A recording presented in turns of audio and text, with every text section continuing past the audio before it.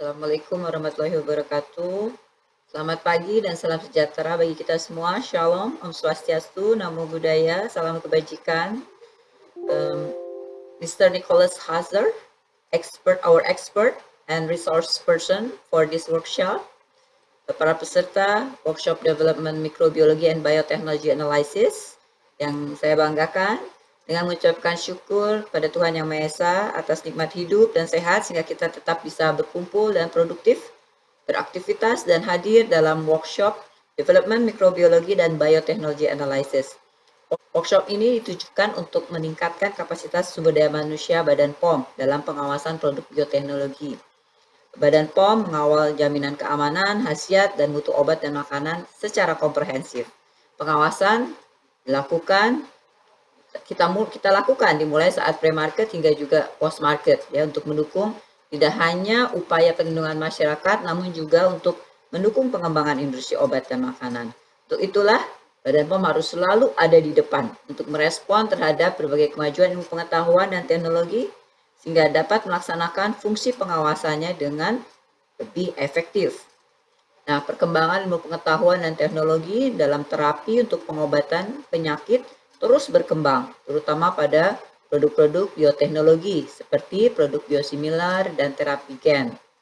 Para peserta workshop yang saya banggakan, tren pengembangan dan peredaran produk biosimilar semakin intensif berkembang dalam beberapa tahun ini.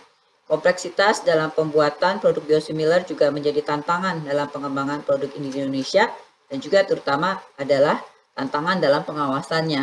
Ya. Berbeda dengan produk obat kopi atau obat generik yang mana tidak disyaratkan untuk menyertakan hasil uji non-klinik, uji klinik, dan atau uji komparabilitas dengan originator saat didaftarkan ke Badan POM. Produk biosimilar wajib menyertakan hasil uji, terutama hasil uji untuk komparabilitas. Oleh karena itulah, Badan POM harus mampu melakukan evaluasi mutu, keamanan, dan efikasi dari produk biosimilar ini secara kompeten dan profesional. Di sisi lain, pandemi COVID-19 ini telah mendorong berbagai riset dan pengembangan produk biologi, antara lain adalah produk vaksin. Saat ini Badan POM secara intensif mengawal pemenuhan persyaratan data mutu dan klinis untuk dapat memperoleh izin penggunaan vaksin COVID-19. Jaminan terhadap aspek mutu dan efikasi tidak berhenti setelah izin dikeluarkan. Badan POM akan tetap mengawal kualitas vaksin pada rantai distribusi, rantai dingin distribusi, hingga penggunaannya pada masyarakat. Pembahasan tentang jaminan mutu produk vaksin COVID-19 pada workshop ini dimaksudkan untuk meningkatkan kompetensi sumber daya manusia Badan POM terkait dengan tugas dan fungsi Badan POM dalam pengawalan distribusi dan penggunaan vaksin ini.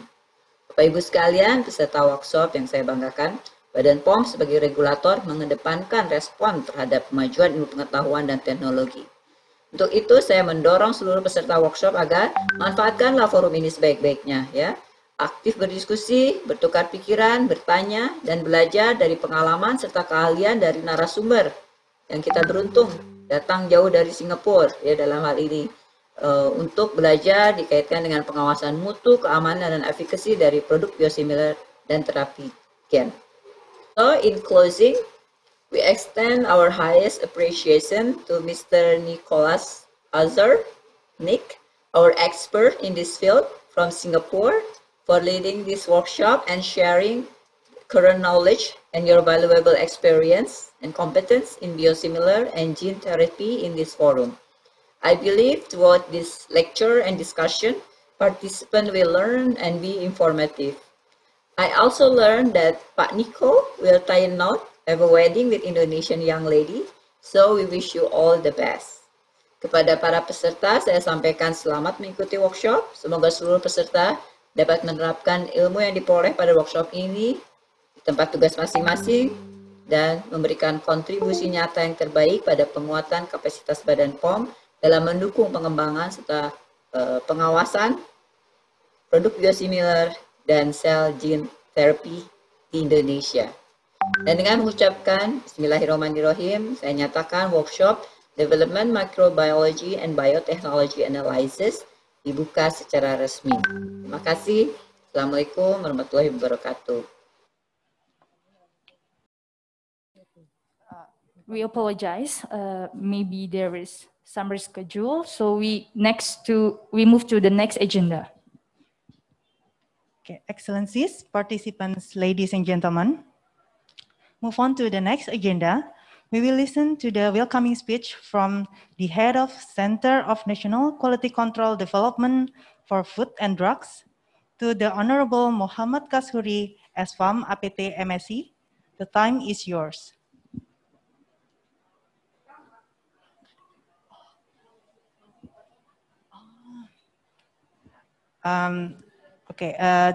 Due of the ceremony, so we'll skip this part. And next. Now we will start our session on the lecture delivered by Mr. Christophe. Mr. Christophe is a section manager for upstream production support at Lonza MS&T department, graduated from Louis Pasteur Université, France in 2007. He experienced in working in some companies such as Novartis Pharma and NSBM. The keynote speech will be moderated by Dr. Randa Ika Prawahyu M. Biomed. Before the lecture, we can stay tuned on the camera and then we can take photo together first. Yep. We are lucky to have the head of Center of National Quality Control Development for Food and Drugs, Muhammad Kasuri SFAM APT MSI. Do you mind to have a speech, sir? Okay. We will move to the next agenda.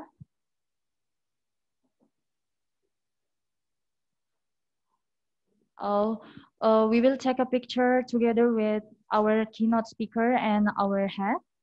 Please, all the participants can take the place.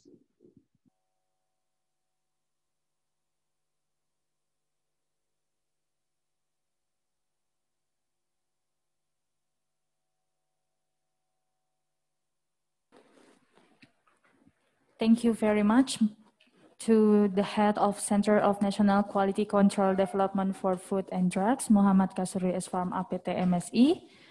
So we will move to the next agenda, which is the lectures from our keynote speaker, Mr. Christophe. The time is yours. Selamat pagi. Assalamualaikum warahmatullahi wabarakatuh. Salam sejahtera bagi kita semua. Good morning, Mr. Nicolas, and welcome to our laboratory. Bapak Ibu, peserta workshop pada pagi hari ini, sebelum kita mendengarkan presentasi dari Pak Nicolai, saya akan membacakan kurikulum vitae beliau. So before I listen, present, I will write the CV. Okay, let's go. Well, I will write your curriculum vitae. Oh, sure. Please go ahead. No worries. Ya, Bapak Nicolas ini lulusan dari Louis Pasteur University di Strasbourg, Prancis, dengan latar belakang biologi sel, biokimia, imunologi, biologi hewan, histologi, dan fisiologi. Kemudian beliau mempunyai pengalaman bekerja di sebagai Associate Scientist at Novartis Pharma dalam bidang cell line development, cell and molecular biology di riset dan pengembangan. Kemudian ini dilakukan selama 3 tahun dari 2008 sampai 2013. Kemudian pada tahun 2013 sampai 2018, beliau juga punya pengalaman sebagai proses engineer upstream spesialis di Biofarm Ops di MSNT Laboratory. Bekerja di dalam hal bidang commissioning dan startup of the manufacturing science and technology labs next to the new to build cell culture production facility as a designed user and interdisciplinary startup team of external and internal personnel. And then this is it. Sekarang beliau bekerja pada Section Manager for Upstream Production Support at Lonza MSNT Department yang dilaksanakan sejak September 2018 sampai saat ini.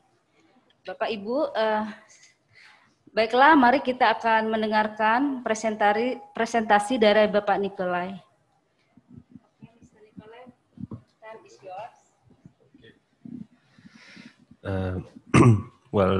Assalamualaikum everybody. Hello. So, thank you for the introduction. I guess we can start with a brief introduction on what I'm currently doing and where I'm currently working, which is Lonza facility, and what is actually the job of being in manufacturing science and technology. I think we will just wait to have the presentation set. Okay, so wait, let me just have access. I will try to not spend too much time on this one because it's very general. It's something that I use for other presentations as well. Okay. Okay, we have it. Yeah, so I will just go quickly for the first one. It's if you are interested, I believe you will have access. I shared already this presentation. Next slide. Okay, this is pretty much what is my current company proposing, but this is not the important part.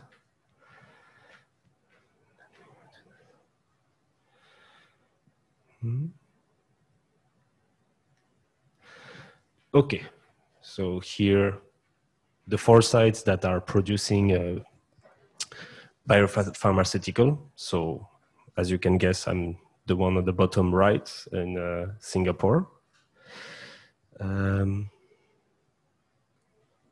So I tell you when to, okay.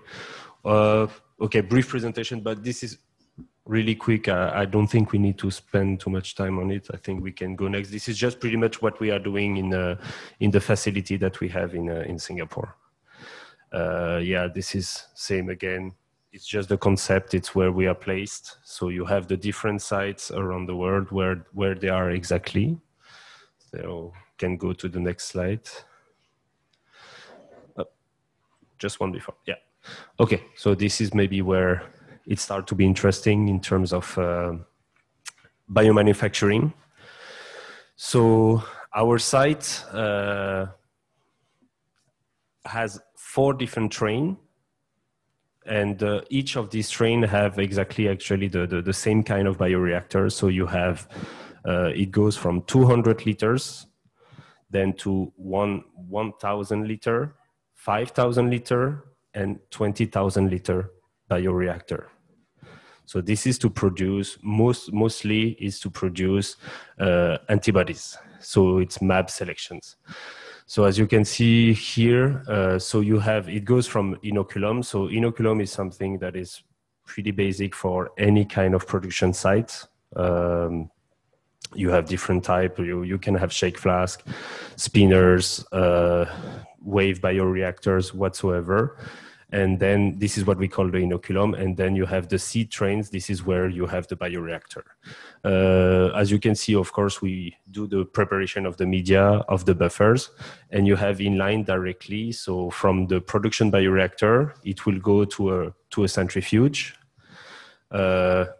Just to clarify, this is something that in the other company I have worked with, it's exactly the same. When it comes to biotechnology, it is something that is somehow pretty standard. What can change? The technology that change actually is more the size of the bioreactor, the type of impeller that you will use, the type of gassing that you will use. This is the kind of fine-tuning that each and every company try to have the best growth of the cell culture, and so the best production of antibody of interest. Then after, yeah, like I said, it goes to a centrifuge. From this centrifuge, it goes to depth filters, multiple smaller filters. Then you have the harvest tank. From the harvest tank, then you have all the purification steps that will start. So then it goes down, yeah. Then you have all these different purification steps with viral inactivation as well, up to the final point where you have your drug substance. And basically the drug substance, you are going to freeze it, and then you send it to the site where you have the final filling. Maybe just one thing to notice, to make it clear as well, Lonza is a pharma company, but the difference is that we are not producing our own drugs. So we are not doing any pure research and finding the drugs. We are producing for others. So the interesting part of my job is the fact that I have to produce drugs for many other companies. And these companies goes from small startups who have made just a recent discovery of new drugs to big pharma companies, like you can imagine, Roche, Pfizer, Novartis, all the real big pharma. So it goes really from small startups to big pharma. And the thing is, each and everybody has a different way of producing on their own site. But you have to make it fit to the site that I'm currently working, which is what the schematic that you have. Maybe we can go to the next slide. Yeah, so this is just what I said earlier. So you have the 4 times 200, 4 times 1,000, 4 times 5,000, and 4 times 20,000. So this is the capability that we have, at least on the Singapore site. You can have different size. Our customer, so this is where it's interesting, is that our customer, the drug we produce for them, they are producing, or they have been producing it on their own site, and their own site have totally different size of bioreactor. So the important part, so just to understand that it is not, when you produce a drug, so even in the case of us producing the same drug for a customer, so if I take the example, if now Roche is producing in a certain way and they have totally different size of bioreactor, our goal is to try to adapt and to be able to produce the same thing as them and at the same quality. I'm telling you this because it will be used back later when we talk about biosimilars. We can go to the next slide. Okay, so this is pretty simple. It's just to explain a little bit how it goes through. I think we can go to the next slide again. Yeah, this is, so just so you have a schematic of try to think about what is a stainless steel bioreactor. So the picture that you have on the right, so this is how it looks like when you are on the floor. So on the floor, you will see only the top of the bioreactor, but actually you have the 3D model on the left. So this situates and shows you a little bit where you have all the different connections, the different pipings and everything. Can go to the slide 13. I think we can jump. Yeah, this is nothing. It's just to see. Yeah, it just tells the experience of cell culture. So, yeah, correct. So once again, it comes to what? So upstream, downstream. basically, biotechnology, you will always hear upstream processing, downstream processing. Upstream processing is I make the cell grow. In the production bioreactor, I expect the cells to produce my protein, my peptide. In our case, most of the time, it's antibodies. So, but you have, when it comes to downstream, so to the purification, you have different options. So it depends, because if now you do a production in a bioreactor that is way smaller, let's talk about 200 or 1,000 liter bioreactor. You don't need to go through the large-scale primary recovery system, which is centrifugation, depth filtering, and then a harvest tank. You can go and use something that is the disposable primary recovery system. So these are the kind of system that vendors like Paul, like Millipore, like Sartorius are proposing. So this is very interesting for any kind of company that are not interested to manufacture very large volumes. So this is more for drugs that are small protein of interest, or potentially smaller markets as well, because when we produce, for example, the site where we're from, we produce in 20,000 liter bioreactors, but because this is going to be sold around the world. But if now you have a smaller production that you want to have on a local for one country or whatsoever, you don't need to have such huge installations, everything in stainless steel, and you could go for a lot of disposable technology. We will discuss that again later. I think we can go to the next slide. Yeah, so this is just to explain once again, is the flexibility like large scale purification. So like I said, this is once again, this is very classic. You will have it on pretty much all the biotech sites, all those who are producing antibodies, proteins of interest. So each capable of chromatography, filtration, you have the UFDF skids, yeah, you have the chromatography. All these are all the steps for the downstream, and this everything will have to adapt pretty much to the product that you want to purify. It will depend as well on the level of titer of your product. So, but it's very simple. Yeah, simple is not the word. It's just that everybody is doing pretty much the same way. Can go to the next. I think again, yeah, this is just a picture to show you pretty much like the chromatography system and the ultrafiltration skids. It's just for you to see, to imagine a little bit that it is big, but it's not that big actually when you are on site. Next slide. So yeah, this is just the schematic once again of what is it, the purifications. And as you can see at the bottom right, it ends with the small scale bulk fill. Then it goes into bottles and yeah, like this. So this is more like, yeah, small scale purification. This is what I discussed earlier. So you have just single use equipments. Can go to the next. Okay, so maybe this is where it's slightly interesting, at least for me, because it's more my job.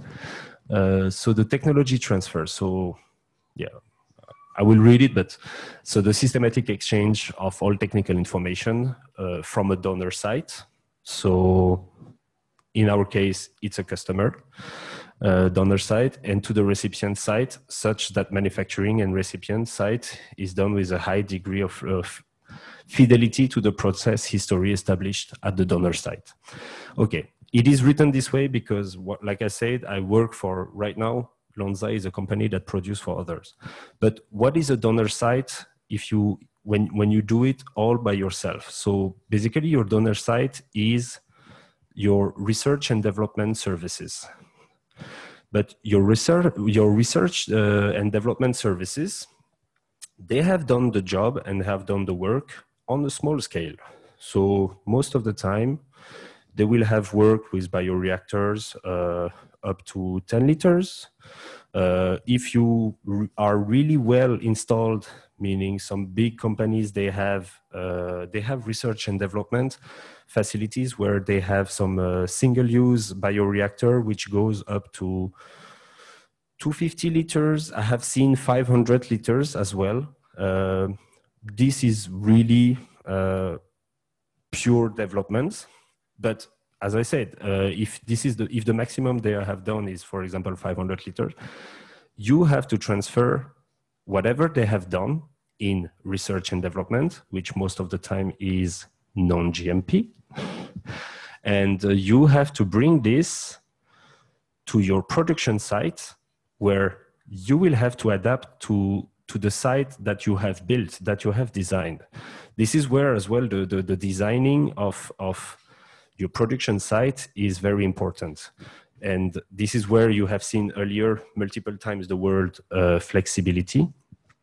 This is what is important, is flexibility, is because if now you have a drug that you have developed, so you have done the research, you have done the R&D on it, and then adapting to this, you have done your you designed your production site, but you have designed it specifically for this drug. Once you are done with this drug, what are you doing? If now the next drug you are developing is not the same, like for example, the titer is 2 times higher. Is your downstream facility going to be able to purify such a high level titer? Maybe not. Most likely not, actually. Especially if you build it up in a kind of a hard way.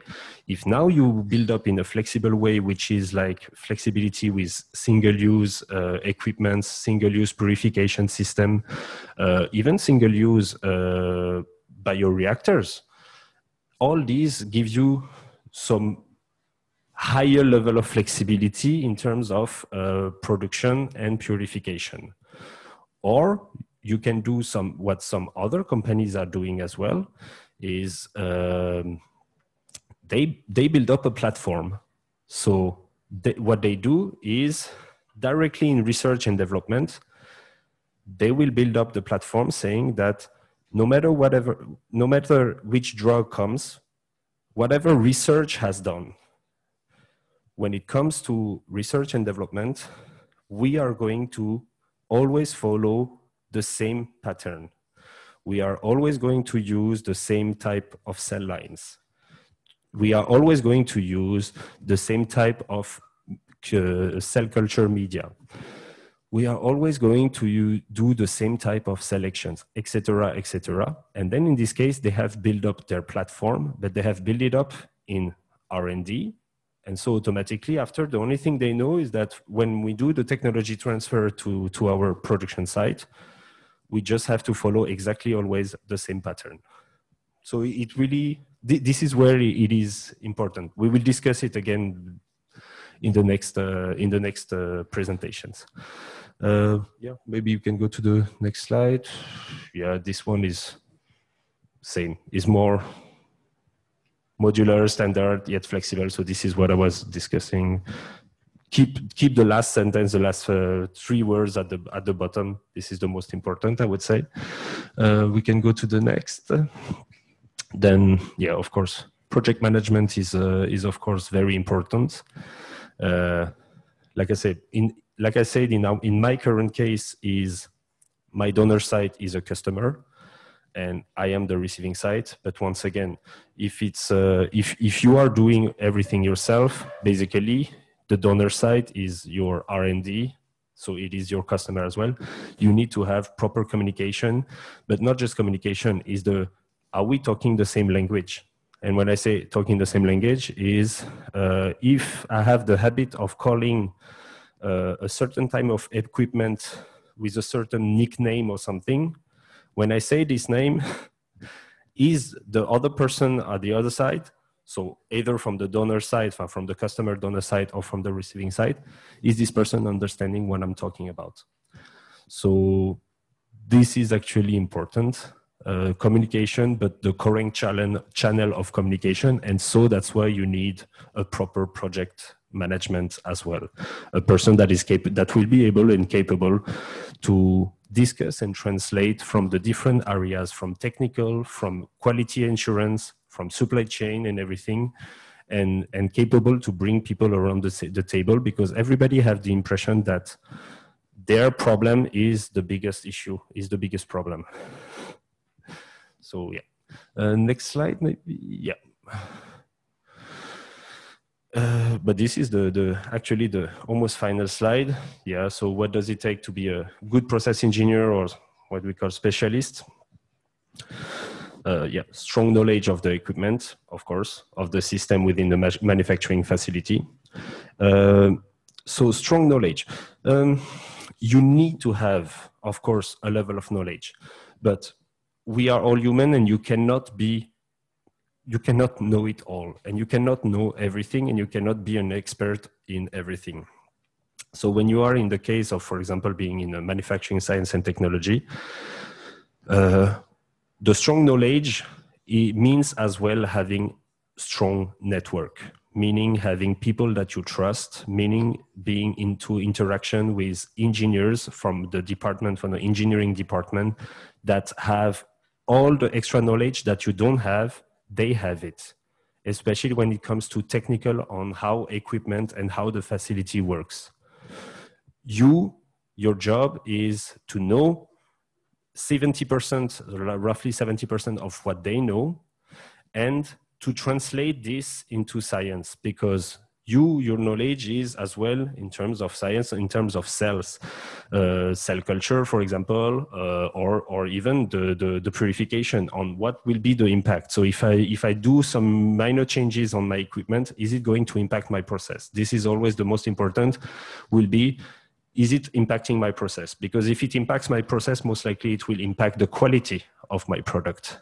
And once again, the number one thing that in our industry we have to think about is quality, not quality in terms of following up basic rules written on a standard SOP, but quality in terms of, if now the moment this drug comes out, am I confident to give it to my parents, to my family, to my brothers, to anybody?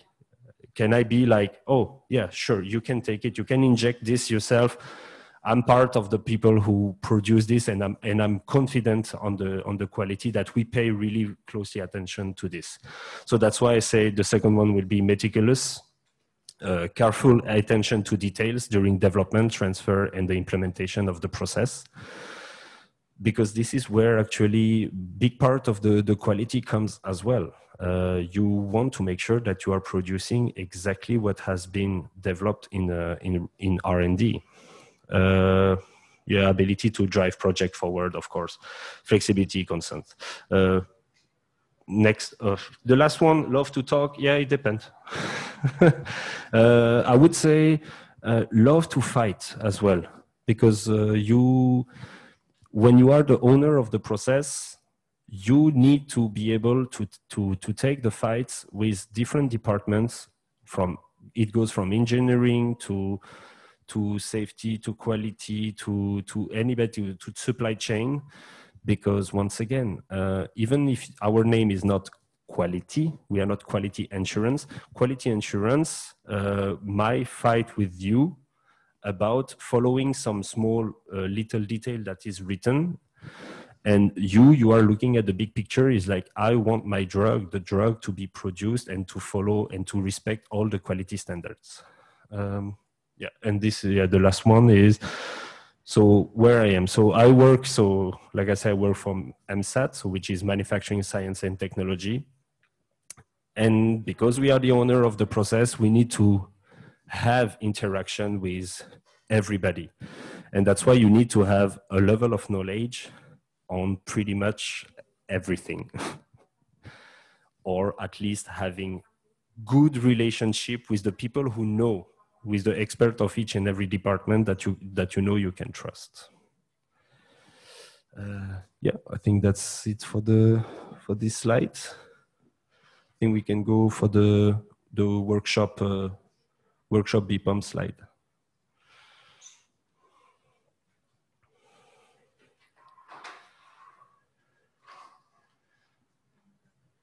Okay. Okay, why am I here? Part of why am I here? It's to come to terms and to discuss about a new paradigm, and we will see this following the next slide. So as you can see here, I would say there is kind of three attributes when it comes to manufacturing. So to find the new business opportunities and make them profitable. So that would be one point. To understand new industry trends and incorporate them in your product and in the service portfolio. And this is to achieve the point one that I said, to be profitable. And to achieve all the above, and more importantly, help patients. Sorry to interrupt. Yeah.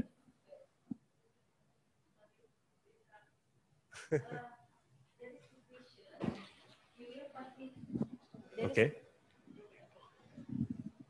There are two questions in the chat.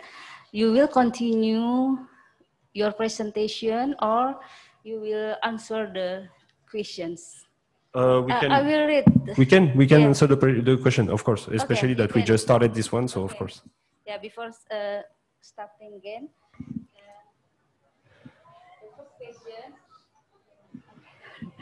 The first question from Ratna Solyanin, Calbio Global Medica. The question is, what are important aspects to consider on the cell bank management? On the cell bank management, so are we talking about the master cell bank, the working cell bank? Are we talking about how we keep them, or how we manufacture them? This is the question from the Ratna. Yeah. Ibu Ratna mungkin bisa bertanya langsung kepada Bapak Nicola.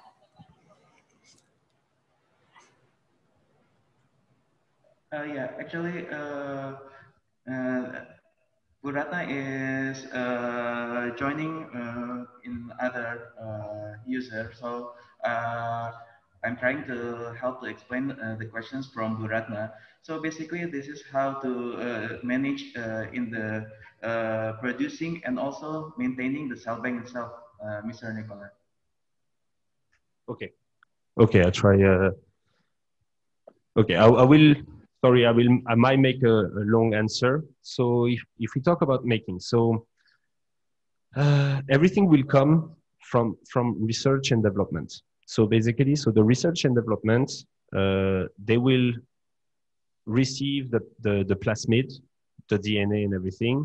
They will transfect it into the cells, and from there you have a long journey, which would be from selecting to cloning. Then again, you have a level of selection, and at the very end, you will have the cell line of interest. This cell line of interest, it is, qualitatively speaking, it is chosen by many different labs in terms of for these quality attributes, not only for this for the production, but quality attribute. Once you have this final cell line, in R&D, they will freeze, they will create some vials, roughly around, at least when I was working in R&D, I was making 15 of these vials. So we were calling them the primary seed line. From out of these 15 vials, you will send 3 of them for different purposes, for different analysis, including viral, making sure that you don't have any viral viruses in your cells. Then after, you are left with 12 of these primary seed line. out of these 12, this is where you are going to create the master cell bank. But how do you create a master cell bank? Once again, from the research and development, they will do an out of freeze, a thawing of one of these vials. They will test the growing of these cells, and they will, at the same time, they will record basically how these cells are reacting. And they will write up a protocol that they will give to clinical manufacturing. And this is the protocol on how to make master cell banks. So basically, the this is where it becomes GMP. This is the moment it becomes GMP. It's at that moment, it's where you have the R&D person. So I did that when I was younger. So basically, I was thawing out the primary seed line, looking at the characteristic on the growth curve, the viability, the VCD, the viable cell densities. I will write down a protocol explaining how the cells are acting and reacting, and how you have to expand these cells to create the master cell banks. This document that I write will be translated into a GMP document by the clinical manufacturing. And clinical manufacturing basically will simply follow this protocol. They will take one of your vial that you have created, one of these primary seed line, and they will thaw it. They will expand it following this the SOP, following the standard protocol, and they will freeze between 200 to 250 vials, which these vials will become the master cell bank. The master cell bank is kept in its cryogenic tanks. So it is kept under minus 150 degrees or whatsoever. One master cell bank is going to be thawed, going to be out of freeze, following the same protocol that they have followed to create the master cell bank. They are going to follow this to create the working cell bank. And the working cell bank, this is what is sent to the production sites. The production sites normally never have the master cell banks. The master cell banks are kept at the headquarters or at the facility, at the clinical manufacturing facility where they have been created. And the production site, will only care and take care of the working cell bank. So basically, it gives you the idea. So you understand that it comes from basically roughly 10 vials of primary seed line. One vial can create around 200 to 250 master cell bank.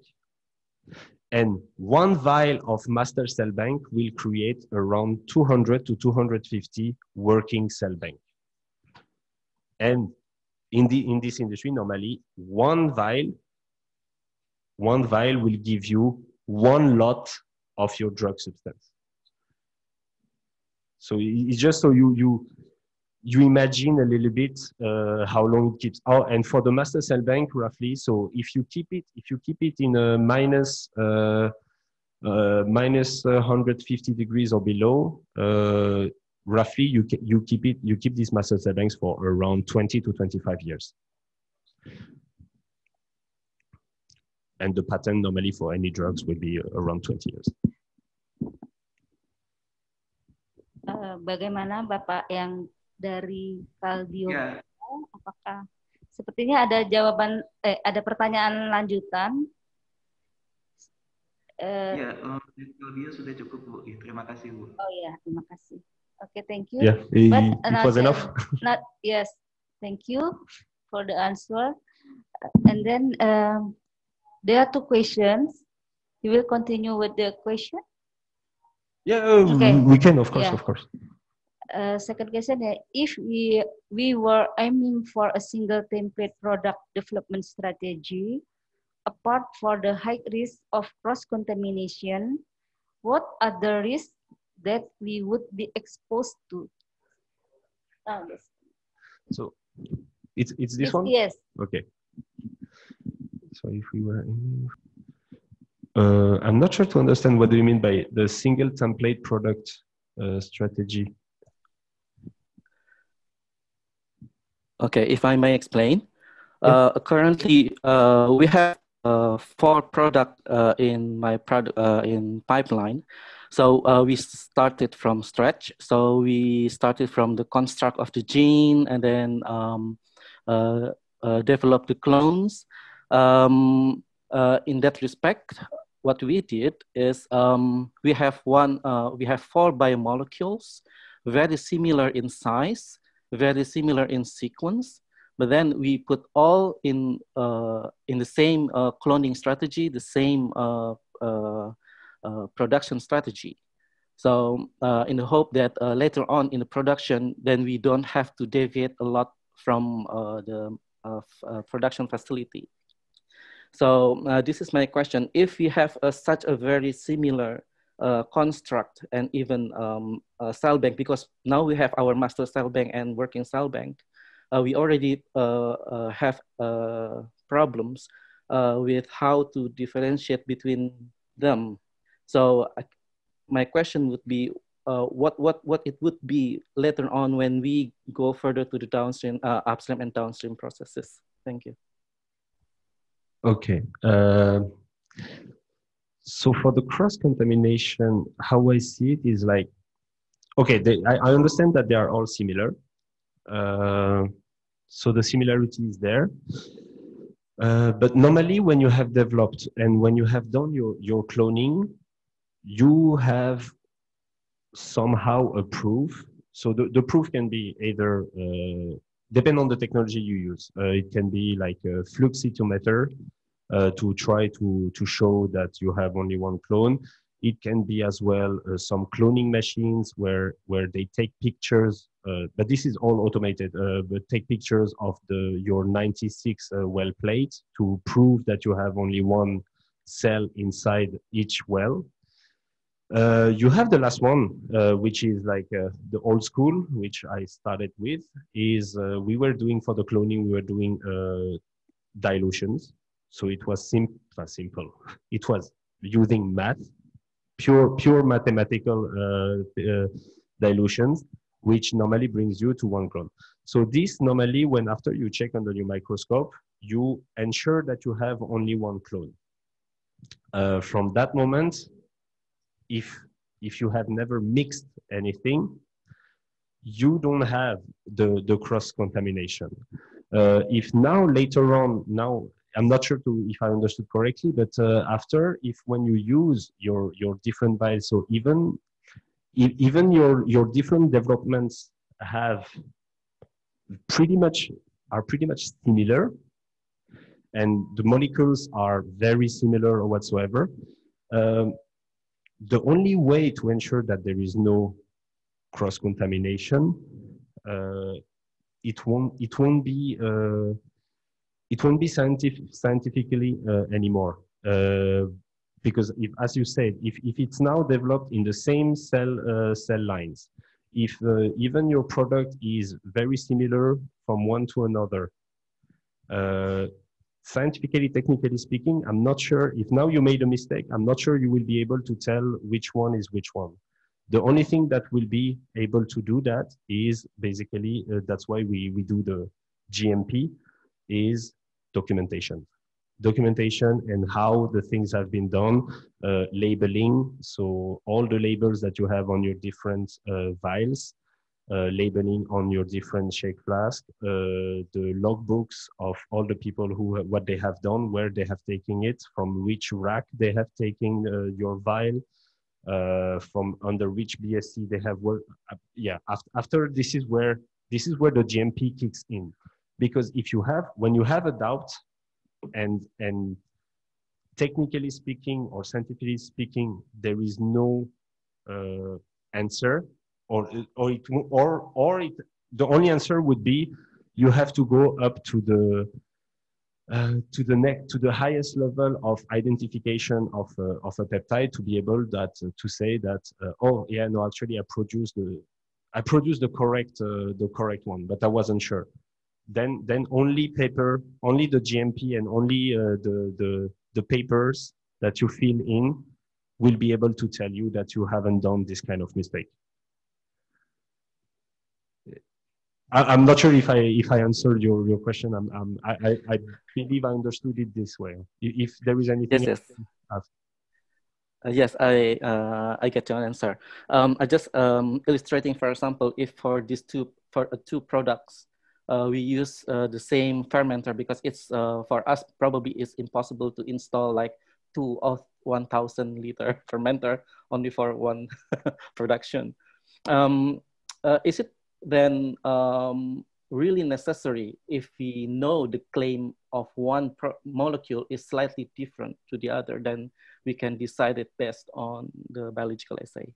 Because if of course we can do the comparability study by the properties of the molecule, because we can tell them from the sequence, but still for biosimilarity we still have to demonstrate that it has different activity, right? I think I understand it slightly better now that you have said using the bioreactor, the same bioreactor.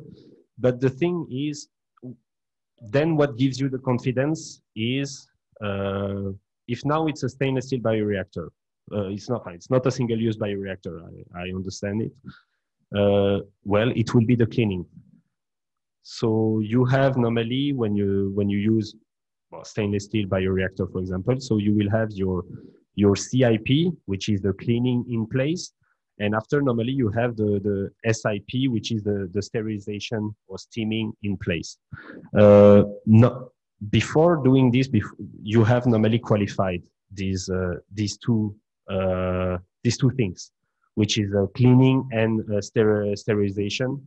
This has been, you have a qualification, so you have a level of certitudes that you have cleaned everything that was in your bioreactor, and you have killed anything that was potentially left after this cleaning in your bioreactor.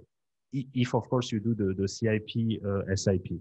But I believe that this is something that you use, right? The fact that when you told me you have used in the same bioreactor, I understand stainless steel bioreactor, and stainless steel bioreactor automatically I think of CIP for cleaning in place and steam in place, correct?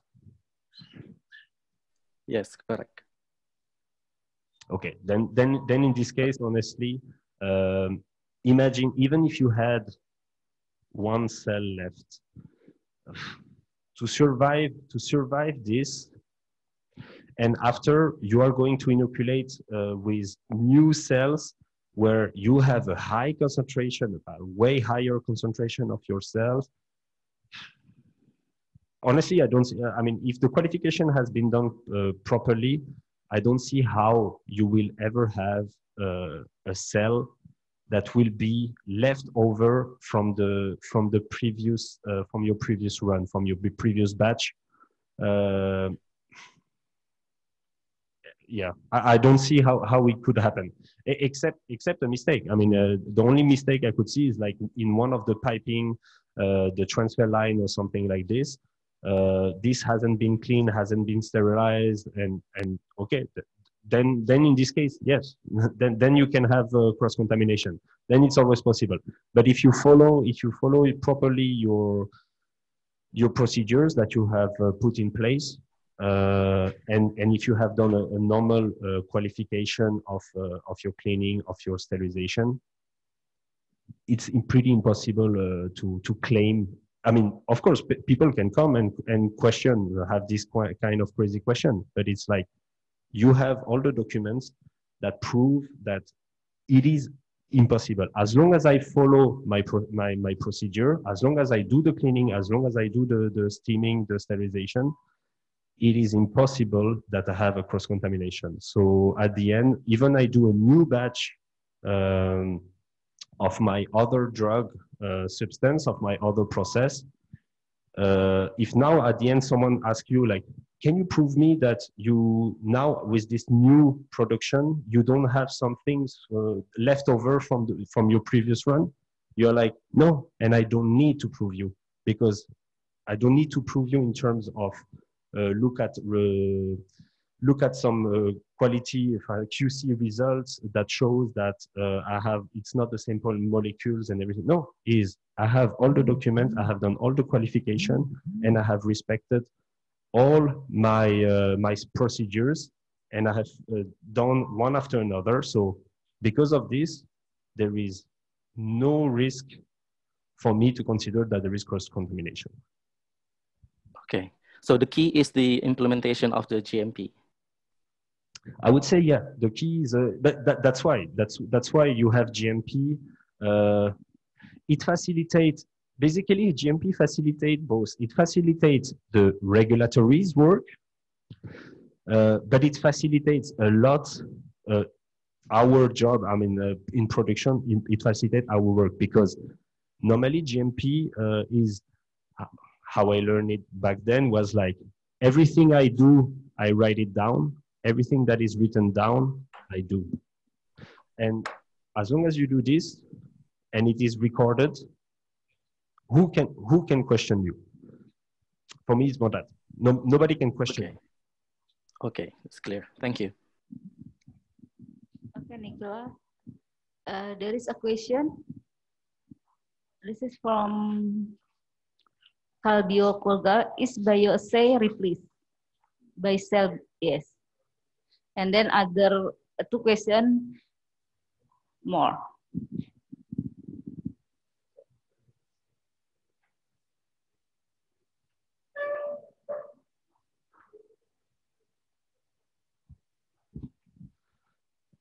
I will make it simple.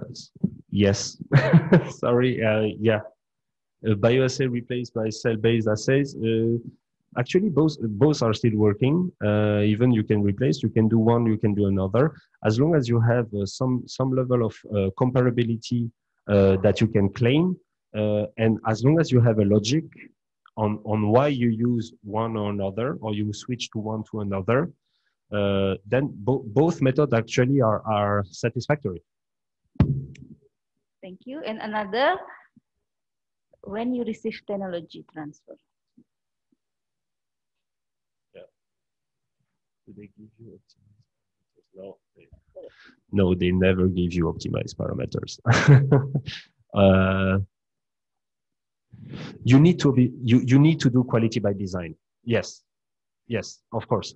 But you need to do it for one simple reason. Like I said, in research and development, even if they have a very good facility, potentially at best they will have up to 500 bioreactor, and this is a single-use bioreactor. How can you be sure that everything they have done in their facility, once again, considering that it's non-GMP, yeah?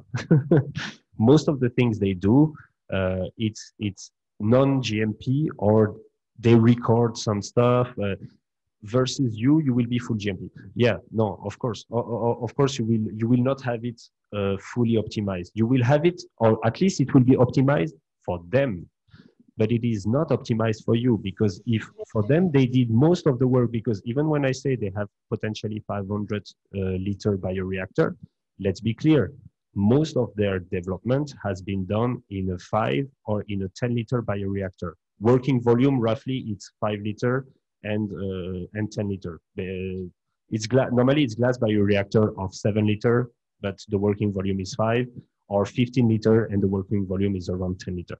So they have done their development based on this, and they have done runs after runs after runs. So the KLA, which is like the mixing and the gassing and everything,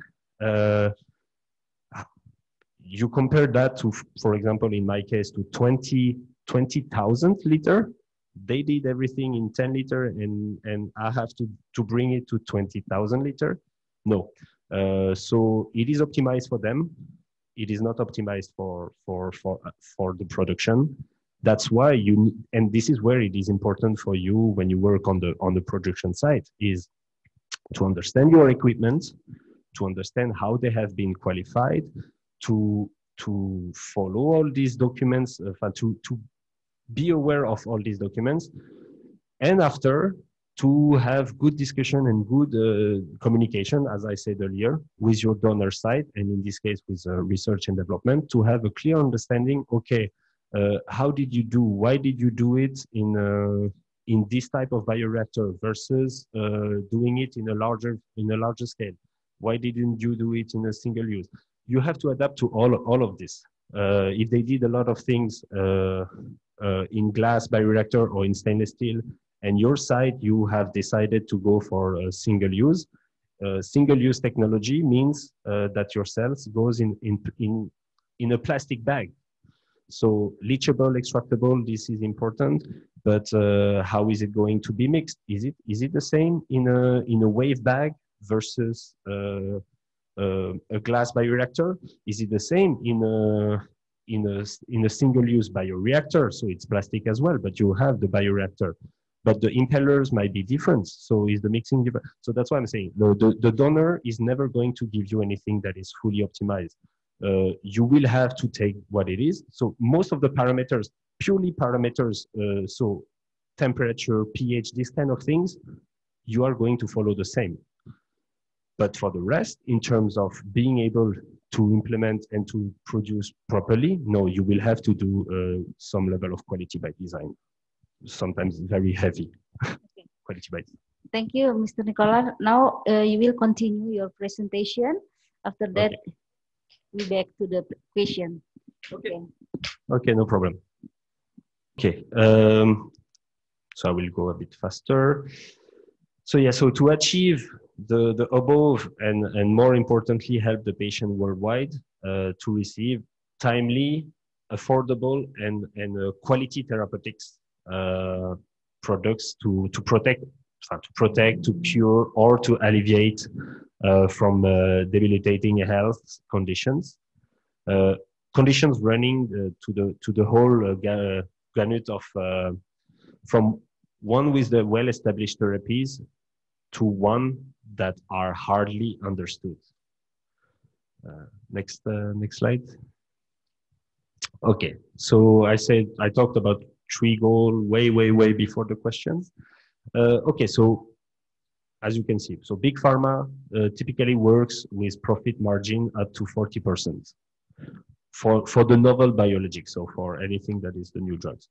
But this will change with time due to the competition, and of course, biosimilar is one of them.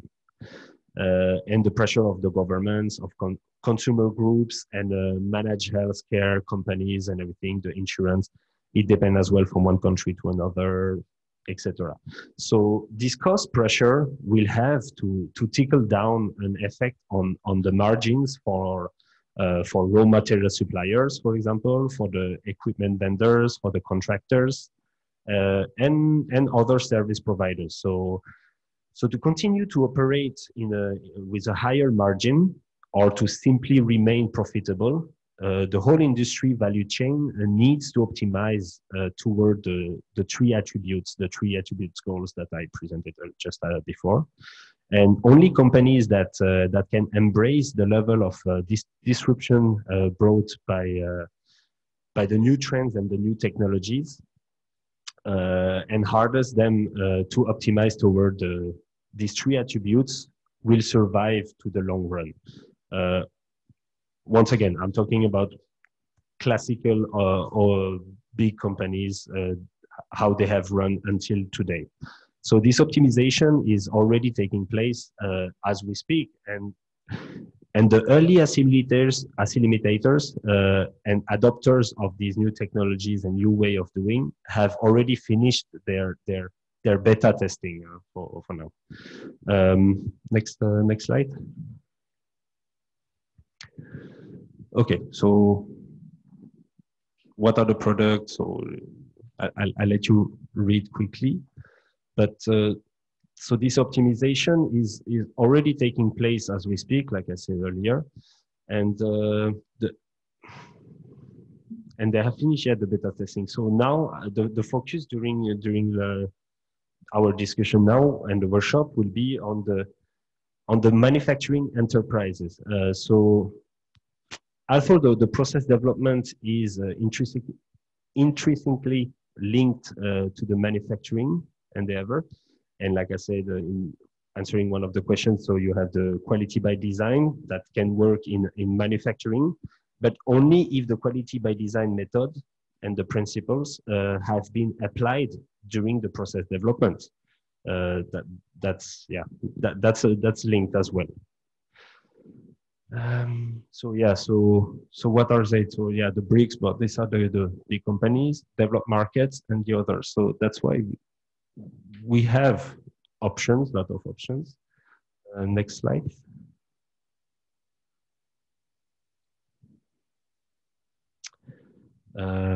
Yeah, so a bit too fast. Just the previous slide. Yeah, so you can do optimization of space, and now you will. So yeah, you need to apply the optimization and to the spaces. So yeah, of course, like I wrote it down. So it means assimilating methods and concepts and integrating the new technologies.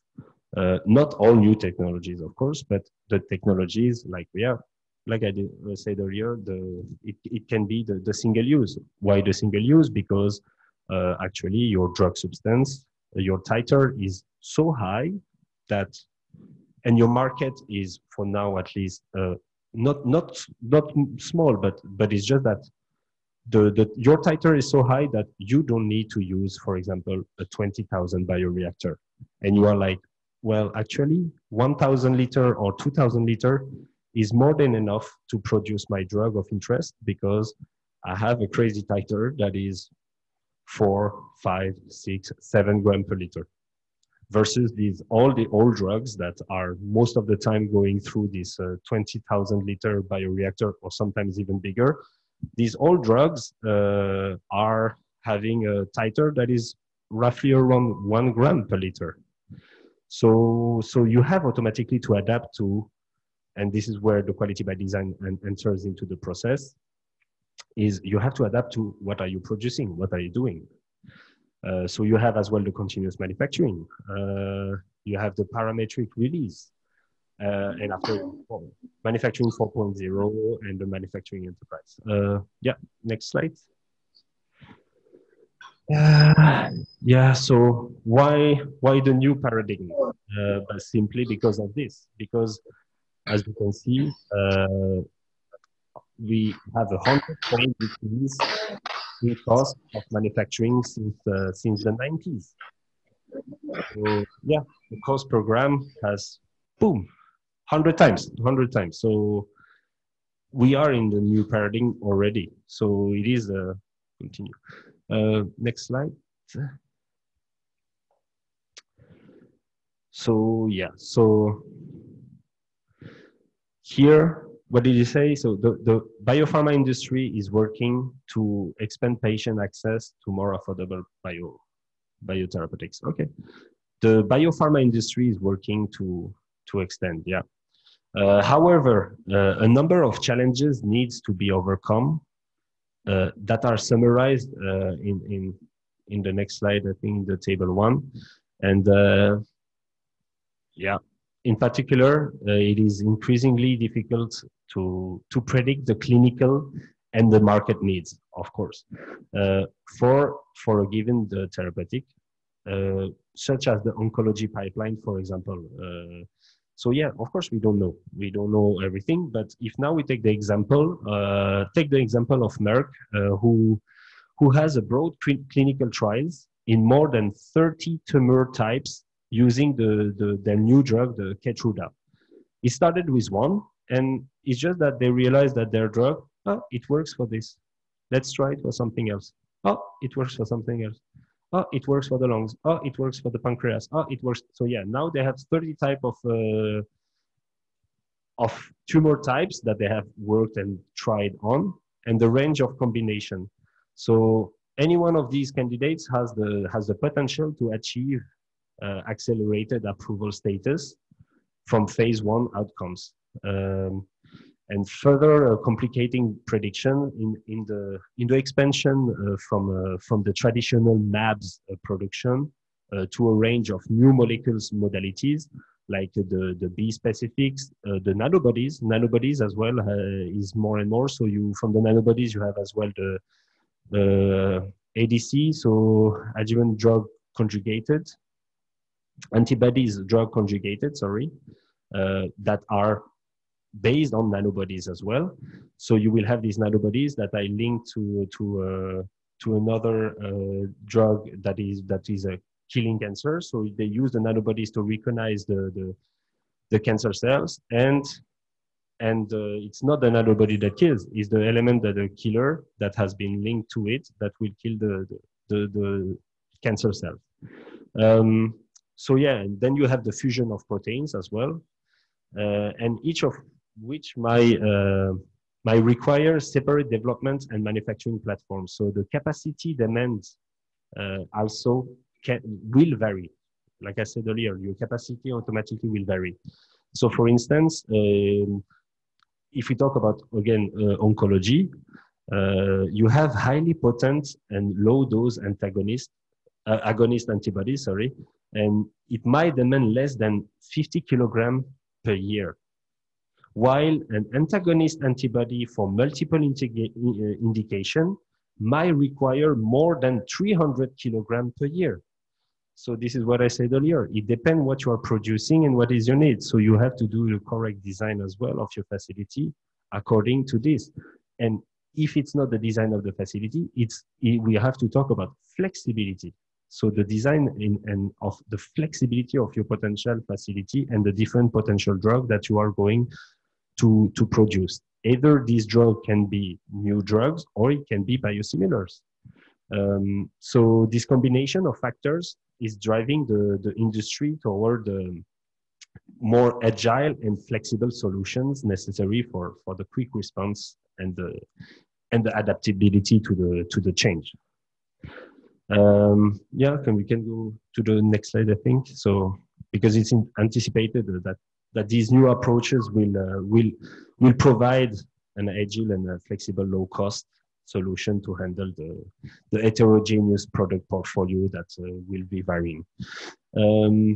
So yeah, I think the elements of success are summarized in this figure 6,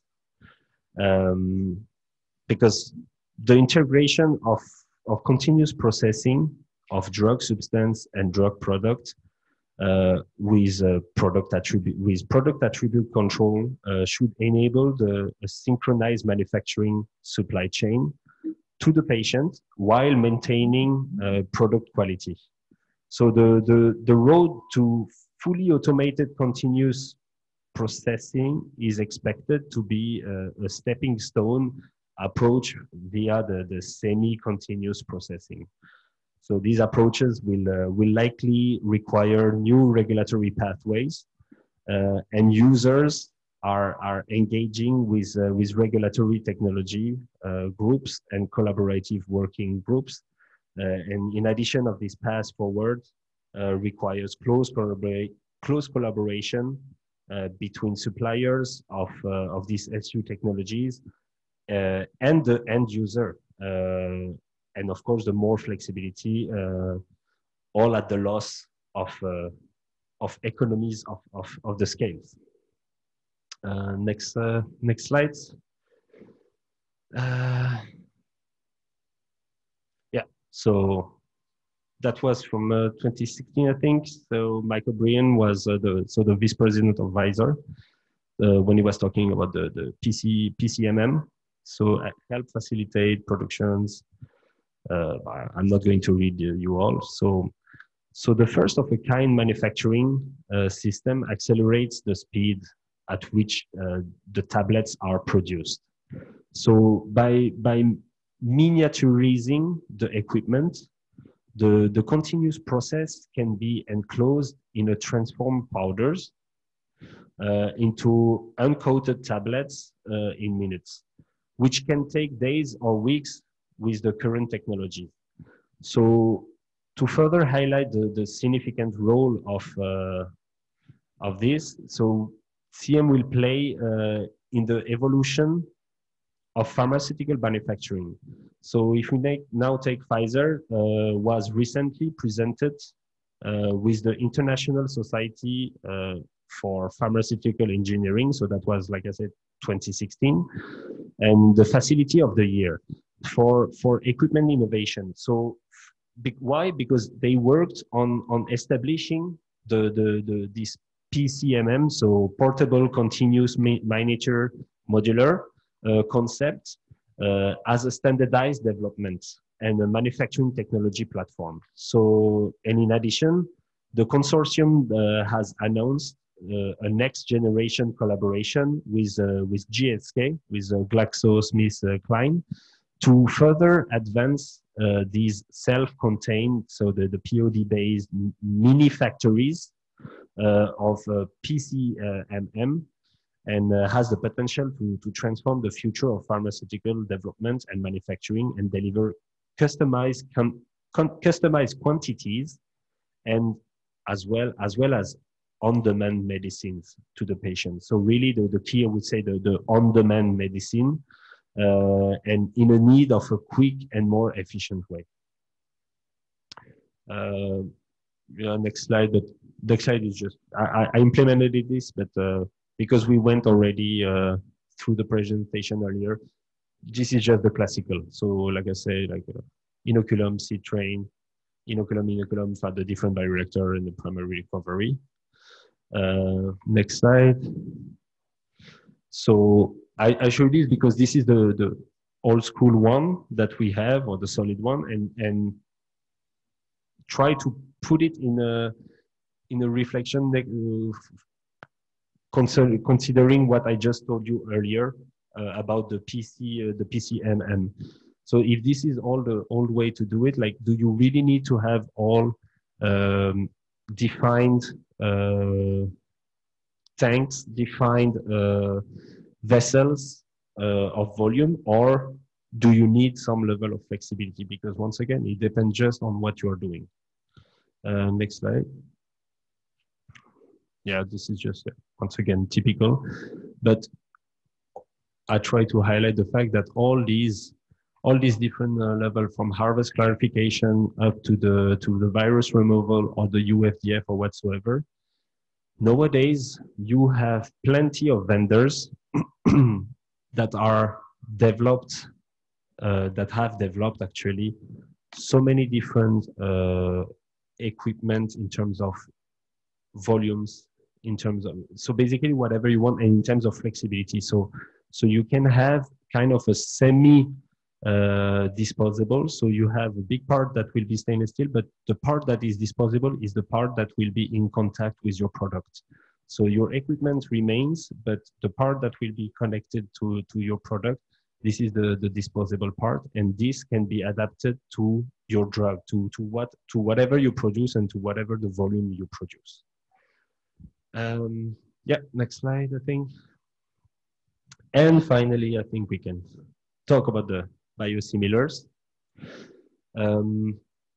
So my little definition, I would say, in terms of for the term biosimilar. So to me, it is used to designate a follow-on biologic that meets extremely high standards for comparability or similarity to the originator biologic drug that is approved for use in the same indication. So yeah, what is it? Is if you have the Herceptin or Humira, for example, you produce something that is actually the results, the effects are the same. It doesn't mean that you produce exactly the same drug with and in the same adjuvants and everything. No, it means that the results are the same.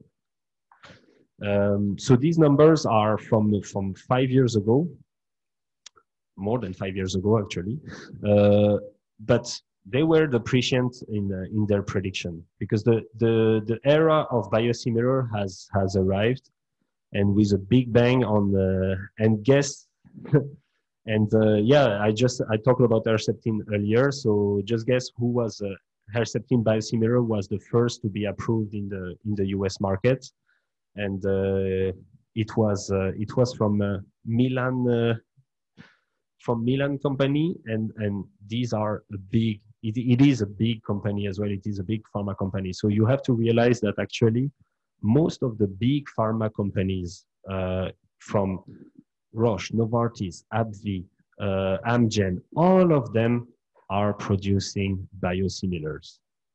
All of them.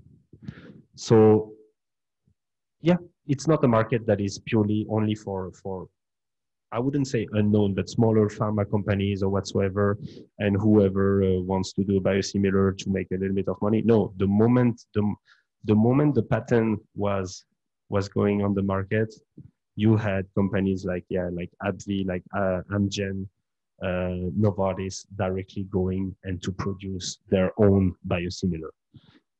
Next slide, maybe.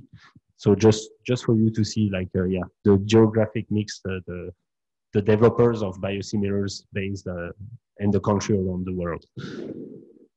We have already quite a lot in Asia. 97 companies in the entirety of Asia. US, you have 62. Europe, you have 50. Yeah, of course, just Germany. So yeah, that was just like some simple numbers. We can go to the next slide.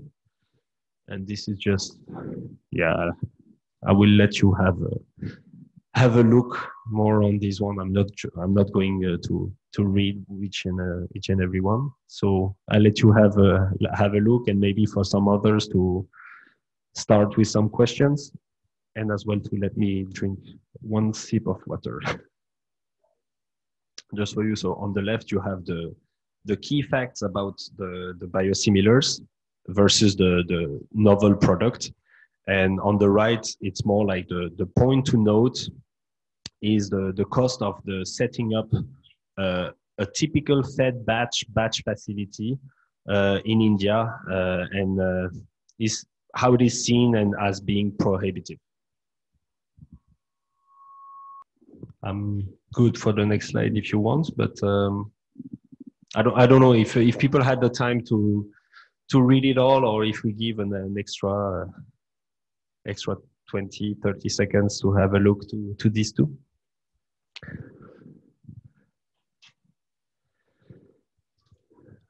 Okay, yeah, so we go for questions.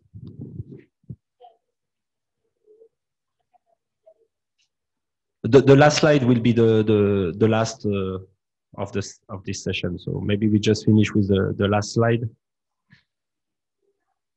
Yeah, just quickly, just to talk about the other potential product, like protein-based personalized therapy, the smaller volumes that are needed, cell therapy, of course, that we can touch base on, the real large-scale manufacturing. For the gene, we have the mRNA therapy, yeah, the purification, everything. So basically, the scope for optimization isn't huge for the other product, other than for protein-based therapies and vaccines.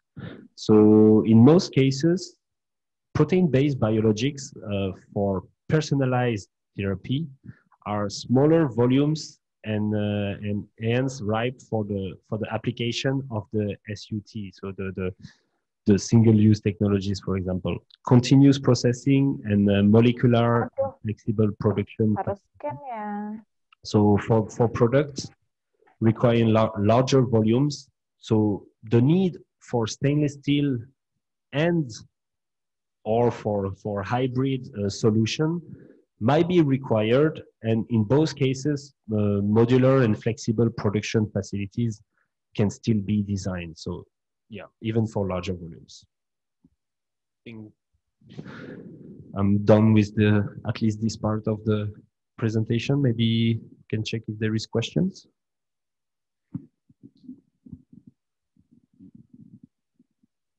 Thank you. So this is from, we have one question, the previous question. from Dedi Kurniawan, PT Biofarma. Is that the step to produce master and working cell bank?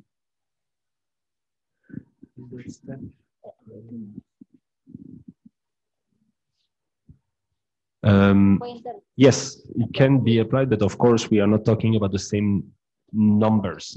I will have a presentation for cell gene therapies, and that we can discuss it more tomorrow. And I can even work even more on this kind of things, like for example the freezing of these cells as well for the cell gene therapy, because once again, but the principle is the same. Principle is the same for master cell bank, working cell bank, or the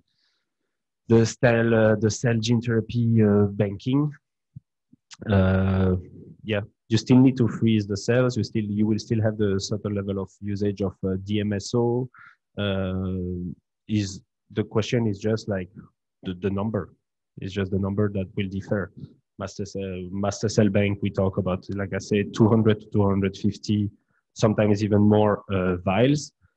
When for if we do stem cell banking or even cell gene therapy, you will have way less, way less vials. And then the last question is how we define the risk.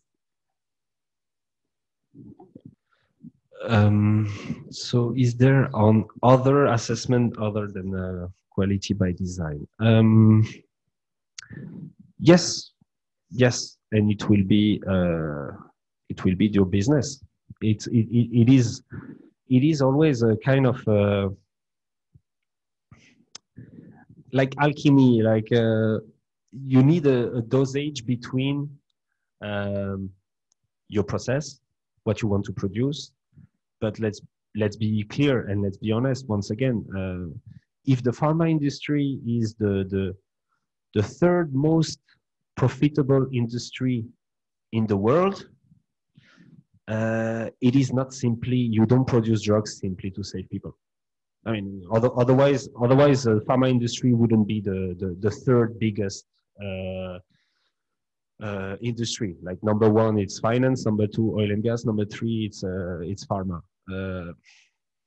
If it's purely simply to save lives, it's impossible to make that much profit. So the other question that you have, of course, is like the first normally should be, of course, your drug, like quality. Produce quality drug for your patient. So to make sure that you can either cure, save, alleviate the pain, bring them back to a better health, etc., etc. So of course that should be the first goal.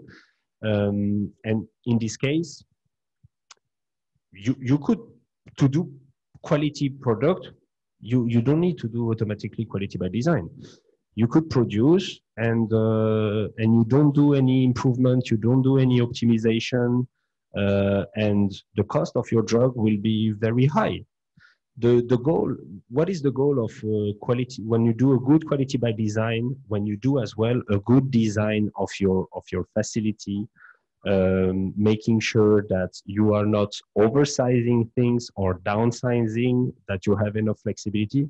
Why do you do all this? You do all this so you can reduce the cost of your drug. You reduce the cost of production of your drug.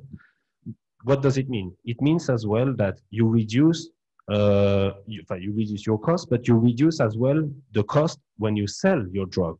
So if you reduce the cost when you sell your drug, somehow you will be able to sell it to more people, because around the world you don't have everybody who have good health insurance or whatsoever. So you might even have you might even create a kind of a hotspot for treatments. So if now I give you an example, let's extrapolate and say now Indonesia is willing to produce some biosimilars of some of the big blockbuster cancer drugs like Herceptin, Humira, or this something like that. And now when you produce it, you have done such a good, not just quality by design, but simply design of your facility, understanding of what you want to produce, of what you are going to produce.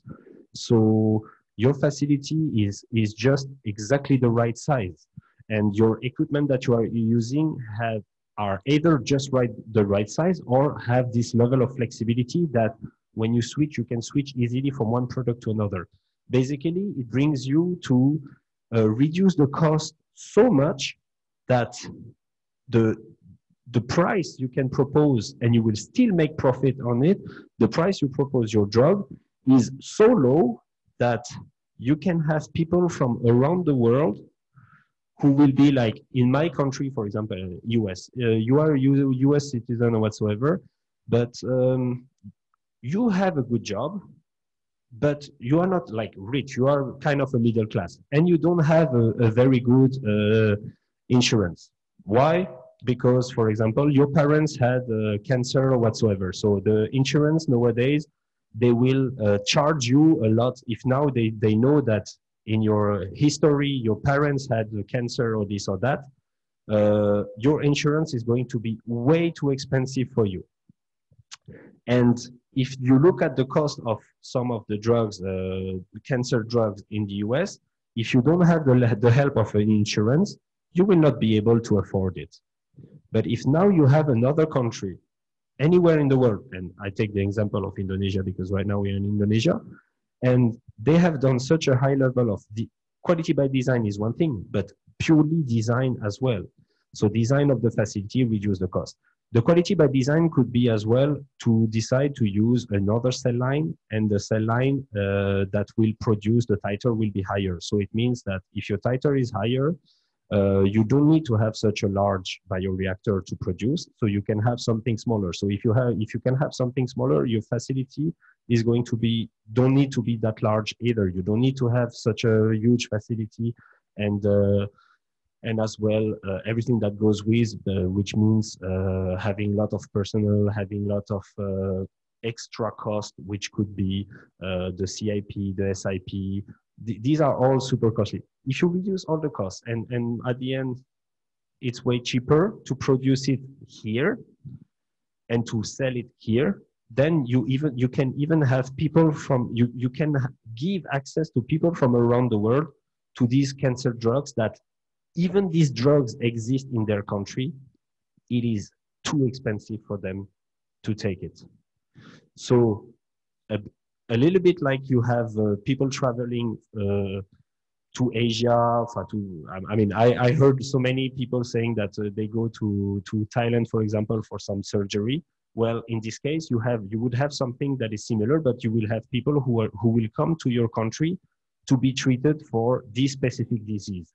So which could be cancer, for example, if you decide to produce biosimilar for cancer drugs, or can be anything else. This is the thing, you don't automatically need to produce and to have a goal of being approved in the US or in Europe or whatsoever. You could as well build up your own market in your own country, and having others coming because they want to have access to this drug because they cannot have access to these in their own country. Sorry, I have been a little bit long.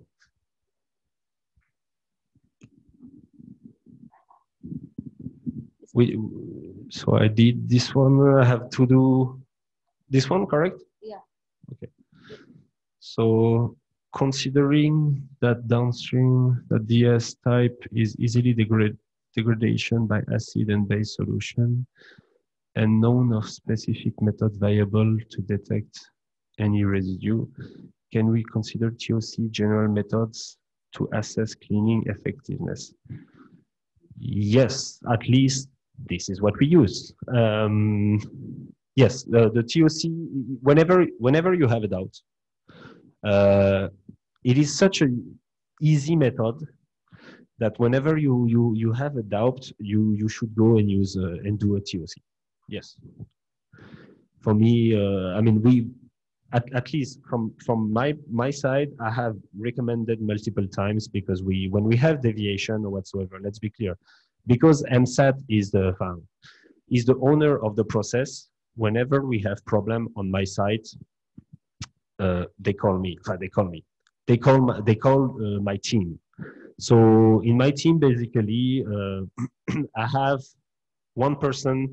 I have 6 people working under me. Each of them are owning at least one process. So they are the process lead for at least one process. Whenever there is a problem, whenever there is question, and it can be from manufacturing, from QA, from engineering, for whatever, who do they look for? It's for MSAT.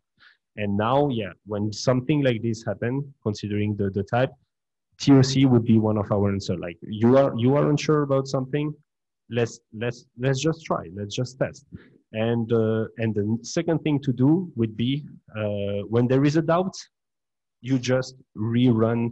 For example, you rerun your cleaning, you rerun your CIP. You have a doubt for any kind of reasons. If the business allows it and everything, yeah, you just redo the cleaning in place. Or TOC is a great answer.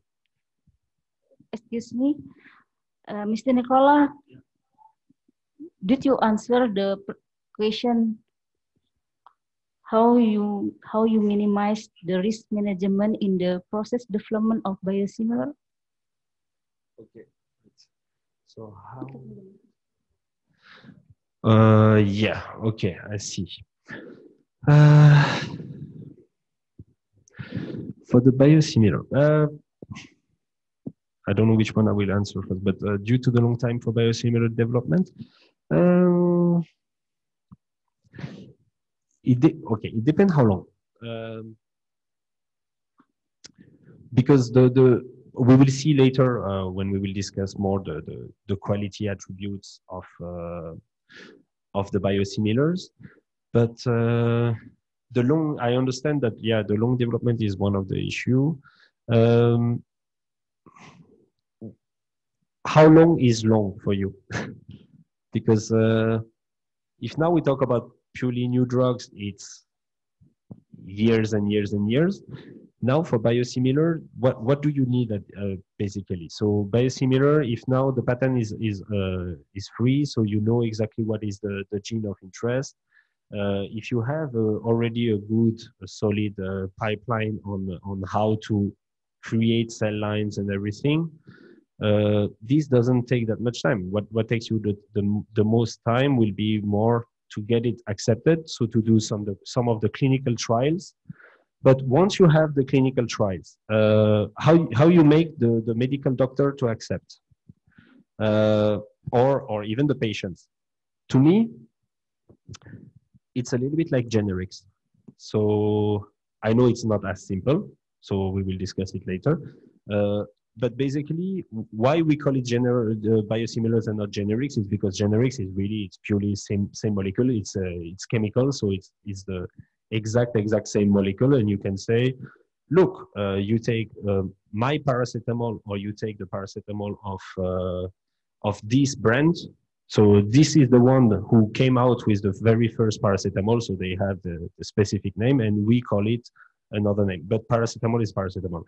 Well, here the thing is my biosimilar. So if I build up a biosimilar from Herceptin, Humira, or any other drug,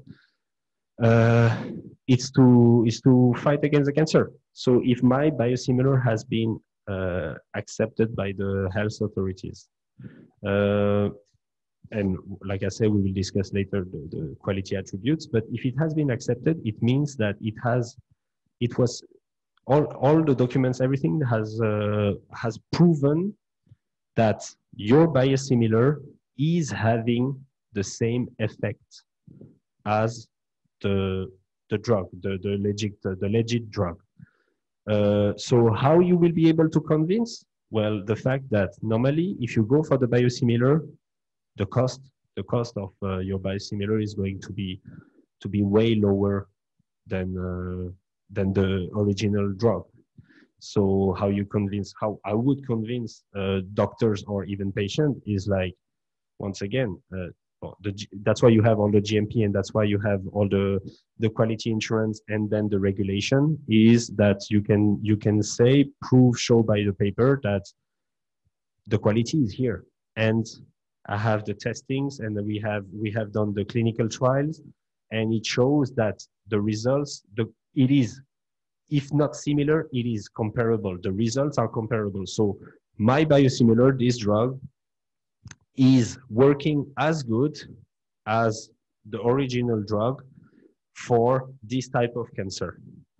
But the difference is, I don't know, it is maybe 5 times or 10 times cheaper than the original drug.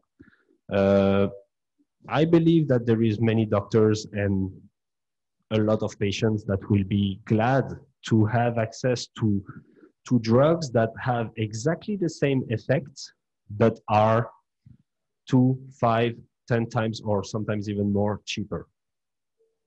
That's, maybe I'm wrong, but that's my impression. Normally, no, you won't be using the drug substance because you have adjuvants that are added. Often these adjuvants that are added into the drug are, so if the antibody itself, the drug itself, the patent is now out, most of the time the pharma company make sure that their adjuvants is protected, so there's still a patent on it. So with just the drug substance, it might not be enough. But the comparability, you might not even need potentially to have their drug. What you need is to have their nomenclature and to have their dossier on how do they say that it is working. And as long as you prove and you show that you have comparable effects and that the production it is something that is nearly comparable. Once again, we will discuss that in the next sessions when we talk about quality attributes. But yeah, it's just drug substance, no drug product potentially. Yeah. This is the last question. Yeah. Wondering about the efficiency, right?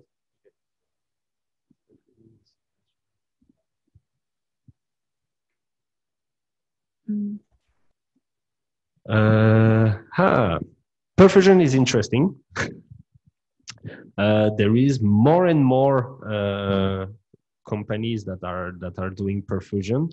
If you guys are really interested for this kind of subject, actually, so as I said earlier when I arrived here, but you didn't hear it, I see it only in this room. But I have other presentations and on many different topics actually. So see, if you are interested, so even on perfusion, I have something. My thought is that it is interesting. You have, for example, I know that Amgen in Singapore, they are doing perfusion as well. It is very interesting because, of course, you use only one vial and you make continuous production.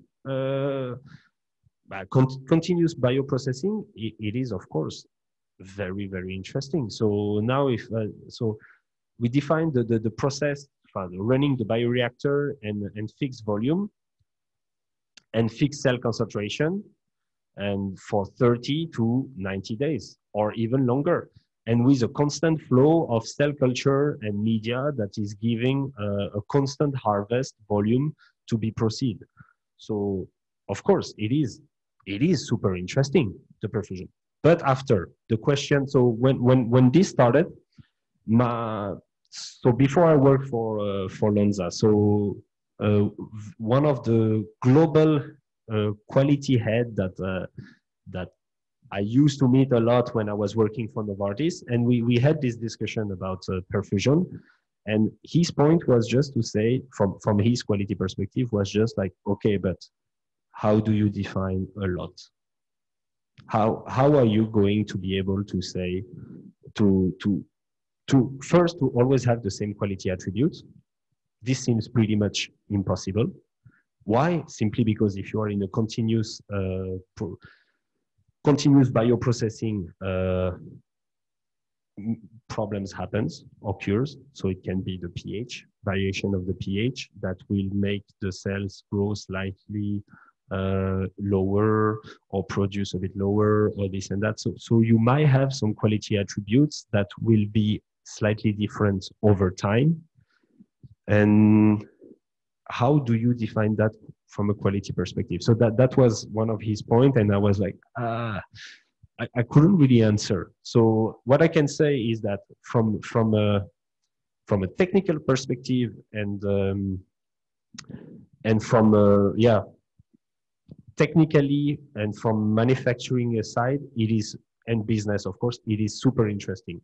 Now the real question is more like, for me, the quality side and how are the QAs and the regulatory react to this, and to say, okay, you have so many different lots that have been produced over, like I say, 30 or 90 days.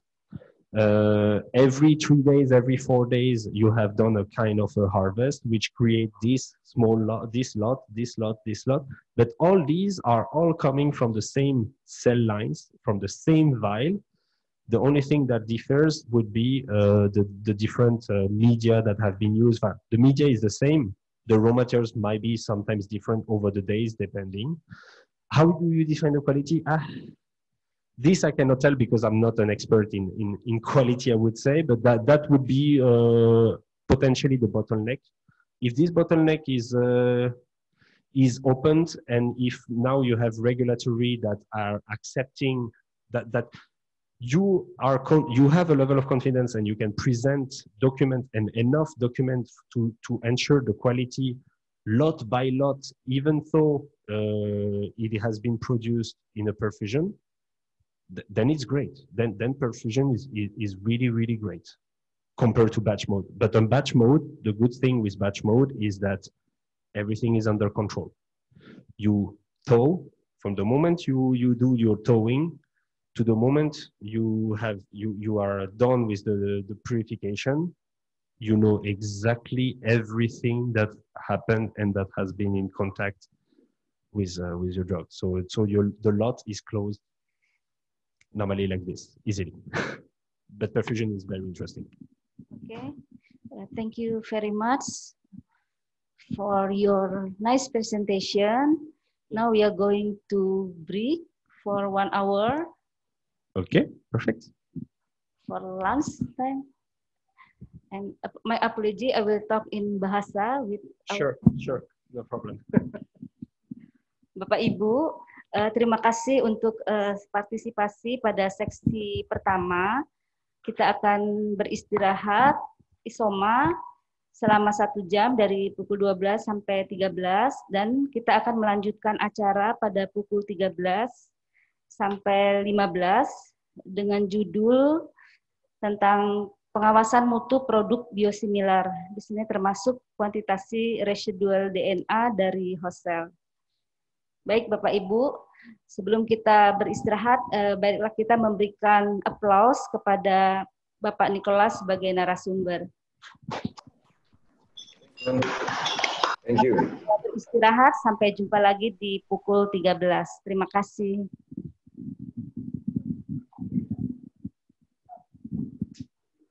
Oh, yeah. Now, time is for MC.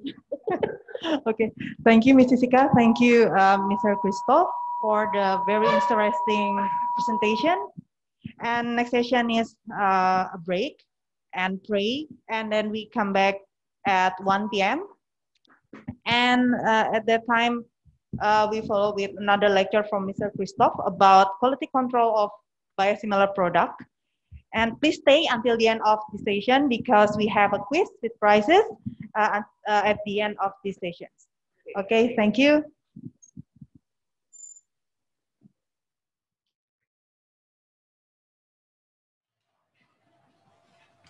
Welcome back, ladies and gentlemen.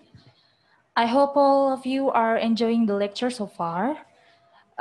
Before we start the next session, maybe there is some there are several questions that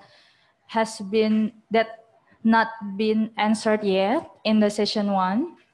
Maybe Mr. Christophe can answer first before we continue to the next topic. After that, the next topic is quality control of biosimilar products that will be presented by our keynote speaker, of course, Mr. Christophe, and moderated by Mrs. Ika. And I will now invite them to lead the lecture, please.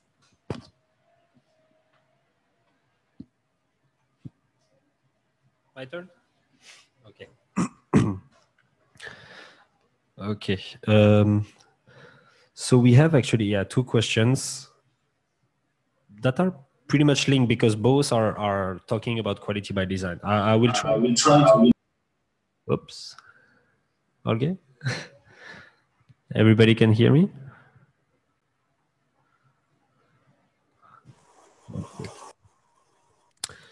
So the first question that I received was like, so the concept of quality by guaranteed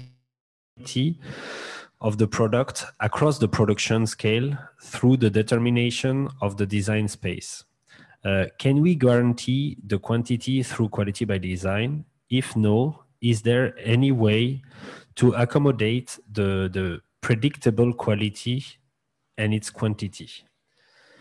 So my answer, okay, first would be somehow to do to approach it as the definition, like the definition of what would be the quality by design. So the quality by design is a systematic approach to development that begins with the predefined objective and emphasizes the product and the process understanding and the process control. So based on what? Based on the science, based on sound science, and the quality risk management.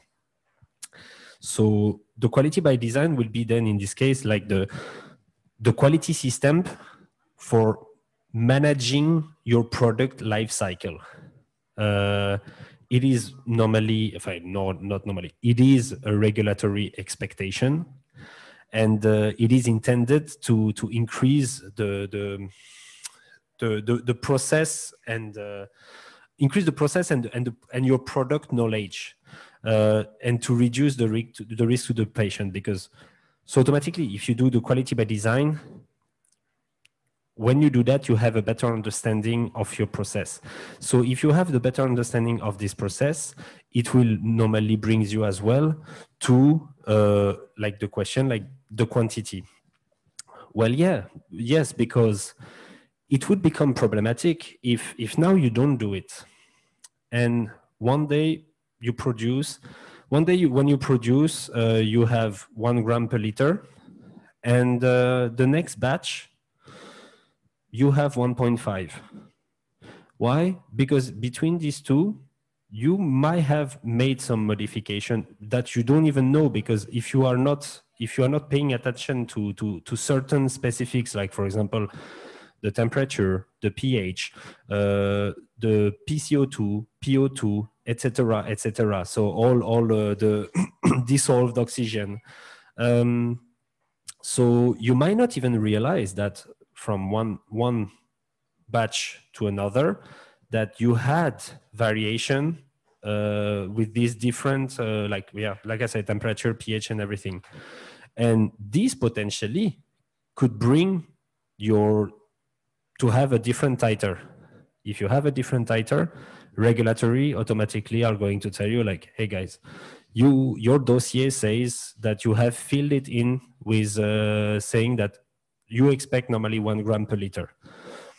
Maybe, so it can vary between, let's say, between 0.8 to 1.2. But if you don't have a solid quality by design, or if you don't, which means somehow you don't really know your process and your product, so sometimes you might change and you will have a different quantity. Yeah, then you have a problem, because it means you don't have a strong knowledge and you haven't designed your process. So normally, to answer this question would be like, yeah, that the quality by design will guarantee your quantity, and actually will actually predict the quality as well somehow, because it is important to understand that quality cannot be tested into the product. Quality should be built in by the design. It is by designing properly your process that you will reach the quality. If now you are capable to always respect or make sure with the equipment that you have, etc., and everything, that you will be able to control the temperature, control the pH, control all these different attributes. When you have the strong knowledge of this, and when you have the confidence that you control all this, you automatically somehow control the outcome.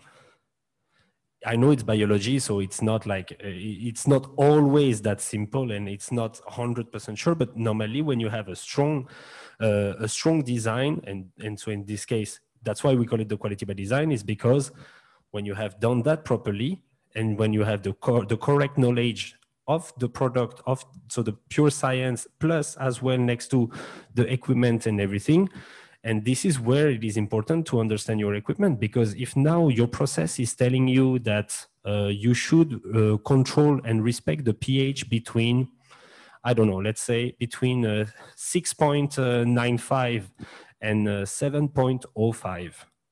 But on your facility, the pH probe that you are using, not just the control, but the fact that they have a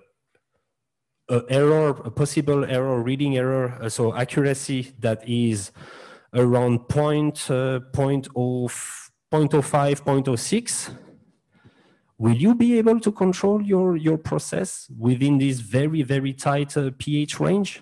No, because your equipment basically is telling you that I'm not able to do that. The equipment is not able to do that. So if you cannot trust your equipment, and if you have done a design and you have developed a process that requires these specific attributes, but your site, your equipment or whatsoever are not capable to respect that, how can you meet your target in terms of quality, or maybe even in terms of quantity? It is nearly impossible, or it will be luck when you reach it. I will just follow up with the second question, which is somehow linked as well. So how we define the risk of multi-product oriented? So we are designing the facility that's flexible enough for future competition in terms of preserving the product quality itself. Since quality by design need to know what is the product being developed. So if we are predicted the product for the future, is there any assessment other than quality by design?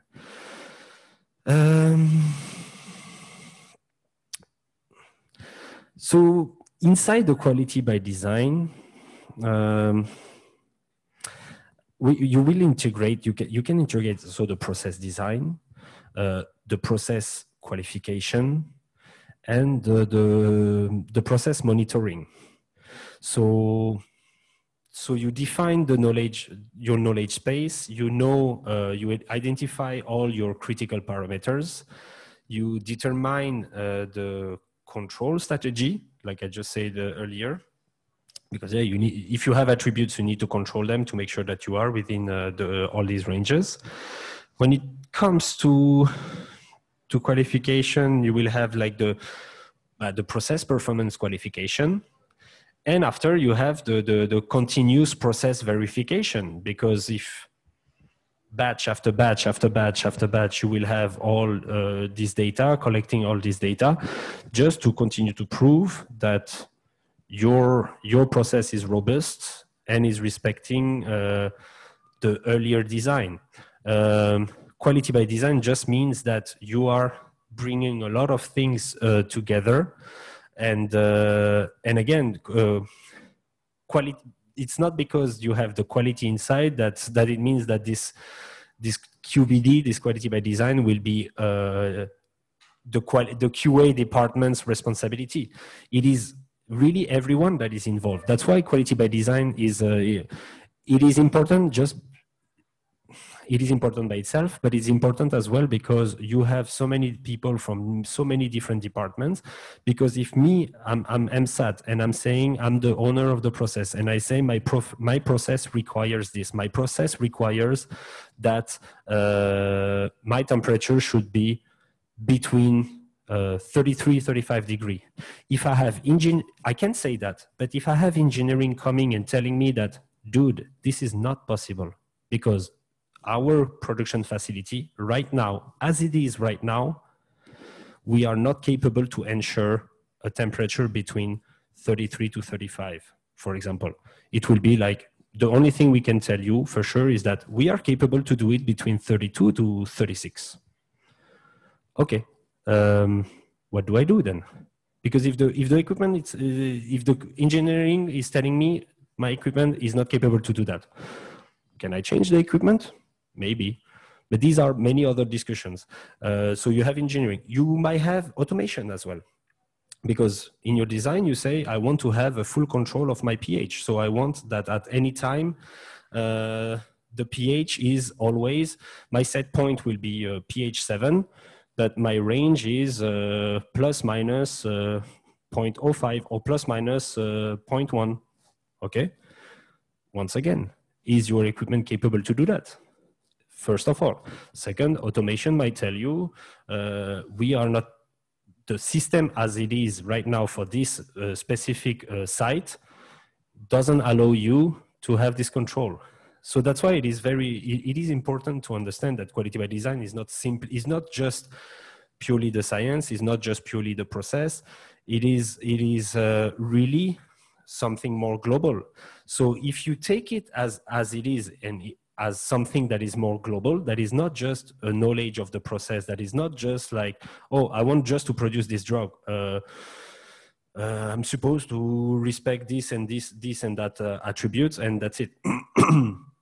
No, you take it as a whole. So if it is done that way, then the quality by design is really purely, you can really predict by doing this properly, you will be able to predict the quality, the quantity of your product, the robustness, how fast. And by doing this, you will even be able after to do some minor changes. Like you have defined it as every 3 days, every 4 days, I do a new batch.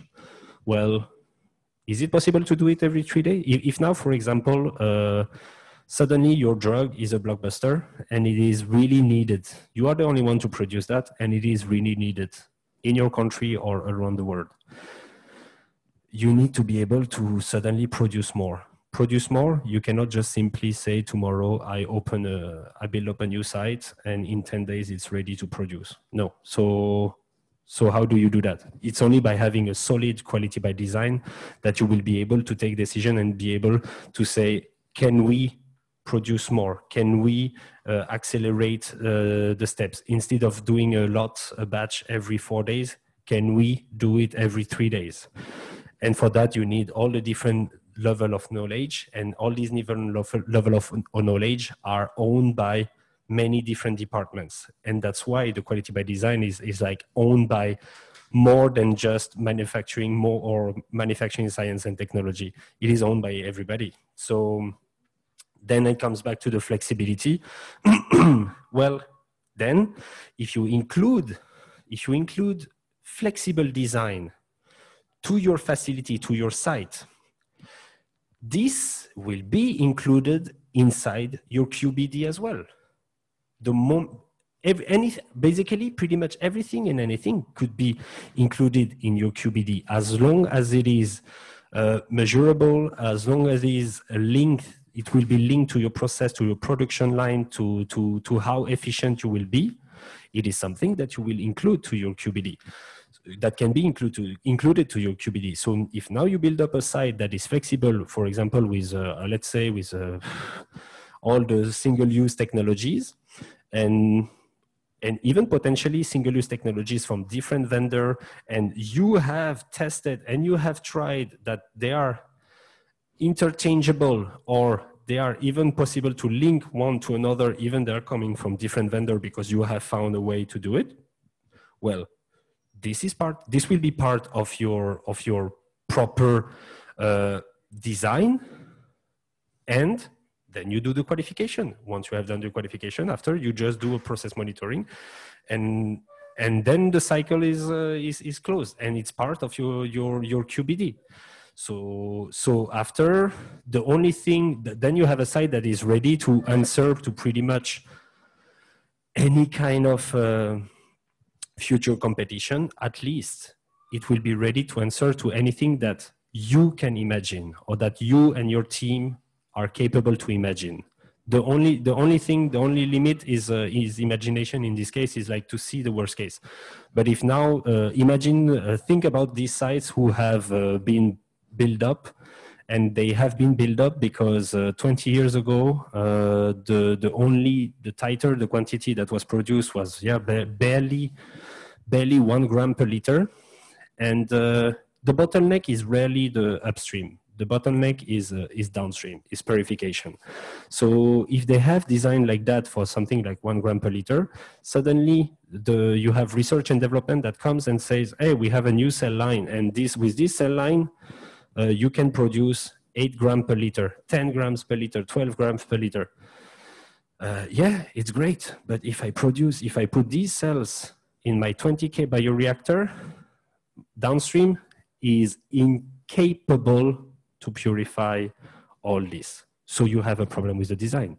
So that's why I come back to flexibility is very important, and the design, and this can be included in the QBD as well, of course.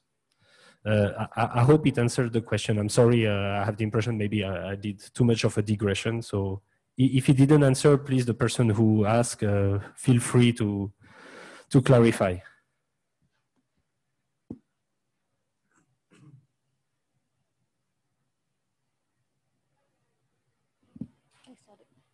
Thank you so much, Mr. Nikolai. Baik, Bapak Ibu, kita akan melanjutkan acara seksi kedua, yaitu presentasi dari Bapak Nicholas sampai pukul 3:30 PM. Okay, now time is yours. We have time until 30:30 PM, including 3:30, including question and answer. Okay, we have more than enough time then. Yes. Let's go back.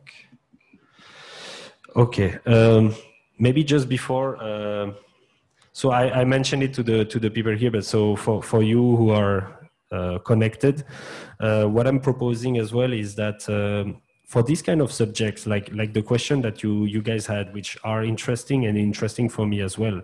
So when it talks about perfusion, when it talks about quality by design, when it talks about, let's say, the science behind the therapeutic antibodies, process parameters, these kind of things. If you are interested by this, for example, for tomorrow, I could prepare some presentation and a little bit more, and to discuss, for example, a bit more on take extra 20 minutes here, 15 minutes there, to talk about quality by design, to talk about perfusion, my vision of what I know about the industry on this and on that, and yeah, and we can have this kind of smaller presentation, more specific as well. So just let us know on the on the comments, and yeah, I can prepare that for tomorrow.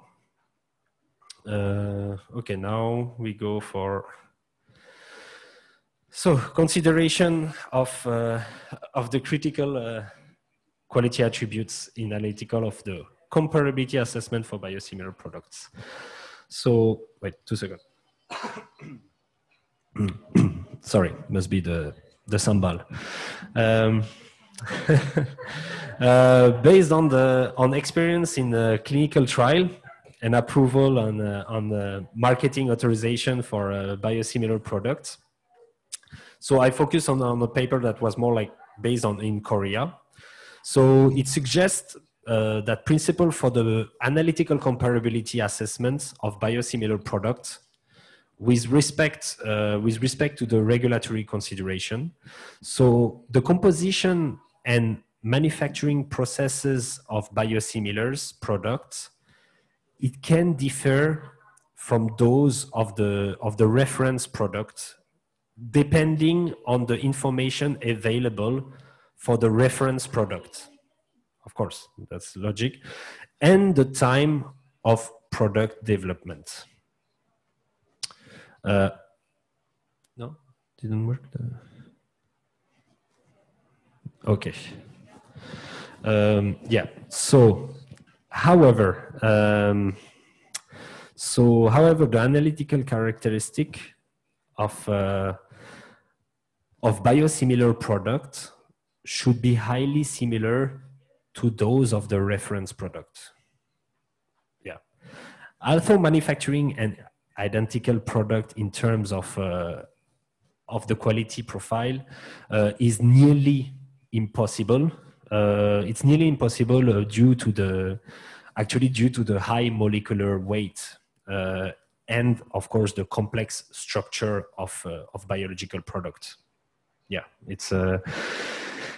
it's not a simple pharma, guys. It's not it's not pure chemistry. So yeah, so because of this, because of the 3D. Then yeah, you have the developer of the biosimilar product should attempt to establish a quality level as similar to that of the reference product, and this as much as possible. So when comparing, similarity of quality attributes, because once again, it's this what we're talking about is so yeah, comparing when comparing the similarity of the quality attributes. So yeah, so the criticality of the quality attributes and the characteristic of the orthogonal quality attributes need to be considered carefully. So yeah, so make it clear, based on the results from the analytical comparability assessment, the comparability results of non-clinical and clinical studies should be evaluated before claiming biosimilarity of the reference product. So of course, so in this review, you focus on quality attribute evaluation based on your regulatory experience. So yeah, so once again, I say it again, it's just like it's based on your regulatory experiences that you will focus on these quality, on these different quality attributes. So then problems. Then, however, so the high molecular weight and complex structure of the protein product means that identical products cannot be manufactured with the currently available technology. Yeah, makes sense. And in addition to this, you have the fact that the structure of a biological product is highly sensitive to very subtle changes in the manufacturing process. Yeah, it comes to what we discussed earlier about the QBD, yeah, right?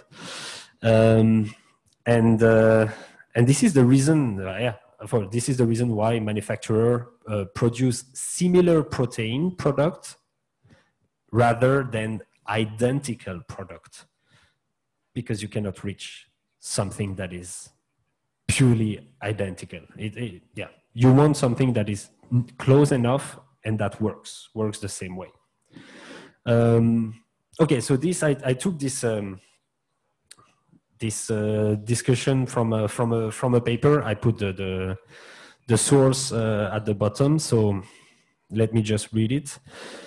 So yeah, so the experience in the development of recombinant protein products has accumulated in recent decades. That's true. And the consistency of manufacturing processes has improved due to the advance of manufacturing technologies. Yeah. That's definitely a case. Technologically speaking, we can't compare to 20 years ago. thus, it is now possible to manufacture a protein product with a quality profile that is similar. Remember, it's again, we try to do something similar but not the same, to that of the original product, but the two products are not identical. Similar but not identical. So based on technical and ergonomic backgrounds, a regulatory pathway for the approval of biosimilar products has emerged internationally. So in this pathway differs from that of the chemical synthesized generic product, and in that it simply evaluates the bioequivalence of the product with the original product. So that's why it cannot be called the generic. So unlike chemically synthesized generic product, the biosimilar product should be evaluated based on the totality of evidence from the quality, non-clinical and the clinical comparability studies with the reference product. So yeah, that's why it comes back to similar but not identical.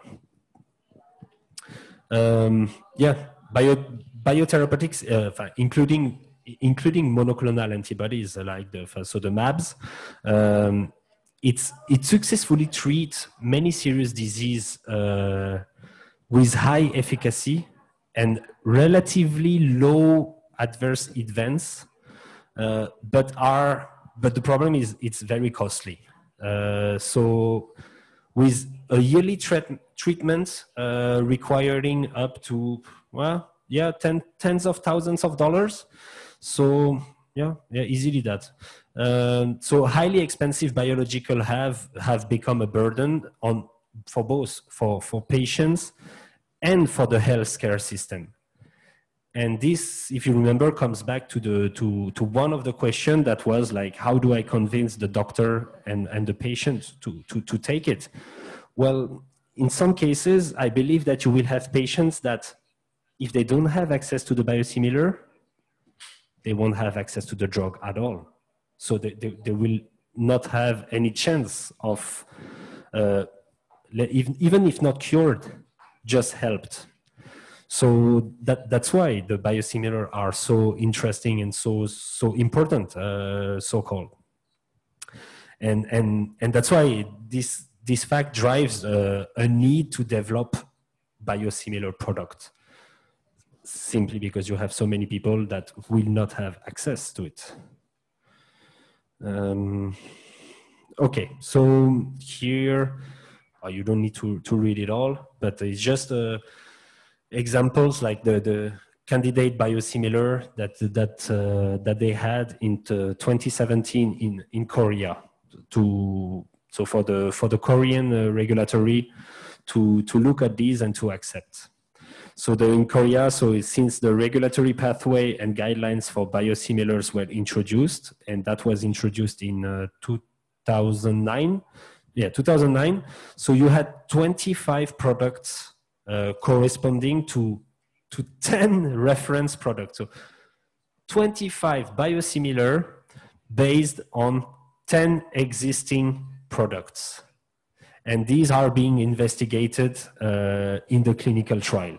So these are the clinical trial that you can see on the table 1.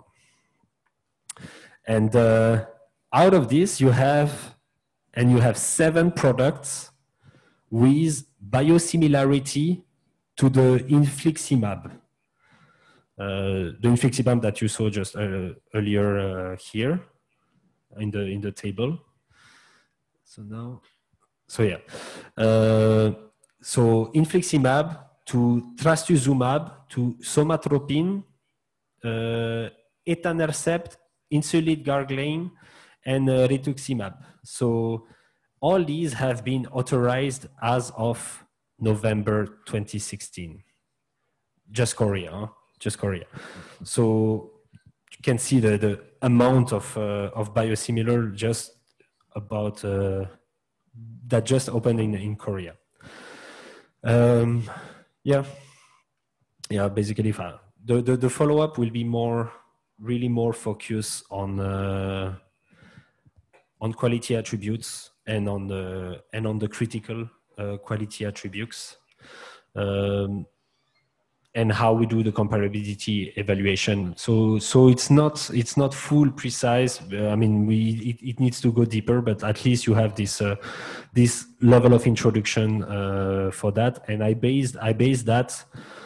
continue to base it a little bit on Korea. Why? Because it was one of the most recent that I found, and because as well they had so many at the same time. So they applied the same regulatory instance. So yeah, based on the Korean Ministry of Food and Drug Safety, and yeah, can be adjusted.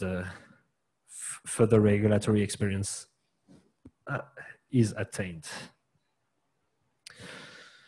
Okay, same. I don't know if I should read it again, but maybe I will read it. It will be easier or faster. Same, I took it from the same source. So this is one of the scientists who was explaining. So the evaluation of the comparability of biosimilar products involves a stepwise approach. So thus the comparability of the quality profile of biosimilar and reference products should be considered the first priority for reducing non-clinical and clinical studies. So based on the characteristic of the product, its quality attributes should be classified according to their criticality. Therefore, determination of the critical quality attributes that might impact the safety and efficacy of a product is important for the evaluation of biosimilarity. So yeah, although the amino acid sequence of the biosimilar products should be the same as that of the reference product, well, the expressed proteins which have undergone post-translational modifications might present different different profile in their quality attributes, such as the terminal amino acid variants, the charge variants, and the oligosaccharide profiles. So a biosimilar manufacturer should consider the structure of the drug substance, and as well as the formulation and presentation of the final product. So information regarding the formulation of the reference product is not publicly available from most of the regulatories, except for the US FDA.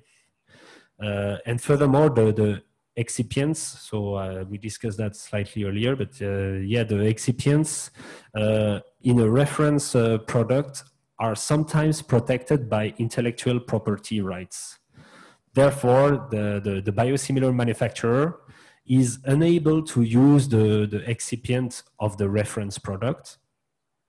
And so it is understood that biosimilar companies will most of the time use the current state-of-the-art technology to develop a new formulation that can maintain the stability of the biosimilar product. So this comes back to very, very earlier slides where we were talking about technology again, and the fact that since the 90s, the cost and everything have diminished by close to 100, diminished by 100 times. It is linked to this as well, because if now you have so many other companies, small companies, vendors and everything that are developing their own line of media, it can be as well of excipients and everything. The only thing you do is then after is to use it and to test it. And once again, you are not looking you are looking for something similar, not identical.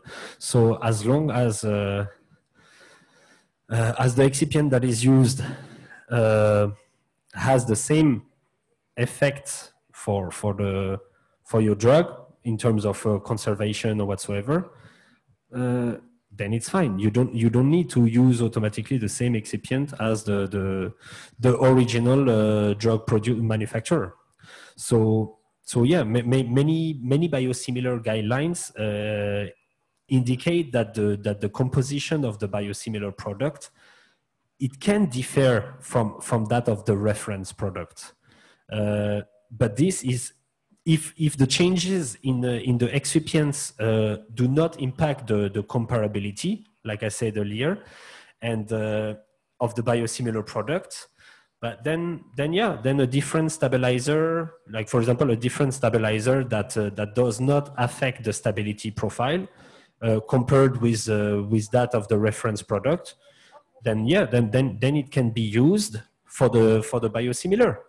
For the biosimilar product, and based on the formulation development data, then the biosimilar manufacturer can sometimes even employ a new manufacturing technology, such as the media compositions, the cell culture methods, the purification columns will be different or will be brand new one, state of the art.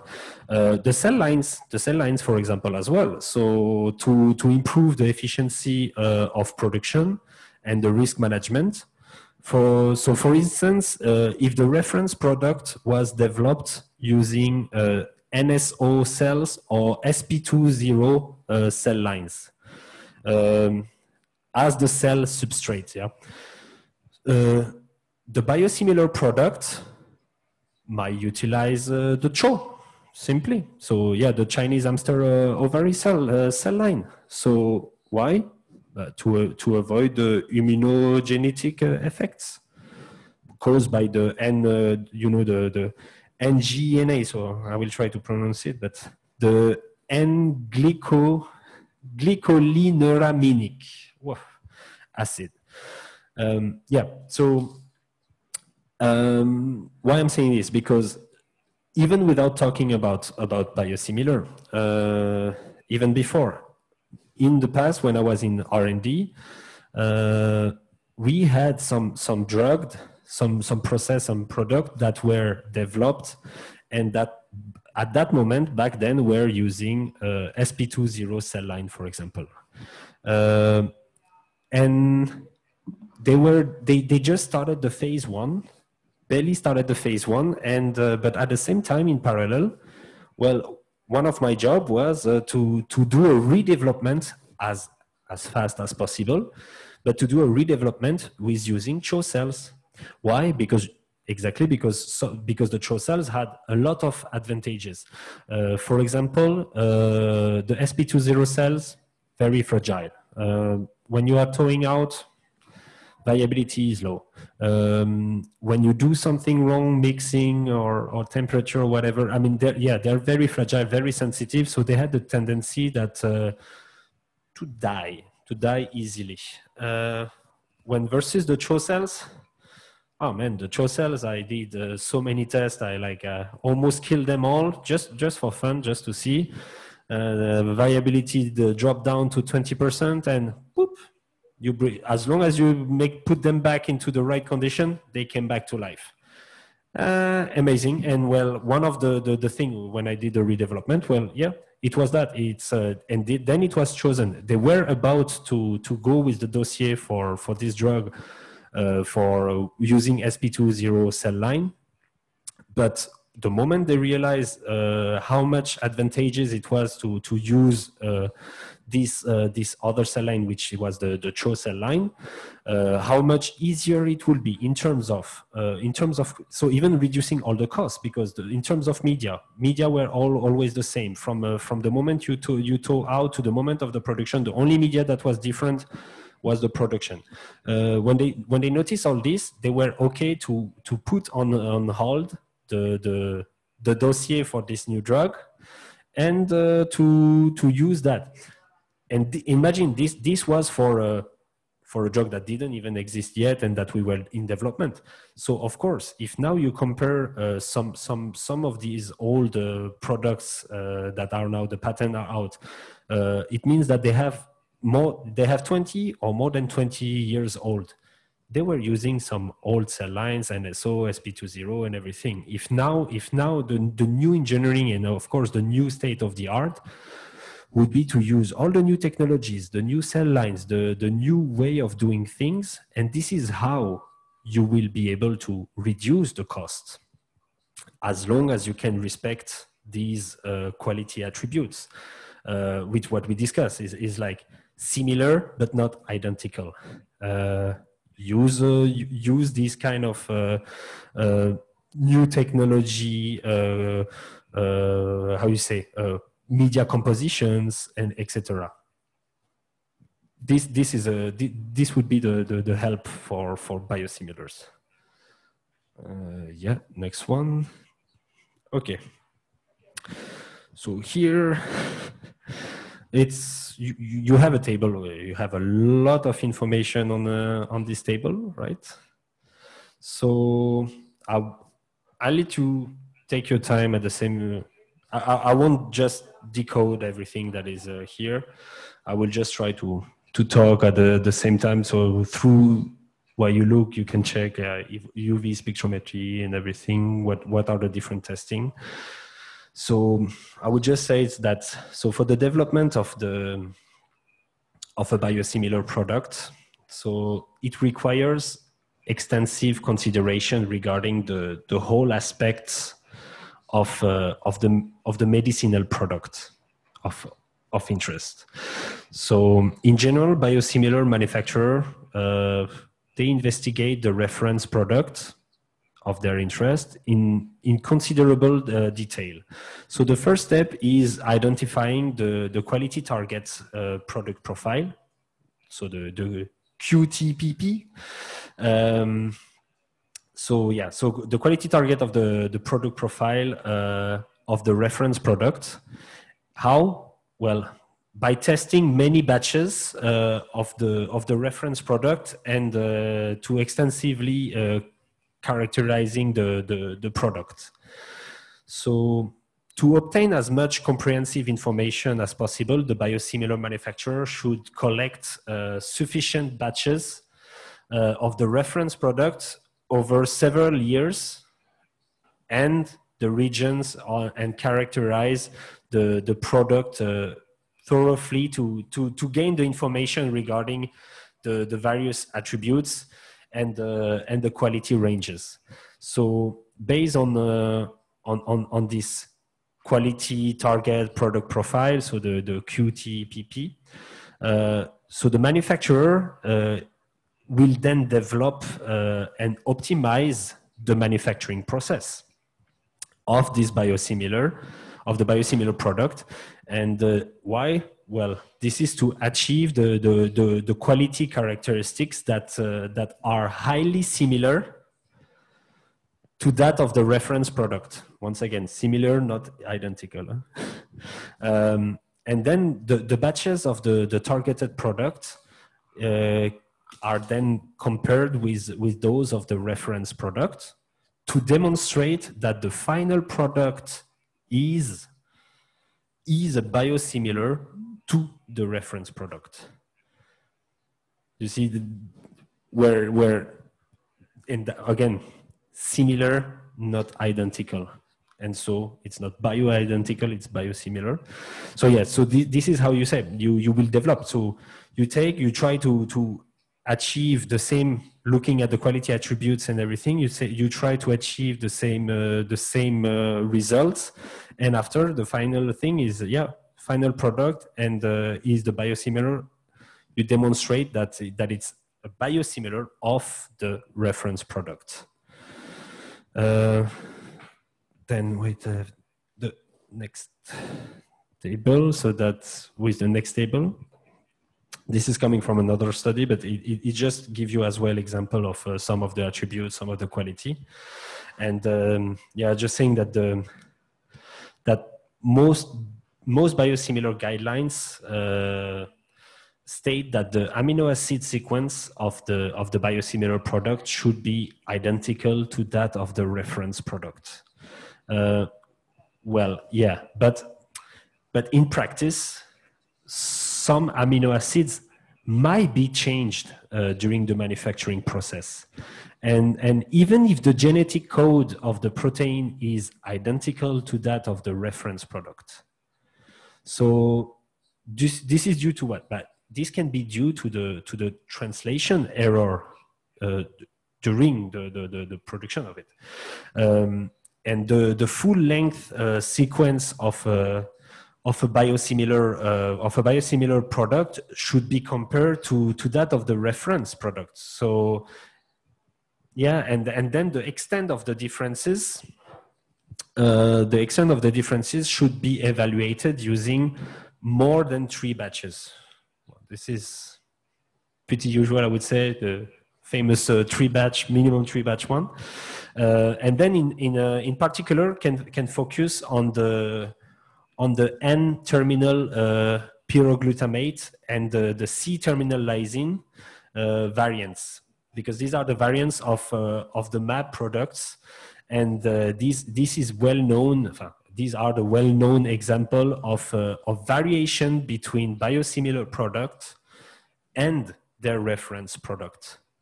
So the extent of these differences and of their impact on the biological activities, when compared with that of the reference product, should be justified.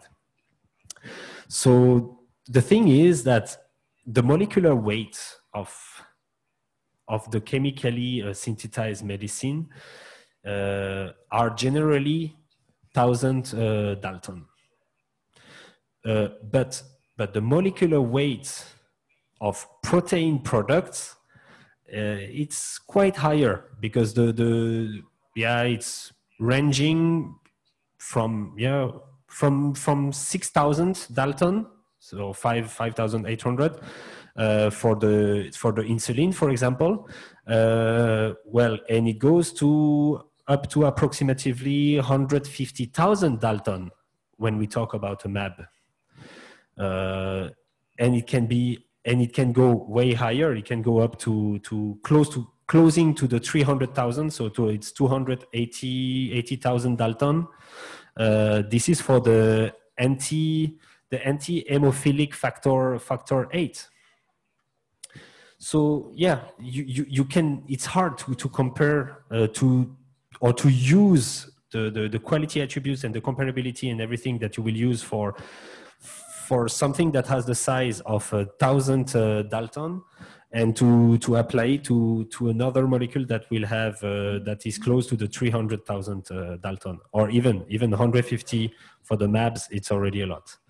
So you know that the molecular structure of the protein products with high molecular weight and the complex structure are highly susceptible to the influence of external factor, such as what, and then we come back to the QBD. Well, external factor like temperature, pH, and the chemical that are in contact.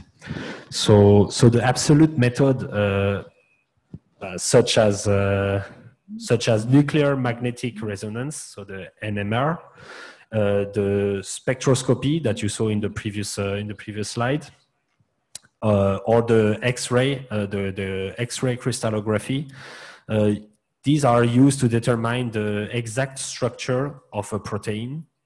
And these are rarely used for comparability evaluation, because these provide only an approximation of the structure due to the technical limitation. Once again, in this case, like it's purely the technical limitation. Now I will just upward comes to the, yeah, we are good. Some of the attributes, some of the quality attributes. So one of them which I mentioned earlier in the discussion, was like the charge variance.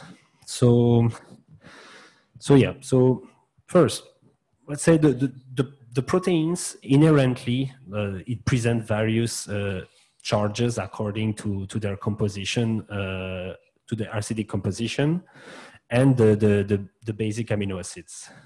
So then you have as well the post-translational modification, like the deamidation, the oxidation, and the sialation that can yield the various charge variants as well. Some charge variants might not influence biological activity, but many of the charge variants will. So yeah, in complementary to the regions, like for the MAPS product, or in the active region of enzyme products, can influence the biological activity of the protein product. So the little conclusion for the charge variants would be like, yeah, that the charge variants are recommended to be controlled as a critical quality attribute in the analytical comparability of biosimilar products, because it's not only influence of the biological activity, but also often shows profiles different from those of the referent product. So yeah, so if a MAB product is produced in NSO or in sp20 cell lines, well, the impact of the what I called earlier the NGNA, so the N-glycolineraminic acids. So the impact on the expression of the immunogenicity should be considered during the clinical study. So yeah, it should be considered. But the thing is, like, if you go with your biosimilar and you decide to go with another cell line, because you should go with another cell line, you should go, for example, with the CHO cell line to save cost, to a lot of things.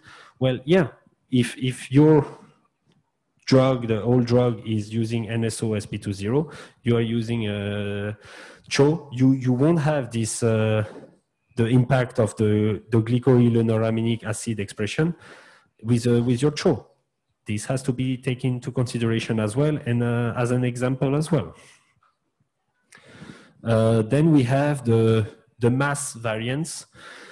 This is less, I would say, I would call it less important, but I'm not that much of an expert in when it comes to QA, to be honest, because I'm more technical. But yeah, so for protein products, so the protein products might form the mass variants such as the aggregates. Yeah, then aggregates, truncated fragments, or anything when it's exposed to low pH, to high temperature, or chemical reagents. Once again, part of your QBD. So the truncated forms might present intact biological activity, but most aggregates variants lose their activity. Yeah, of course. I mean, once again, only a small part. If we talk about a MAB, about an IgG, for example, well, it comes back to what is the nanotechnology. Nanobodies is that. It's like I just take the region of interest from my IgG, which is just the extra variant area. Okay. So yeah, if you have the truncated version that you have, the truncated form is just this region. Yeah, okay. Then it can present intact biological activity. Any other part of your IgG, for example, will not. So yeah, in many cases, the level of mass variance in a biosimilar product is lower than that in the reference product, and this is mostly due to the improvement of the manufacturing technologies. Yeah, once again, monolage, 20 years later, state-of-the-art technology, you reduce all these things. Then the specification of mass variant is usually controlled like within 5%. And in most cases, the difference in mass variant between biosimilar and reference product is found to be lower than 5%. But yeah, however, some of the mass variants of certain reference products are controlled up to 30%, and it results in relatively large differences in quantity compared with the biosimilar product. Once again, because your biosimilar product is manufactured with improved manufacturing technology. So yeah, in many recombinant protein products, the mass variants are classified as critical quality attributes and should be monitored through the in-process control, which is easy. And then release tests and stability tests. In addition, aggregates are considered more important than other quality attributes because they can be involved in immunogenicity by inducing the antibodies in vivo. So that's the thing to pay attention to. But once again, like the important part was to say, like it's an in-process control. So next will be the glycosylation, another aspect. So yeah, the glycosylation is a post-translational modification that will occur through an enzymatic process and the specific sites in a protein. So however, in contrast to the transcription and or translation, the glycosylation process is not coded, is not a coded template in protein. So different type of proteins have various oligosaccharide distribution and different profiles of oligosaccharides as well. So the glycosylation can be influenced by some subtle changes in the manufacturing process. For example, the change in cell culture condition. This can induce the change in the oligosaccharide profile. So you will have like some glycosylation patterns can influence the biological activity. For example, like the antibody dependent cellular cytotoxicity, so the ADCC, and the complement dependent cytotoxicity, the CDC. But all these biological activity, all these biological activity that are influenced are in vivo clearance, and the immunogenicity is the immunogenicity of the protein product, right? So so therefore, the manufacturing process of a biosimilar product, it should aim to produce an oligosaccharide profile that is highly, once again, similar, not identical, similar to that of the reference product. If a different oligosaccharide profile is detected, its impact on the biological activity, like the in vivo clearance and or the immunogenicity, should be evaluated. The analytical comparability of the glycan structure between biosimilar and the reference product could be tested using the information like the glycan characteristics of each product. Once again, so when we say should be evaluated, is again you need to explain if it is when it is different. When it is not that much similar anymore, but it's not like totally different either, you need to explain, and the explanation can be, once again, it's how do we produce? How do I produce this biosimilar? Because I'm respecting, or because I'm using state-of-the-art, brand new technologies, etc. I can have some different profiles, as long as I can explain, as long as I can prove that it doesn't impact, it doesn't change, it doesn't by multiple studies, of course, but proving, explaining that at the end my biosimilar is still similar to the drug product, well, this shouldn't be of that much of an issue. Then next one, bigger one for me, I would say the biological activity.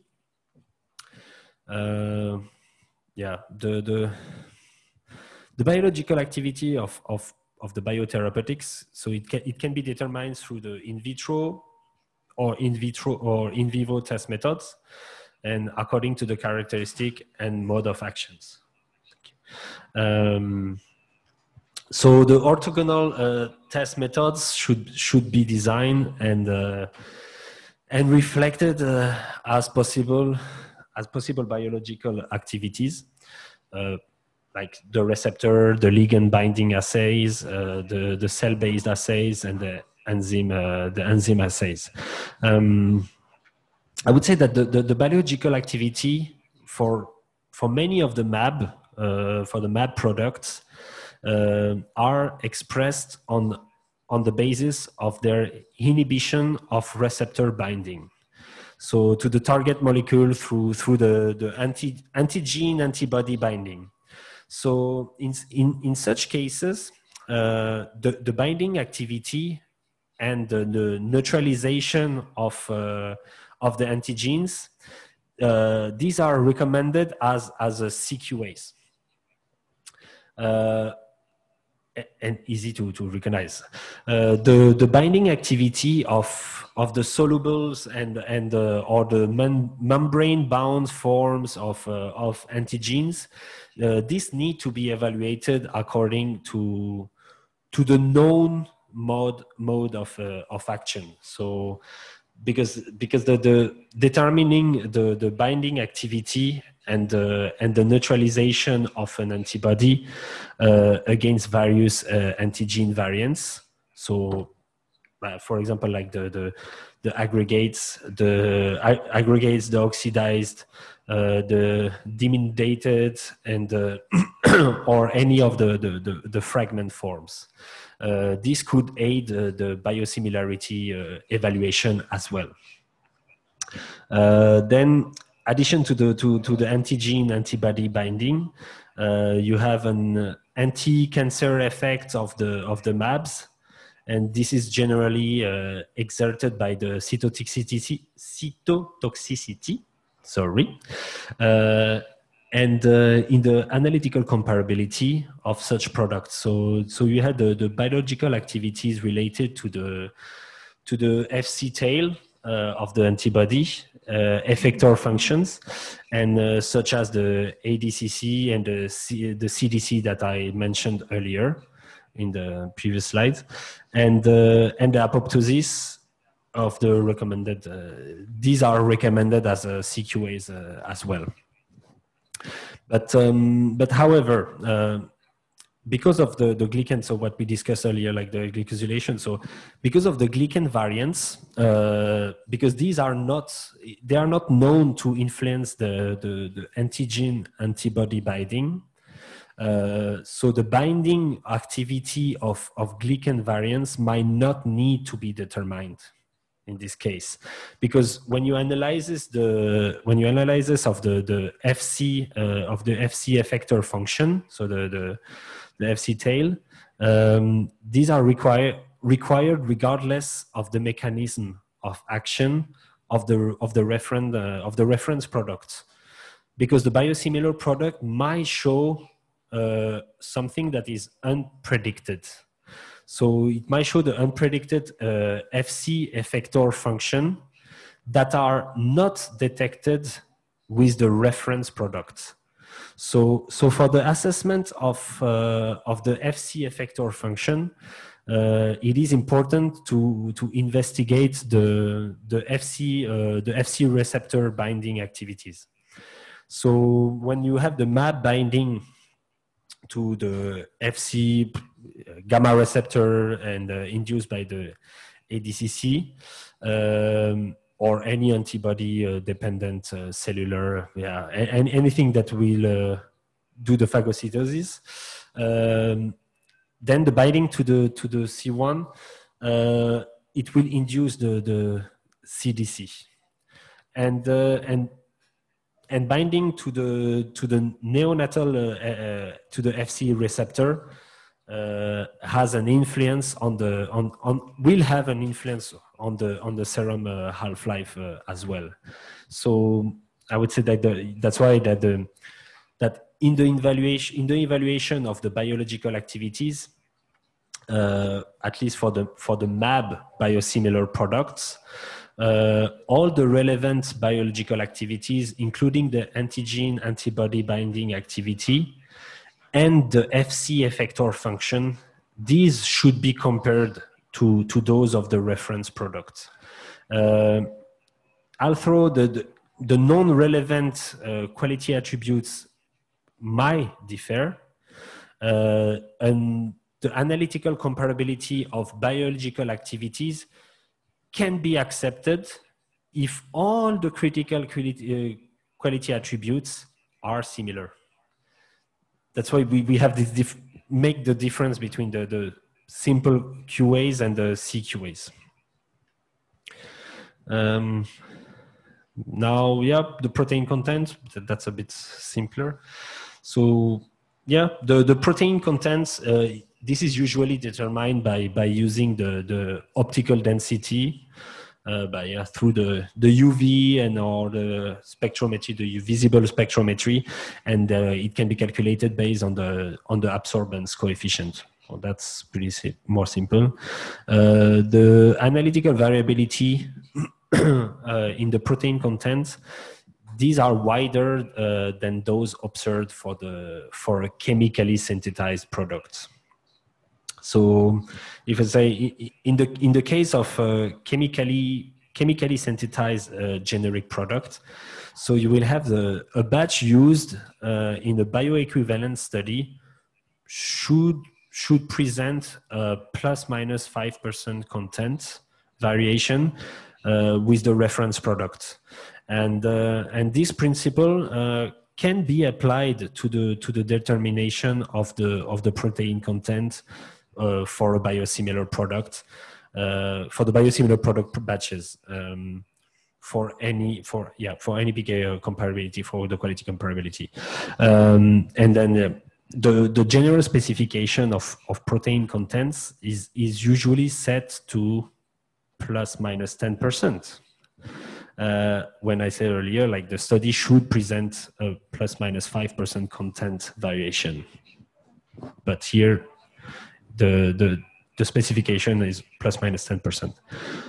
But this specification is not suitable for an acceptable comparability range because the protein content can potentially influence the clinical PK.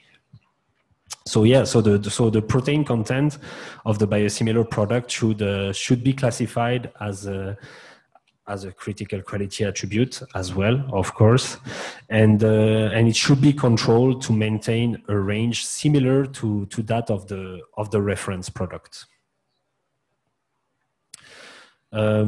Next, I will just the next for this one and the next slide.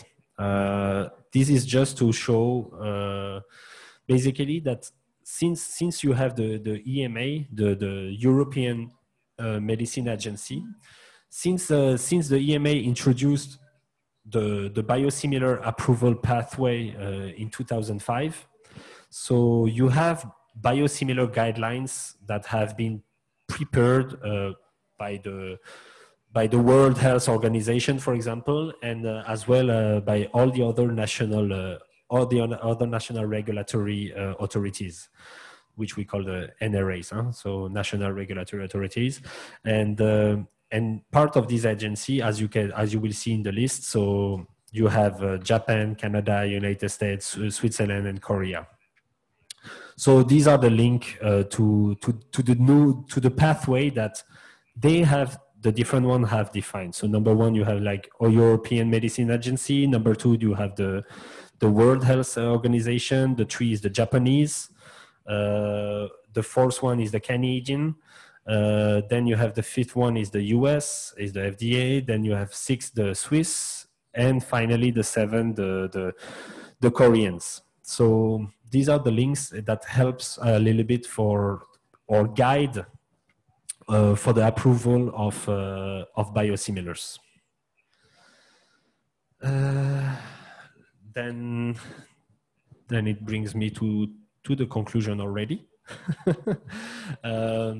Okay, my little conclusion, like it's so an adequate evaluation of biosimilarity by all these NRAs.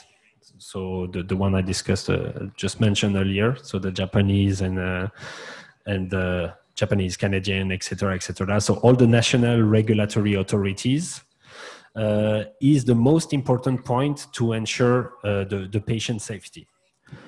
So the analytical comparability results should be assessed considering which quality attributes present differences and the extent of these differences. So if the quality attributes have different profiles, the differences by orthogonal methods should be analyzed to prove the analytical comparability. So at present, only a few biological products, particularly the monoclonal antibodies product, have been approved as biosimilar products. And the appropriate justification of the acceptance margin should be further discussed within the different national regulatory authorities. I would say that many companies in developing countries are pushing for the development of biosimilar. Actually, I saw, was it last week? On the 5th, yeah, the 5th of November, I saw in the Jakarta Post that President Joko was talking about that as well, about the fact that that pushing for the country to produce and to do their own drugs, and not just drugs. It was actually mentioning as well even the raw materials, because the country is so big and everything. Basically trying to talk about the fact that use the natural resources as well and to build up their own drugs. Biosimilar is part of it. I think it's a solid justification to go for biosimilar. Once again, especially it depends on country by country. For me, when I saw this on the Jakarta Post, it made totally sense to me, because I'm like, well, Indonesia, if you consider that you are close to 300 million people, correct? So 300 million people is, yeah, just behind the US in terms of population.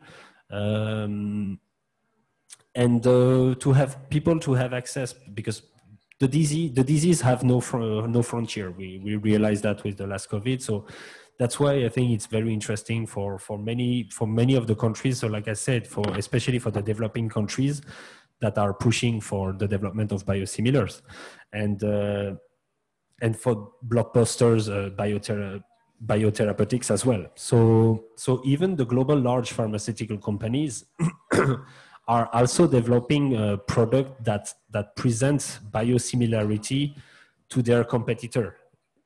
Well, I said it earlier, like who are the very first one who came out with biosimilar? Actually were big companies who had their own drugs, but they copied directly. Oh, Amgen, the patent of Amgen is out, I'm going to produce. Milan. Herceptin directly, the biosimilar by Milan. Then you have Enbrel that was directly copied by Samsung and by Novartis. Novartis that is supposed to be one of the big leader in the new drugs, because they always talk about themselves saying that we are the one investing the most money in research and everything. And even though the moment they have a possibility to go for biosimilar, boom, they go. And actually the site in Singapore, which it costed them close to $1 billion to build up this site in Singapore. It was supposed to be a site to produce one of their new drug, but because of a question of timing and everything, at the end, this new site that was supposed to be a state of the art and everything is producing what? Is producing biosimilars. So the first drug, biosimilar. The second drug they're gonna produce is a biosimilar. And actually one of these two, the biosimilar, is actually, it's a biosimilar of their own drug, of the drug Xoller, which is normally for asthma and very heavy articular. Well, because they know that others are going to produce this as a biosimilar, they want to be ready as well. Like, we have our Xoller product, but we are going to produce a biosimilar directly as well. Normally, to do similarity, they should be the best to do that for the same product. It's the same for all the other big companies. So that's why I'm saying, like, the global harmonization of the criteria used for the decision of the biosimilarity, this can be achieved by networking within the different the different NRAs, within the different national regulatory authorities. It is just to be aligned. It is trying to be like, well, if Korea, Canada, Europe, or whatsoever have a pretty similar approach on how they're going to treat biosimilars, well, other countries can follow as well. You don't always need to wait for the FDA, for the US FDA to give the path. Well, the proof is, like, for biosimilar, at least in this case, it was the European who showed the path first, and after, each and every one will add up. Some of them might go a little bit overboard in terms of quality attributes and in terms of how picky they will be. But once again, remember one thing: how picky you will be is not automatically a warrant of quality. It can be as well, in the case of the US FDA, for example, it can be as well to protect some of the US company that produce the drug. So if you have a company like Merck, which is purely American, not Genentech anymore because it has been bought by the Swiss Roche, but all these drugs before, when they were produced by American company, well, if you have another company that wants to do a biosimilar and to sell it on the US market, they have to go through the US FDA. The US FDA can be more strict on the quality attributes and actually reject this biosimilar. Why? Because there is more business intrication into this. If now we discuss about having biosimilar in many of the developing countries, and Indonesia or any other country, what is important is, why would you do that? Well, you want to have a population to have access to a certain drug. Do you need this drug to be produced by another company? Not automatically. This can be produced because nowadays, like we said, one of the slide was saying, since the 90s, the cost of production has been divided by 100. So it is now the moment, especially for smaller productions, to produce locally and to come back to what I said what President Joko said in Jakarta Post is like, yeah, to do these kind of things directly by ourselves and to approve these drugs and to have the quality that is needed, that is required for the patient. Once again, the most important thing is to make sure that the patient receive the correct drug and with the correct quality, and not a political kind of decision on this drug is good or not. No. I think wait, let me just finish. I have something else. No, I think I'm pretty good with the presentation. That was the conclusion. Maybe there is questions. Yeah. Thank you very much for your clear presentation regarding the quality of biosimilar product. There are two questions. First is from Ibu Dwi, Berno Farm. Maaf, saya Bapak. Oke, Ibu Dwi silakan. Saya cuma pengen mengklarifikasi kalau saya Bapak, bukan Ibu. Maaf, maaf Pak Dwi. Terima kasih untuk klarifikasinya. Yeah, the question is how similar is similar to comparing quality attribute?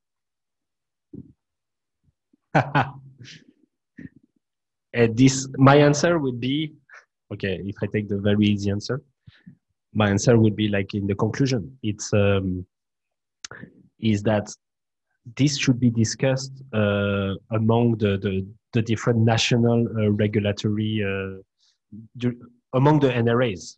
So how similar is similar? First of all, I would say, I had a discussion earlier during the lunchtime, but the first one would be, is it solving the same problem? So, because how similar is similar? Normally, how would you decide to go to build up a biosimilar? So you will have a drug, the patent that comes out. If now I give example, let me think of one of the drug. But yeah, the most recent one, the oldest one, which was Himura. So yeah, if you look at Himura was like approved. The application relied on four randomized studies with a bit more than 2,000 subjects. With this 2,000 subjects who had the rheumatoid arthritis. Yeah, because Himura is against rheumatoid arthritis. So they had more than 2,000 subjects. And to gain the approval for the use of this rheumatoid arthritis, like over 15 years, they had 35 additional clinical trials, and that led to gaining approval for 9 additional indications. So once you have this, when they do all this work, when the patent goes off, so with Himura, let me check if I have it somewhere, but I think it was 2016 for the US that, or 2017, no, 2016. Yeah, it was really. Then for the US, you have the information. So you know, you can find, because once the patent is out, it's not protected anymore. So you can find the DNA. You can find what is the DNA of interest. Once you have the knowledge of how we do the R&D. So if I give you the example, so what was I doing in the past? I was receiving the plasmid, the DNA of interest, but it's not simple. It's not just DNA. You have many other genes inside because it will help you for the selection. You have some promoting genes and everything, but you know the DNA of the gene of interest. If you know the DNA of the gene of interest, there is many companies around the world that can synthesize this DNA for you. Something that was like 25 years ago was rocket science, I would say. So building up DNA, plasmid DNA, and most of the time it was circular DNA. That was rocket science. Nowadays, you have machines that are doing that for you. So you enter the coding, it's a recipe. I have a Thermomix and I enter the recipe, and it comes out with the plasmid in this case. So you can have, once the patent is out, you will have a lot of information in terms of pure science, pure technical science. You will have the information. So you will know the DNA, you will know this and that. So you can build up the DNA. You can rebuild like I said, you build up a plasmid. What do you need next? You need the knowledge on how to do transfection and and all the next steps. So in terms of R&D.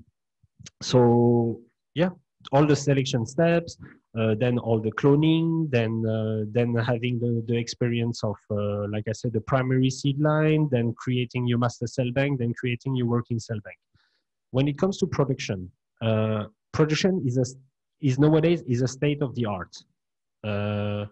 So do you believe that with all these information, so the pure scientific information in terms of like having the DNA and everything, if to this you add all the knowledge, the production manufacturing knowledge that we have, all the state of the art, all the new equipments, etc., etc., etc., do you think that if you go to produce this drug, it will be very different from the original one? Once again, the differences are what I discussed just earlier, like some of the variants, some of the mass variants. The problem you might face, actually, the problem you might face is that the biosimilar that you are going to produce is of better quality than the original drug. That could be that could be the worst thing to happen to you. Actually, it's the best thing, but it's the worst at the same time. Is that you will have a high titer, you will have a lower glycosylation. Basically, at the end, what do you need to prove? You need to prove that your drug, your biosimilar, is doing the same thing than the original one. Does it mean that you have to go through, like I said, like for Himura, for example, they had more than 2,000 subjects, and then after they did a lot of things over 15 years and everything. Do you need to do all that? No. What you need to, you can reference to all their research, and as long as you can say, I am doing something that is not 100% identical, because it cannot be. In biology, it cannot be 100% identical. But it can be close enough in terms of similarity that it will have the same effect. As long as it has the same effect, and that you have some quality attributes. What are the critical quality attributes? I would define the critical quality attributes as the things that could be harmful to the patients. So if you have something that is not harmful to the patients, what is the next step that is important?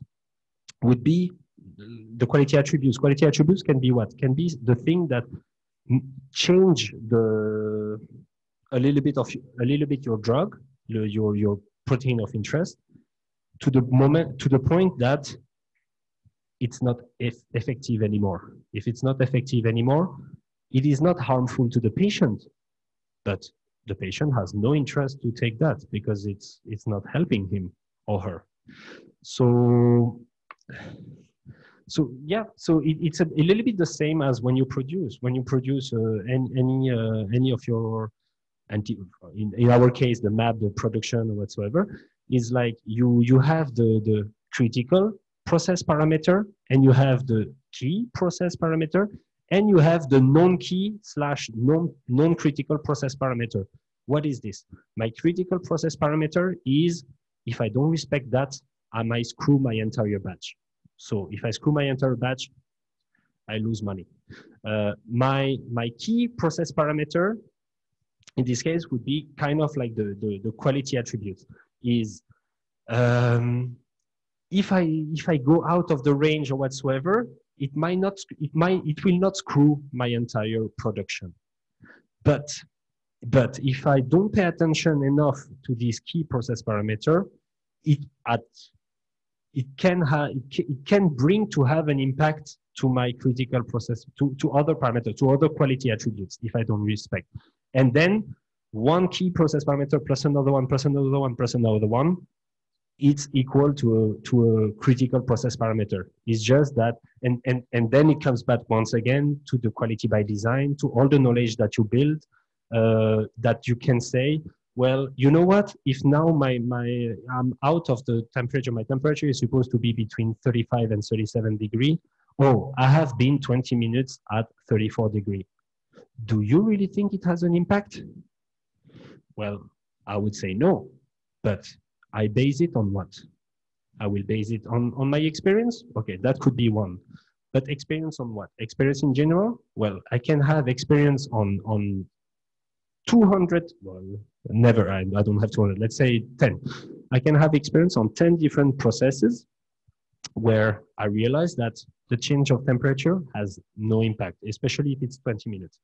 And this can be the one and only process that I have never seen. And because I don't know, and we haven't done a proper quality by design, I don't know what I'm talking about because I haven't looked at all the nomenclature and all the information on it.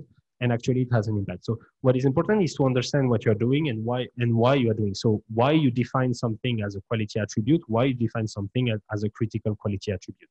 And these are actually, you can help define them as person from the industry.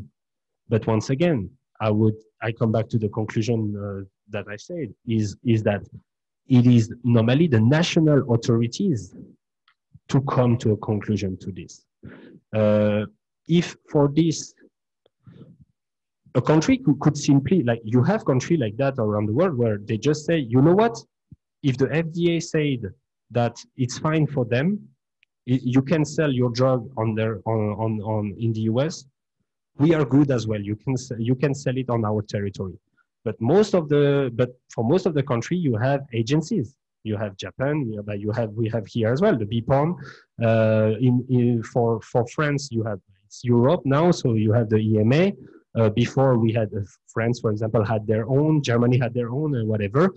But the reality is that they were looking at pretty much the same thing. And my experience when going through multiple different audits is that I have different questions and different approach depending on which regulatory authorities I'm dealing with.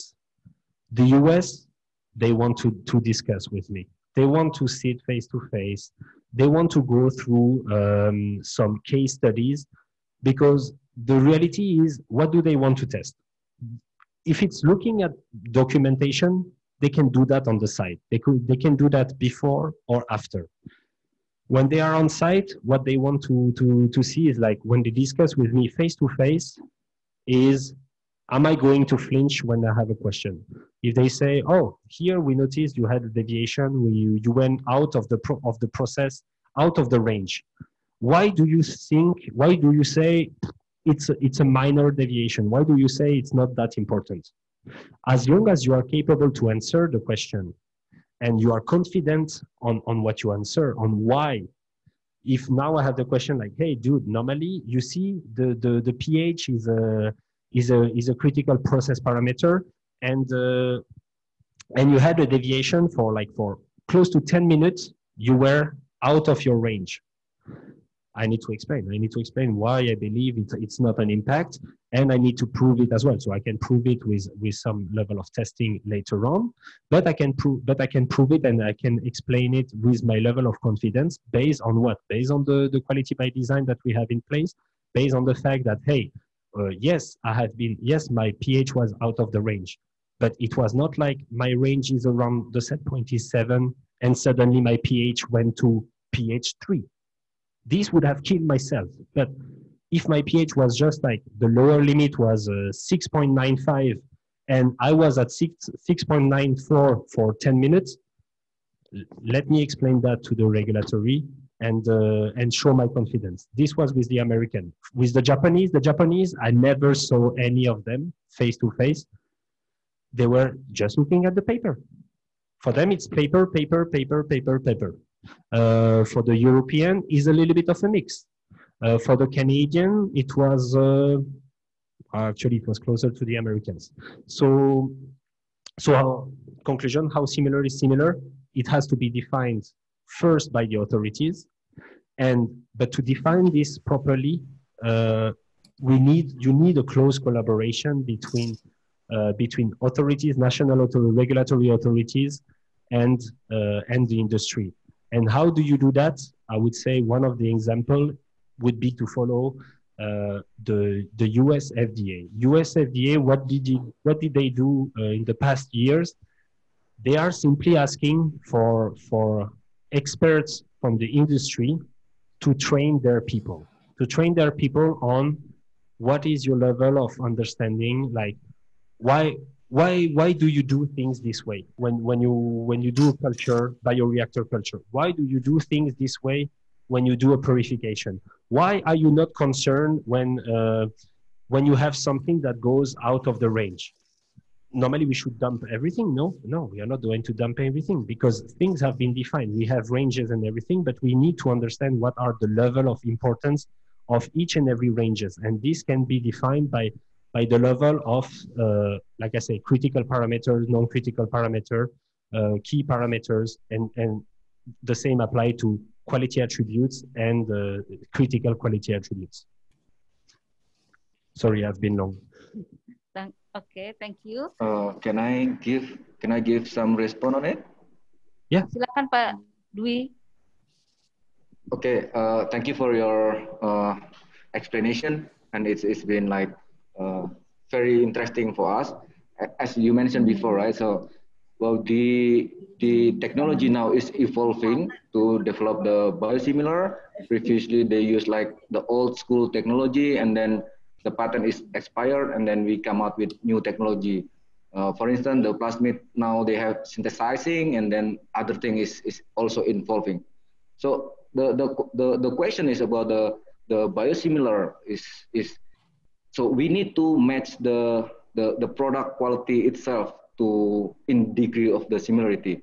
So it's a bit confusing for us to meet what is the degree, or how, let's say 10% or 90% similar is similar, or 95% similar is similar, or out of similar, or should be 99.9% all characteristic of all attribute is similar in terms of the analysis and to develop the analysis method to prove the similarity of the product.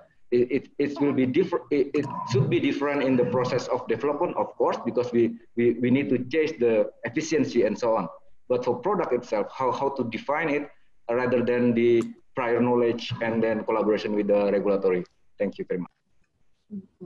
Yeah, I agree. It is correct. It's not always, I mean, sometimes you read or you see like 5%, 10% and everything. What does it mean? It's not that clear. And that's why I'm saying, coming back to really the clear definition with the local regulatory agencies.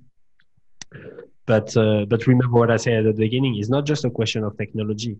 The very first important thing is, before doing the biosimilar, it means that the other drug, the patent is out. If I give you example of the future biosimilars, well, you had the what I said earlier, Novartis, for example, but you have Merck as well, Samsung, Merck, and Novartis, who they announced when back in 2017, and end of 2017, December 2017, and January 2018, that respectively all of them they go for the submission of a biosimilar for Humira. These biosimilar have been accepted by the US FDA. But how do they do that? Like, I'm telling you this because back then I was still in Novartis when we started to work on the biosimilar. How do you do this? It's because you get all the information first. You know how they produce. You know how Amgen is producing Enbrel. You know the DNA sequence of Enbrel, for example. You know or if we talk about Herceptin for Roche, you know how, not only how Herceptin works, you know what type of cell line they are using. You know what is the DNA, once again, the DNA of their plasmid. And you might not know exactly how they produce, but once again, it's a state of the art. So I don't think that you will have a cell line that suddenly is going to be in a pH 4. No, most of the time, for everything that I've seen so far, especially if we talk about lab production, so if we talk about cell line, biotech, IgG production, or these kind of things, the way of doing it is always the same, and it comes back to what we said earlier when I had the question about quality by design, is that quality by design will ensure you a level of the quality as well, because the quality system it's managing the entire life cycle, and a quality by design is something that is expected by the regulatory. So if you have something, you have the experience and you know how to do the things, and if you have enough information, the important information on what is this drug that you want to do the biosimilar of, and if you have the DNA and everything, once again, the similar is very, very similar. I don't know what is the percentage, but once again, your agreements that you need to have with the regulatory, it comes back to the last pathways, to the 7 kind of example that I gave just before the conclusion, was like all these different authorities that, following the Europeans, they have decided to develop their own. But develop their own is not like one is doing the total opposite of the other. No, they all follow pretty much the same kind of requirements. Some of them might be a little bit more stringent, some might be a little bit less. This is where you need to look at the requirement from the different authorities. But if now we are talking, if now I take the example of, let's say, producing biosimilars just for Indonesia, for example. And in this case, the question is, how similar is similar? It can be defined not by you, the industry, but by you in terms of working together, authorities and industry on, well, this is the level of information we have. This is the knowledge we have on how what are the level and the authority level of tests that you require to ensure the safety and to ensure the quality of my product. And this could be how you will be, how to define similar. But I get your point. It is tricky. It is tricky. But if you have so many biosimilars who have been accepted around the world by the FDA, by the Koreans, by EMA and everything, trust me, it's not that difficult.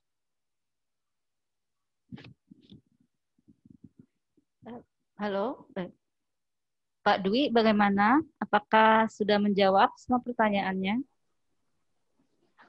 Yes, ya Bu, sudah menjawab. Jadi mungkin as Mr. Nicolas suggestion, so we need to have more collaboration in terms of defining the similarity of different products. So it should be different biosimilar have different level of similarity itself, and we need to discuss this more.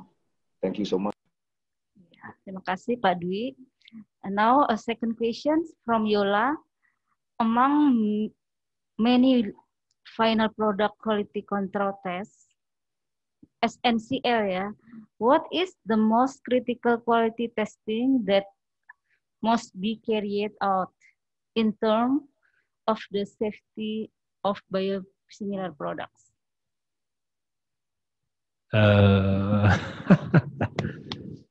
You have a lot of tests along the way because you have the in-process testings and everything. What is the most important? To me, I would say the most important is ensuring that you are not killing your patient. Why that? Because quality can be a lot of different things. If now you do a test and you realize that the drug that you are producing, it's actually not that effective.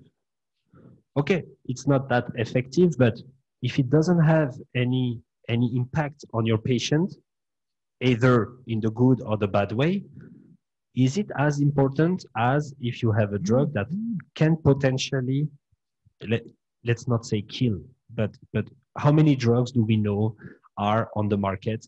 And when you read the paper that comes with the drug, the prescription, and it says that secondary effect can be this, can be that, can be renal failure, can be heart disease, future heart disease, or this and that.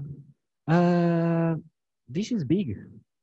This is big, but once again, the risk is the pro and cons. Like if it's a life-saving drug, well, if it saved my life, maybe I might accept that in the near future it might give me extra problems.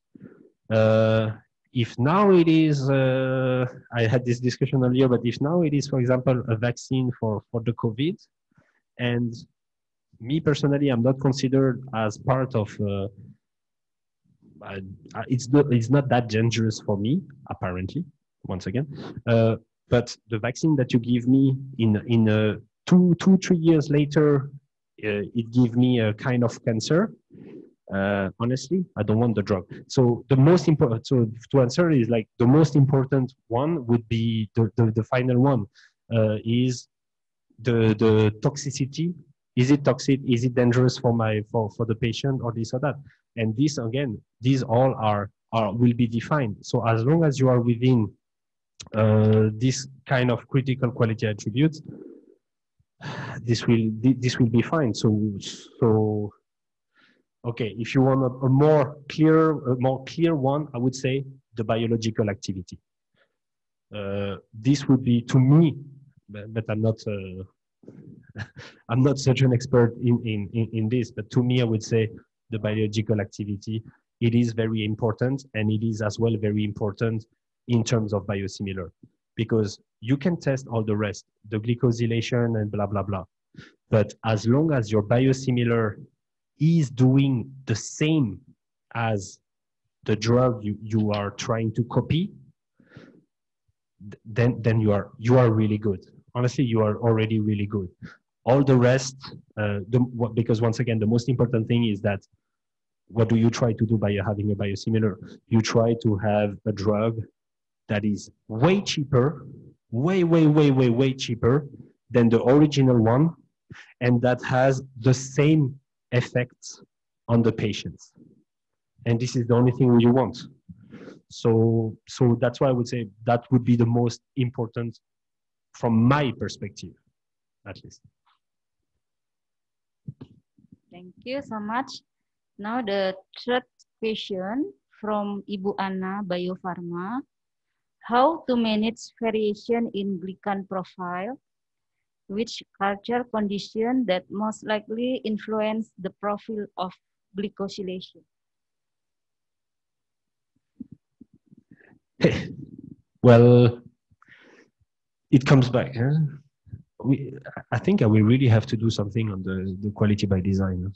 Yeah, it comes back a little bit to this, because what I said during the explanation of the glycosylation is that yes, the culture or changes of temperature, of pH, etc., can have an impact on the glycosylation. But again, if you have a very strong pipeline in terms of manufacturing, and you have a very good control of all these parameters, and the technology help to that as well, because the pH probe, the pH sensor that you have in bioreactors, that you have nowadays inside, are, I will not say 10 times better, but they are way better than the one that were used 10 years ago. The fact that you can have a machine that is counting your cells instead of using a microscope. This gives you as well a level of knowledge, not a knowledge, of certitude in terms of the accuracy of your measurements. That cannot be reviled with 15, 20 years ago. Terms of temperature, same. The jackets that you have around your bioreactors, all the different sensors that now are so small, the TC sensors and everything that it's a cable. It's smaller than a cable. So all this gives you the confidence that you are respecting everything, that you process, that all the process of the quality attributes.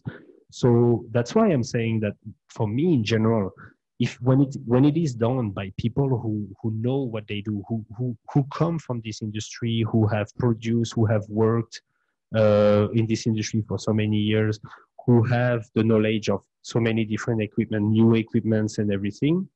And if you do a good quality by design, or just a design, actually, just the design by itself, with all these new state-of-the-art technologies, well, you will respect the quality attributes, the attributes and like pH, cell culture, temperature, and everything, way better than the companies who have produced these drugs 20 years ago, or when they started to produce it like 20 years ago. So normally, it is something to pay attention to, the glycosylation. But on it, once again, except if it's done by people who don't know what they are doing, you won't have much problem with the glycosylation, because the respect, because the level of maintenance and the level of confidence that you have in all your equipments, in all the technology, and in all your knowledge and your people, brings to the fact that you won't have much variation in pH, temperature, etc., for your cell culture. And so you won't have much of actually the problem you might face is that because you will have even less glycosylation or maybe less problems, your biosimilar, once again, can be of a better quality than the original drug. At least than the original drug as it came out for the first time or for the first 5 years of time. Because these companies have improved as well. But what did they improve? Because they couldn't change the dossier. The only thing they could improve is their cost. Try to reduce their cost.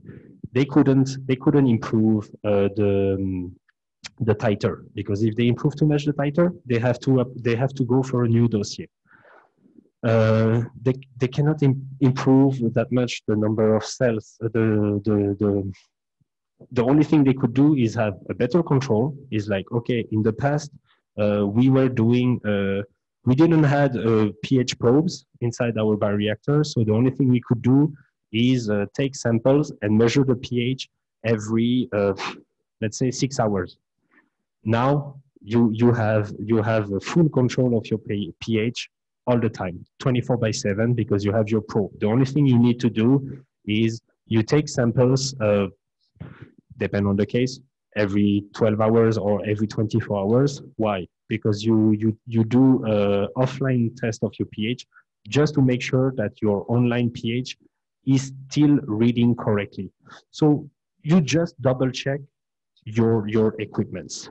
When in the past you didn't have this equipment or you didn't have this capability, and you do testing every 6 hours or maybe even less. They were maybe even doing every 4 hours, but so what?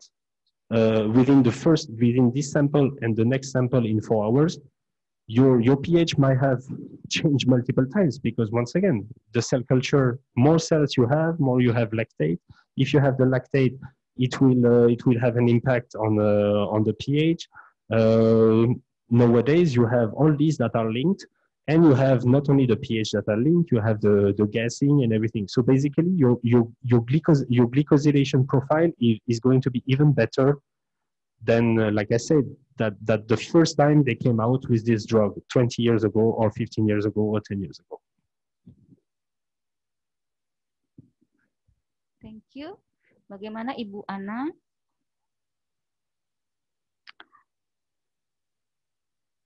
Oke. Ya sudah. Sudah Bu, terima kasih. Terima kasih. Baik.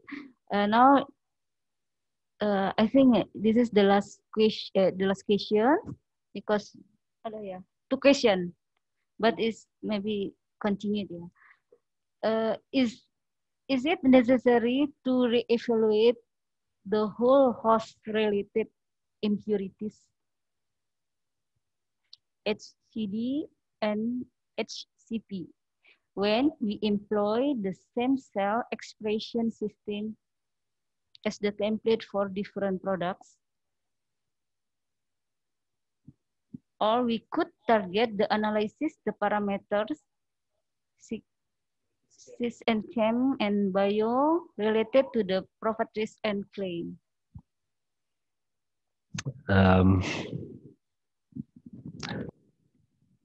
I can make an easy answer and again say you can check with directly with the regulatory agencies with your one. Otherwise, if now you were to be willing to produce for other countries and everything, most likely, yes, you will have to. Why? Well, it's a question of conservatism. So it is easier to say do something or redo something just because it has been done like that for the past 10, 15, 20 years. And we don't want to scratch our head too much because we have defined this in our regulatory pathway. But if it comes to biosimilar, this is where it's good. It's because if the very first one that was defined was in 2005 by the European, is the fact that it can be defined by the regulatory, and each and every country, every regulatory from each country could adapt that. Once again, it's why could? It's always a question of understanding, and that's why the highest the level of interaction in terms of communication and teaching each other between industry and regulatory authorities. If you increase that, and if you increase this understanding, if you increase their understanding on what you are doing, what our industry is doing, and why we are doing it this way, and why we believe the quality is maintained by doing this, they can understand. Second, they can be convinced by what you say, or the opposite, or actually you can be wrong. And when you explain it, the authorities with their knowledge in this area, in the regulatory area, could be like, yeah, but there is something you don't see. There is a problematic that you might not know. And this can be only discovered by a proper communication and a proper exchange between industry and authorities. And again, that's why I'm saying you have a lot.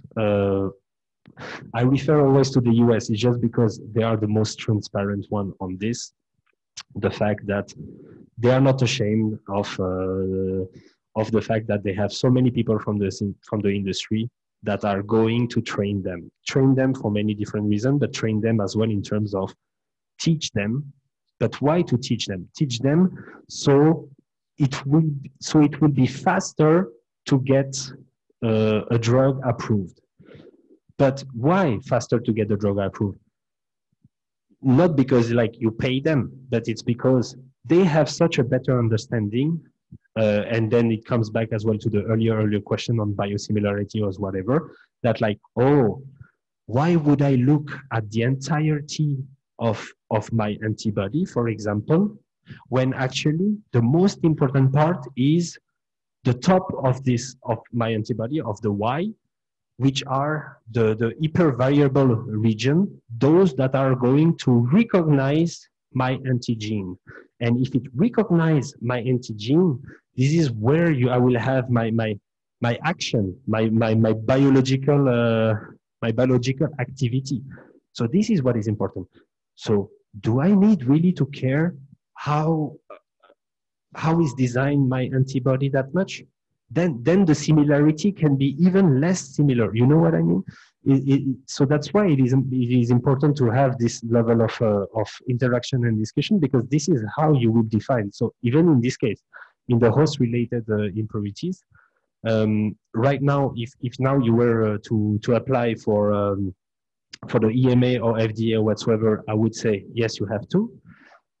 If now we talk about biosimilar, and if we talk about doing biosimilar, for example, in Indonesia, if it's an Indonesian company that produces in Indonesia, the most important things should always be, like I said, is the patient. As long as you provide a drug that, okay, first works, or not dangerous, okay, but first don't kill them. But second, works. You can show that it works as good. It's comparable. It's as good as the original drug, and you do that always by proving to the authorities that from day one you start to produce, and for the next years, for the next few, even decades, as long as you produce, you will always produce the same quality, and it has been agreed from day one that this is similar, or this is accepted to be similar as the drug, the reference drugs. Well, okay, then the only thing you have to do is to produce always the same quality compared to your first product. And if you do that, and if you have the agreement and a proper understanding with each other, and it's one, like I said, once again, it is really for the patient. You do that for the patient, not just to cure them, save their life or whatsoever, is to at least to give them access to it, because this is the most challenging one nowadays. It's not just the fact that you have drugs that can save life, it's the fact that you need these drugs. You need people to have access to these drugs, and to have access to these drugs, they need to be rich, or to have the financial possibility to do so, or they need to have the insurance behind, etc. The other aspect, the other way of doing it would be to provide these drugs with a lower cost. And the lower cost is, yeah, biosimilar. If you don't need to do anymore the research. Most of these companies, they have spent quite a lot of money and a lot of time in research before coming out with this drug.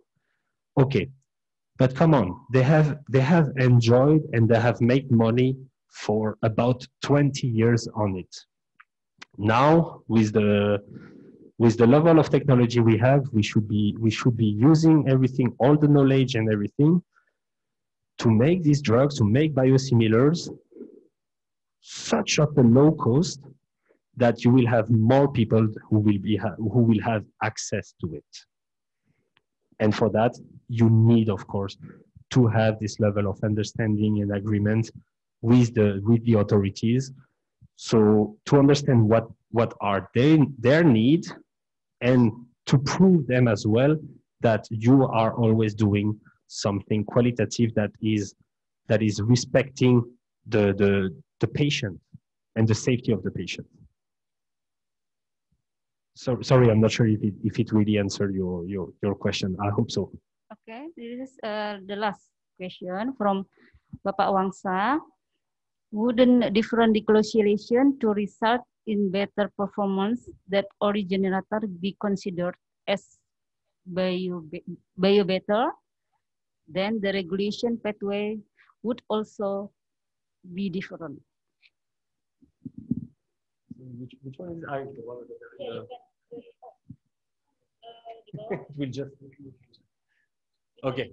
Sorry.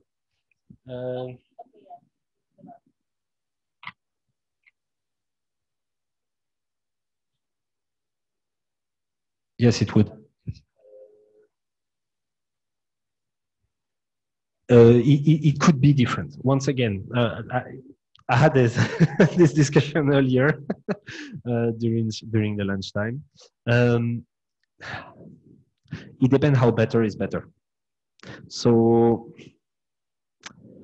if now you have something that is so much better that if you were to do clinical trial on patients, and if the original drug did it on let's say on 1,000 people, and out of these 1,000 people, let's say just to make it easy, like 500 were placebos, 500 were with the real drug, and 30%. Well, okay, I don't like the numbers. So let's say that out of those, the 500 that received the real drug, you have 300 of them that were cured, or that can be shown significantly that the drug had worked on them, and that in the placebo you have only 100 or 50 or 75 that had the same kind of results with the placebo.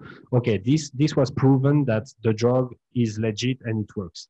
If now you do a biosimilar, and if you happen to do the same kind of test, or closely the same kind of test, and that at the percentage it shows that you give it to 500 people and 490 are cured, you will still have the same placebo normally percentage, but can it be called still a biosimilar? Well, you were trying to do a biosimilar, but for a weird reason that you would, this is the thing, if it happens for any kind of weird reason, you will need to be clear on why is it that much better. You will need to understand that. So maybe something that you didn't expect happened during the transfections, during the DNA, during the translation, when the cell produced, maybe something happened, I don't know, during the pure development of the cell lines and everything, but you will need to understand why. And once again, it depends on how much better is better. If it's better, if it's slightly better, as long as it's better is good. If it's slightly better, well, it will still be a biosimilar, I believe, and you can still definitely define it as a biosimilar. If it's amazingly better, well, congrats. Your company is going to make a lot of money. Because the fact is, if it's really that much better and you understand why is it that much better, then it can be kind of cell engineerings and everything.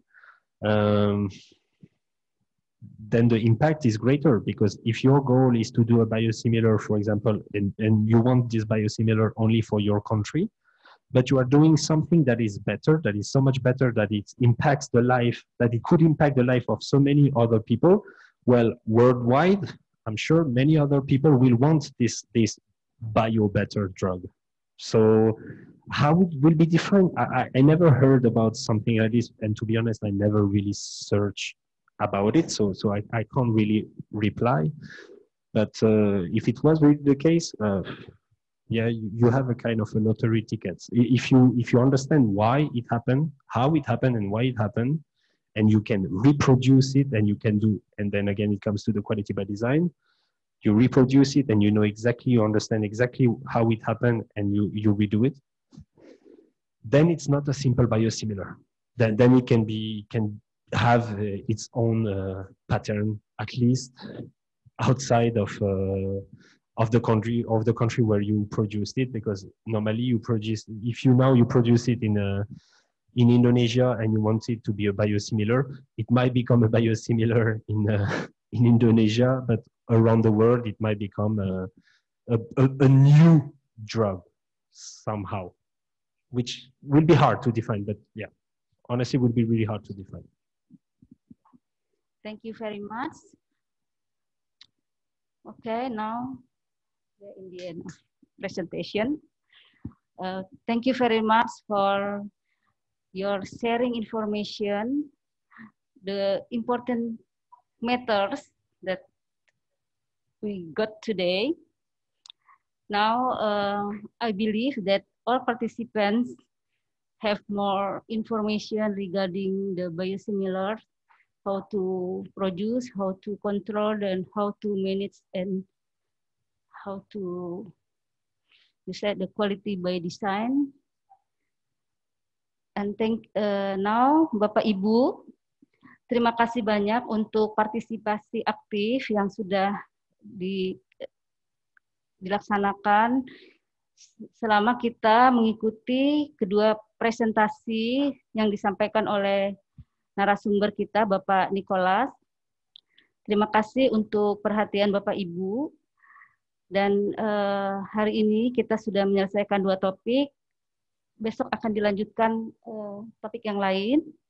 Dan sebagai ucapan terima kasih, kita akan memberikan aplaus kepada Bapak Nicolas untuk sharing informasinya.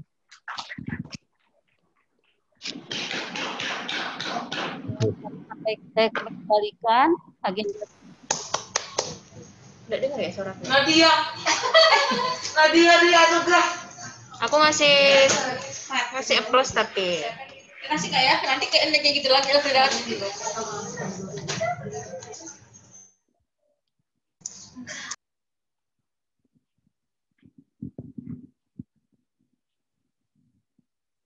Well, ladies and gentlemen, now let's move to the next agenda that we are waiting for, which is a quiz. So we provide 6 prizes for 6 participants who can answer the questions from us and from our keynote speaker, which is Mr. Nicolas. So, and maybe the gifts is vouchers, right? Yeah, for each participant who can answer the correct answer, so they will get vouchers, offer vouchers of 50,000 rupiah. Ya, jadi untuk teknisnya nanti kita berikan pertanyaan dan untuk peserta yang mau menjawab bisa langsung menuliskan saya di kolom chat.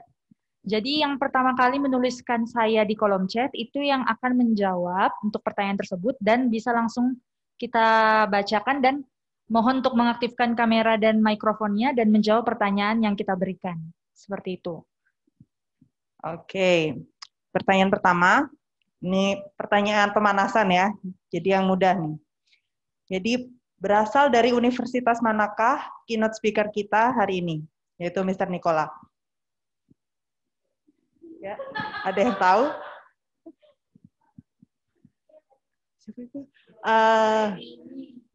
Oke, silakan Ibu Reni Umi dari Mikro Bandung untuk menyalakan kamera dan menjawab.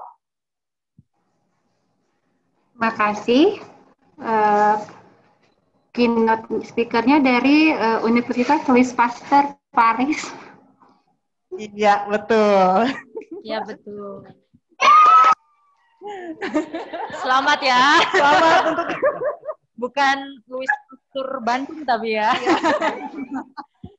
Mungkin kita langsung memberikan nomor telepon tadi ya. Iya, nomor teleponnya ke panitia langsung chat ke PPPOMN _BPOM RI. Nah, boleh langsung di chat private saja ya, nomor handphonenya untuk ditransfer voucher OVO tadi ya? Iya, atau nilai 50.000. Iya.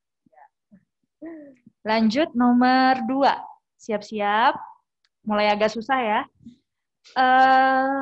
Apa yang dimaksud dengan PCMM? Atau kepanjangannya aja. Silakan. Belum ada. PCMM. Ini di materi sebelumnya ya, sebelum break. Oke, silakan BPOM Semarang, Ibu Farida Nur. Bisa diaktifkan mikrofonnya. Ini Oh, itu kameranya. PCMN, portable, continuous, miniature, and modular. Oke, betul. benar sekali. Sama Bu Farida dipersilakan langsung chat saja di private ke PPPOMN_BPOM RI. Lanjut ke pertanyaan ketiga. Oke, ini pertanyaan ketiga agak serius lagi nih ya. Sebutkan minimal 2 yang termasuk ke dalam critical quality attributes pada biosimilar products. 2 saja. Tadi ada beberapa ini, sebutkan minimal 2. Ya, silahkan kepada Ibu Yuanita dari PT Dewong untuk menyalakan mikrofon dan kameranya. Primary structure, contohnya misalnya amino acid sequence sama charge variant, misalnya diamidated form. Iya, betul. Betul sekali, tepuk tangan. Ya, Selamat kepada Ibu Yuanita, silakan menghubungi panitia di PPPOMN_BPOM RI. Ya. Pertanyaan keempat dari kita.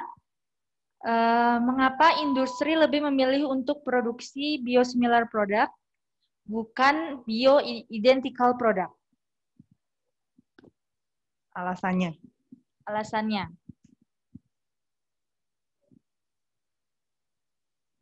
Ya, silahkan. Harusnya ada di slide ya tadi ya. Iya. Dijelasin juga sama Mr. Christophe. Ini ada nih dari Biofarma. Dari Biofarma, mungkin ini Ibu ya. Ibu mungkin ya. Silakan Ibu. Silakan Bu. Karena tidak mungkin ada molekul yang benar-benar identik, apalagi terutama kalau molekul biologi yang dibuat secara proses biologis. Ya, karena kompleks ya. Karena kompleks dan ya benar sekali.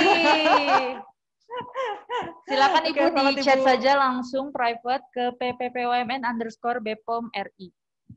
Okay, next question will be delivered by our keynote speaker, Mr. Nicolas, please. Okay. It will be linked to the presentations, of course. So first question would be, so according to the chief technology officer from General Electric, since the early 90s, so 1990s, how many fold decrease in cost of manufacturing since the 90s? Okay, since 1990s. Okay. Yeah, the cost. How many times it has been? How many folds it has been decreased since the 90s, according to this General Electric? Let's see. Apakah ada yang bisa menjawab? Jawabnya pakai bahasa Indonesia nggak apa-apa, nanti kami translate. Yeah. I said it multiple times during the presentation.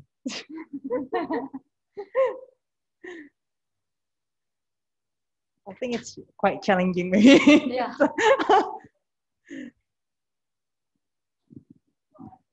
Anyone? Don't be shy.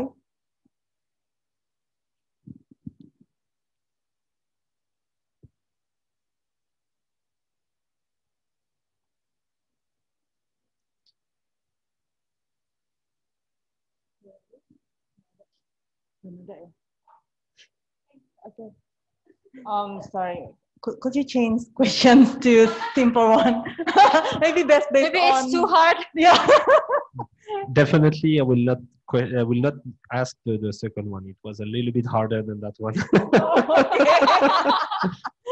Okay. I will try. Let me try to find a second question. Maybe just by the time I answered to that one, it was like 100 times.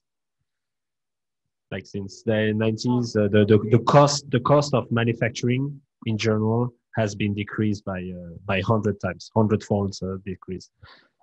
I said it a few times, guys. Joking. Okay, another question.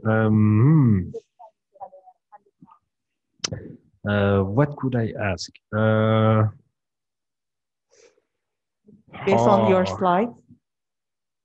Yeah, exactly. I try to make it based on the slide. Okay, I have another one. So, in terms of cost pressure, give me at least 2 examples on how we could reduce the cost pressure when it comes to production, whatever it is. It doesn't need to be biosimilar. It can be anything. But why I say at some point that the cost has been reduced by 100 times is because of many different reasons. If you just cite me like 2 reasons that can be the reason on how you could bring down the cost of production. Sepertinya udah ada yang menjawab. Silakan Pak Dwi dari Bernofam. 2 alasan untuk menurunkan cost. Yeah, thank you. Yeah, so based on your explanation, probably is implicit answer, but I think due to the rapid change and development of technology, and then with some kind of alteration in the manufacturing. Let's say we have automatization right now or a single-use technology in place, so we can have achieve more efficient and then overall efficiency. I think. I will agree. I will accept this one as well. Okay, congratulations. Congratulations. To this, I would just add like it could be. These are very technical and higher skills, but it's totally correct that if you do a correct definition on how you produce, why you do, how you do it, you could reduce your cost. But this is your facility cost. There is other costs that you could reduce directly. It's like, for example, when you buy your raw materials. For example, the raw materials can be one of them. So it depends where you buy it, but it depends as well how you negotiate, saying that, hey, I produce that number of batch or this or that, or if you have raw materials vendors locally or whatever. Same for vendors, for equipments and everything. But yeah, actually this one is an answer that I didn't expect because yeah, it's really more on yourself, how your site can be better. Yeah, congratulations. And then next question, please.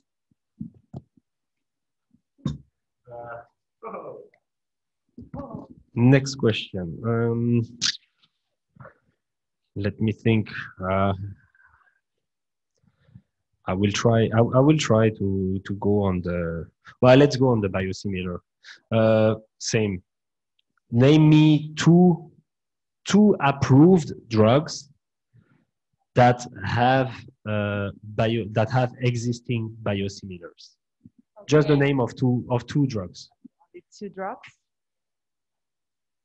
Oke, Pak Dwi lagi, tapi coba yang lain dulu. Iya. Kalau nggak ada baru Pak Dwi. 2 products yang sudah biosimilar. 2 products that have a biosimilar. Sudah di-approve. Ya, tidak di-approve. Ya, silakan. Mungkin peserta lain. Di slide-nya juga ditandain ya, kalau nggak salah. Iya. Diwarnain. Ya. Ini nggak ada lagi. Tidak ada. Bagaimana? Ini kalau tidak saya lempar lagi ke Bapak Dwi. Kita hitung 5, 4, 3, 2, 1 ya? Iya. 5. Okay, I try to turn on my camera. Yeah, I think this very famous Humira, adalimumab, and then probably rituximab or trastuzumab. That's 3 or 4. Bevacizumab. Even 4. Yeah, but at least you have 2 inside, so it's fine. Okay. It works. If you want to give more, for me, it works. So you can give me out of the 4, you have 2 that are good. It's fine. Okay. Okay, congratulations to all winners. Dan untuk Bapak Dwi bisa langsung menghubungi ke panitia. Berarti double dapatnya ya. Lumayan ya. Oke. Untuk besok juga ada kuisnya ya. Iya. Jadi bersiap saja, besok juga akan ada kuisnya dan akan ada hadiah juga untuk para partisipan. Yeah. Okay. So, ladies and gentlemen, finally we come to the end of today's lecture. May all of us get the value and benefits from the lecture. Yeah. We still have more lectures tomorrow and the workshop will be started at 9 a.m. Thank you, and we look forward to seeing you tomorrow. See ya. See ya.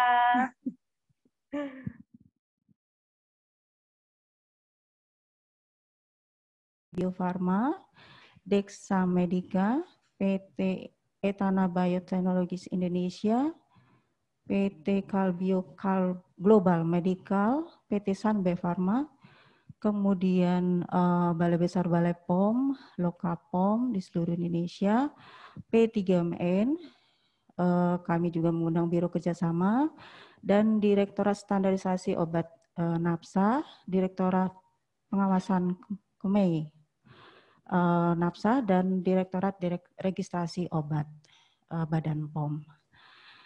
Baik, we can start for the first lecture.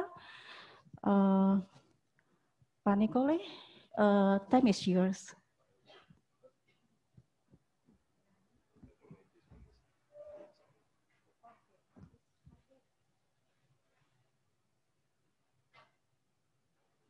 Okay, you can hear me? Okay, fine. Yeah, so hello everybody. Day 2 already. Yeah, I will start maybe with the cell gene therapy, because it's another kind of therapy that is very interesting, I believe, and that can be implemented in any country, even developing country. Because yesterday we have talked about, and that's why I will discuss later about quality by design, but we have discussed as well about the volumes, about producing directly for the patients. And actually cell gene therapy is exactly this. It is normally designed for the patient, so you don't need the big facilities and everything. So that's the reason why I thought it will be interesting as well to discuss about this. And not just me, actually, Mr. Kashuru was as well pushing me, saying like they believe it's part of one of the very interesting future is the present, actually. It's already the present. So there are many reasons to be excited and to be optimistic about the future of the gene therapy. So just the thought that we can use the precise gene modifying technology to repair or correct the genetic disorders is remarkable by itself. So on the tumultuous journey that from the first approved gene therapy that was studied in the 1989 and up to today, so they have been success and stumbles, of course. So however, if you take the year 2017 and early 2018, but 2017 so represented the most promising year so far, with three new gene therapies that were approved by the FDA. We are already at the next slide. Okay.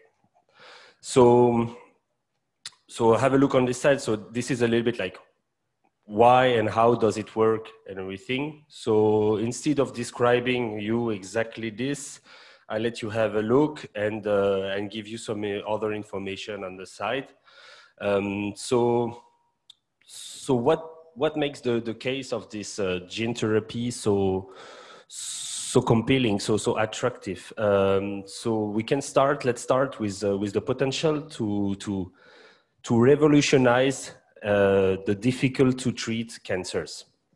if you take like the American Society of Clinical Oncologies, so in their report, the Clinical Cancer and Advances 2018 report, they have recently named adoptive immunotherapy with chimeric antigen receptor T cell, which we call CAR-T, as the most important clinical cancer advance of the year, 2018, so 2 years ago.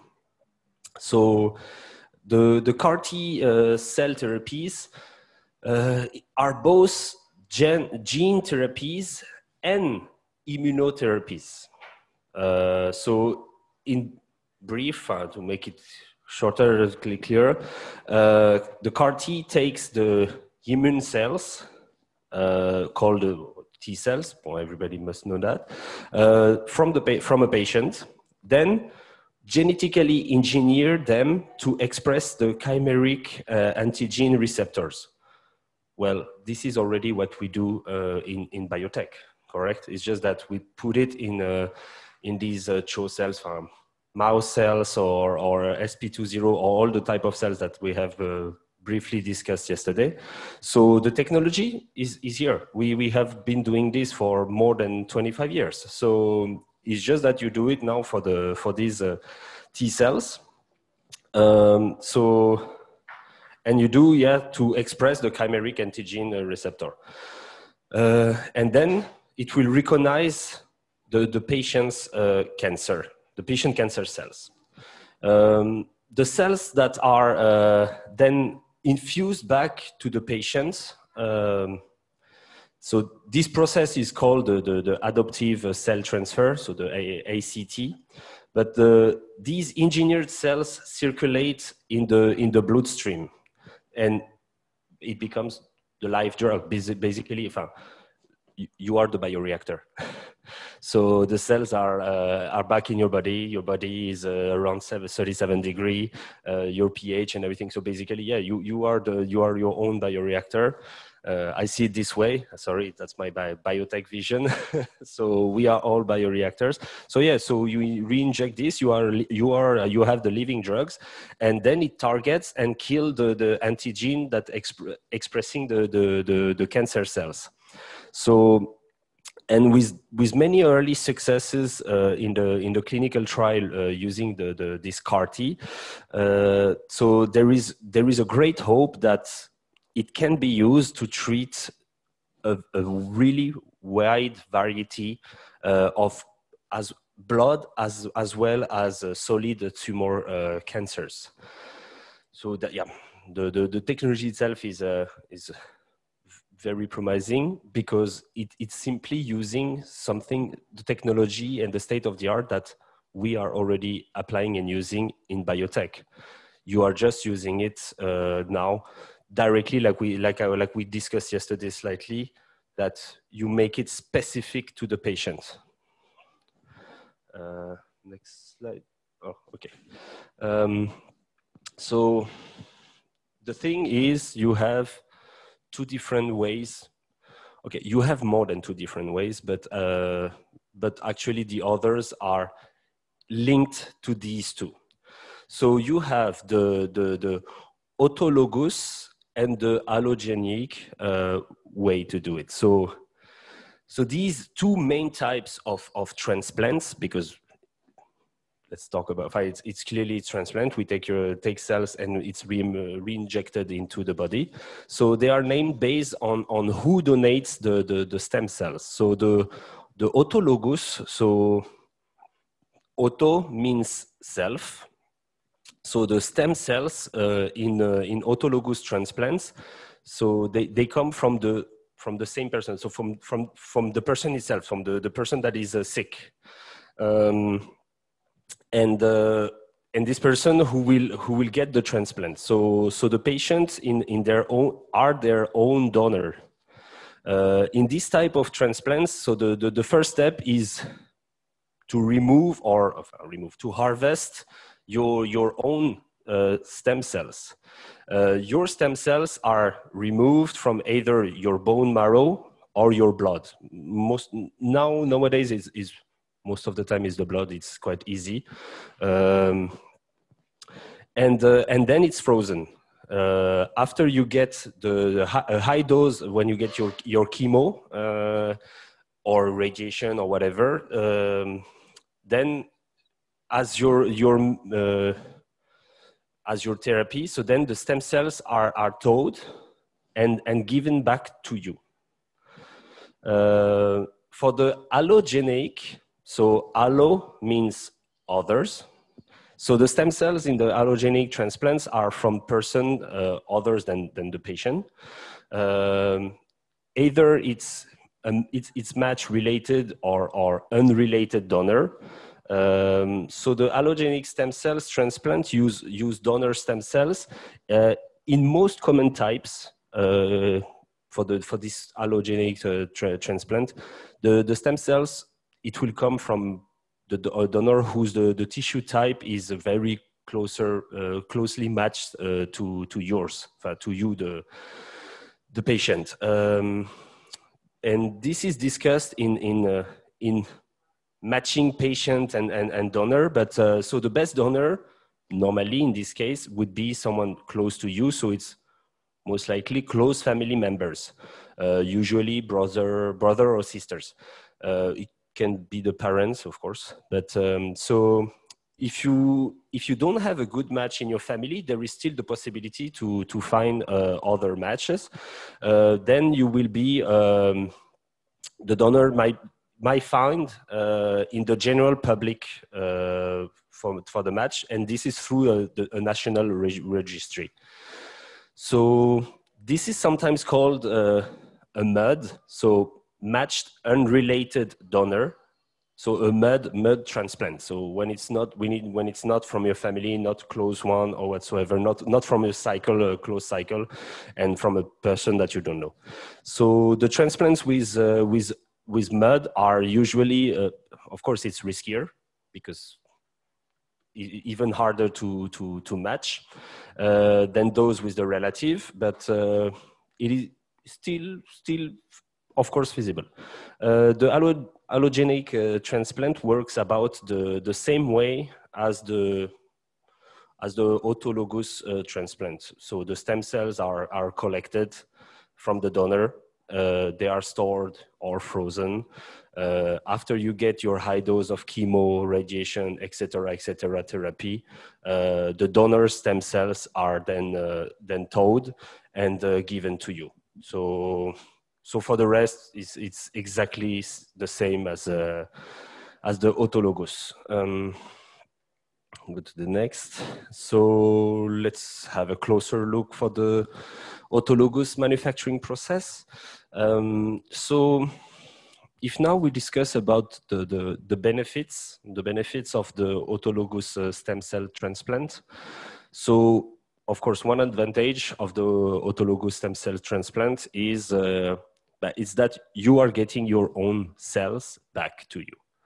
So when you get your own stem cells, you don't have to worry about them, of course, right? It comes from you, so you have no reason to be worried about. And then it's called the handcrafted cells or the craft. So the rejection by your body. So you don't need to be worried about your own body to reject your own cells, like it happened, for organ transplants, etc., where you most of the time have to use other drugs, like Simulect, for example, for the transplants. One of the risks, so there is of course risks for this autologous stem cell transplant. So the craft can still fail, of course, which means that the transplanted stem cells don't go into the bone marrow and make the blood cells like they should. So also the autologous transplants can't produce the graft versus cancer effect, as they call it. So the possible disadvantage of the autologous transplant is that cancer cells might be collected along with the stem cells, of course. That's the problem when you're the own patient. The donor, the patient is the donor, and then later it can be put back into your body. Yeah, no one wants the cancer cells be taken out and then re-injected at the same time as the LT, right? And then another disadvantage is that your immune system is the same as it was before your transplant. So this means that the cancer cells were able to escape attack from your immune system before, and it might still be able to do so after. So this kind of transplant is mainly used to treat certain leukemias, the lymphomas as well, and some of the multiple myeloma, sorry. So it's sometimes used for other cancers like testicular cancers and the neuroblastoma, and certain cancers that you find in children's. So doctor can use the autologous transplant for other disease too, of course, like the systemic sclerosis or the multiple sclerosis, and the lupus as well. For some of the systemic lupus, the erythematosus lupus can use as well this technique. If now we talk about the allogeneic, so the benefits of the allogeneic stem cell transplant. So first, but the donor stem cells make their own immune cells, which could help kill any cancer cells that remain after the high dose treatment. So this is called the graft versus cancer, or the graft versus tumor effect. So other advantages are that the donor can often be asked to donate more stem cells or even white blood cells if needed. And the stem cells from a healthy donor are free of cancer cells. That's another very good advantage, right? If we talk about the risks, so the risk for this type of transplant might not take, so that is the transplanted donor's stem cells could die or be destroyed by the patient body before even settling. Because, yeah, like we said it before, it's not from the donor, so it might be recognized as alien bodies. So this would be called the graft versus host disease. So yeah, why? Because so the immune cells from the donor might just not attack the cancer cells. So they could attack healthy cells in the patient body. So yeah, this is what we call the graft versus host disease. So there is also a very small risk of certain infection from the donor cells. Even though the donor are tested before they donate, you still have a higher risk comes from infection that you had previously, and which your immune system already has it under control. And then these infections might surface after the allogeneic transplant, because your immune system is suppressed, is held in check. So it's suppressed by medicines, by the immunosuppressive drugs, and such infection can cause serious problems, and of course even the death. There is one other type that is interesting with the allogeneic. So it would be that you can take blood can be taken from the placenta and from the umbilical cord of newborns. So this is a type of allogeneic transplant as well. And this small volume of cord blood, so it has a high number of stem cells. So, and these stem cells have the tendency to multiply quickly. So that's why it's very interesting. So the cord blood transplants are done for both adults and children. And by 2017, there was an estimation of 700,000 units, so batches of cord blood that had been donated for public use. And even more have been collected for private use. So in some studies, the risk of a cancer not going away or coming back after a cord blood transplant was less than after an unrelated donor transplant. So this is something that can be highly considered as well, because of the access as well to the cord blood and to umbilical cord placentas and everything. I think that makes what would make the future of allogeneic transplant very, very interesting and way safer as well, as much as in terms of risk to the patient, but as well in terms of success rate. Okay, so now if we talk a little bit about the manufacturing, the manufacturing process. So yeah, I'll let you have a little look on this one. So the figure 1. I would say that the key considerations for gene therapy manufacturing and for commercialization.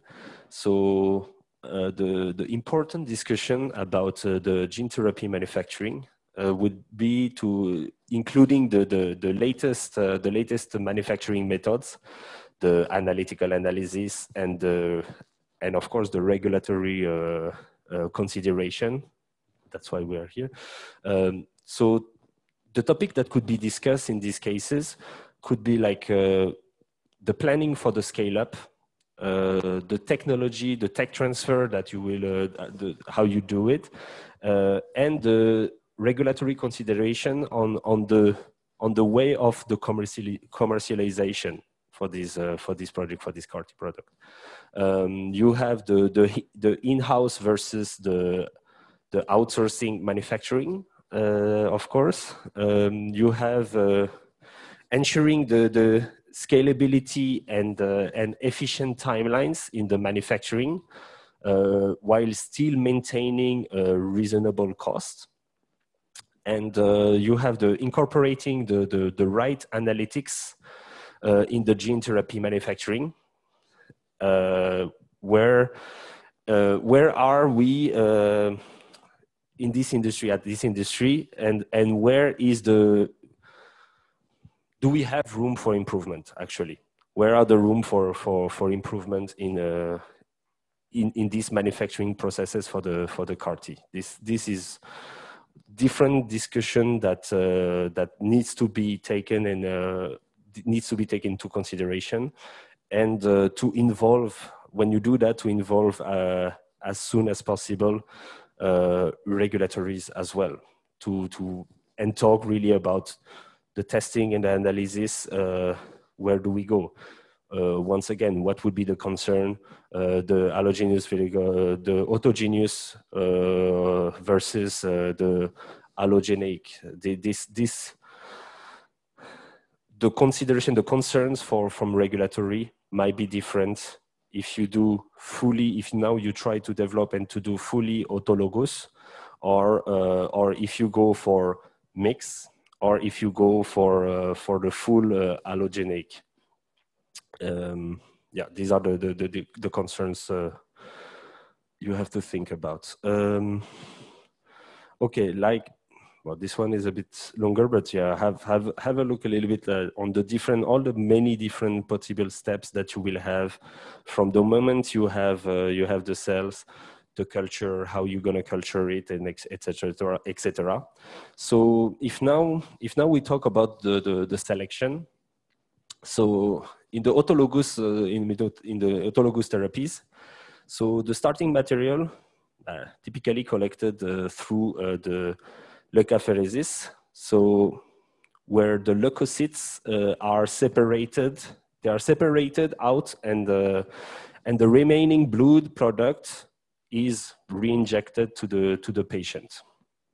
So as there is some inherent variability in the cell population, so process to remove the unwanted cells or isolate specific population of cells, this has been developed using a variety of different technologies, and this can include like physical separation via the centrifugation, like we do for the harvest in biotech.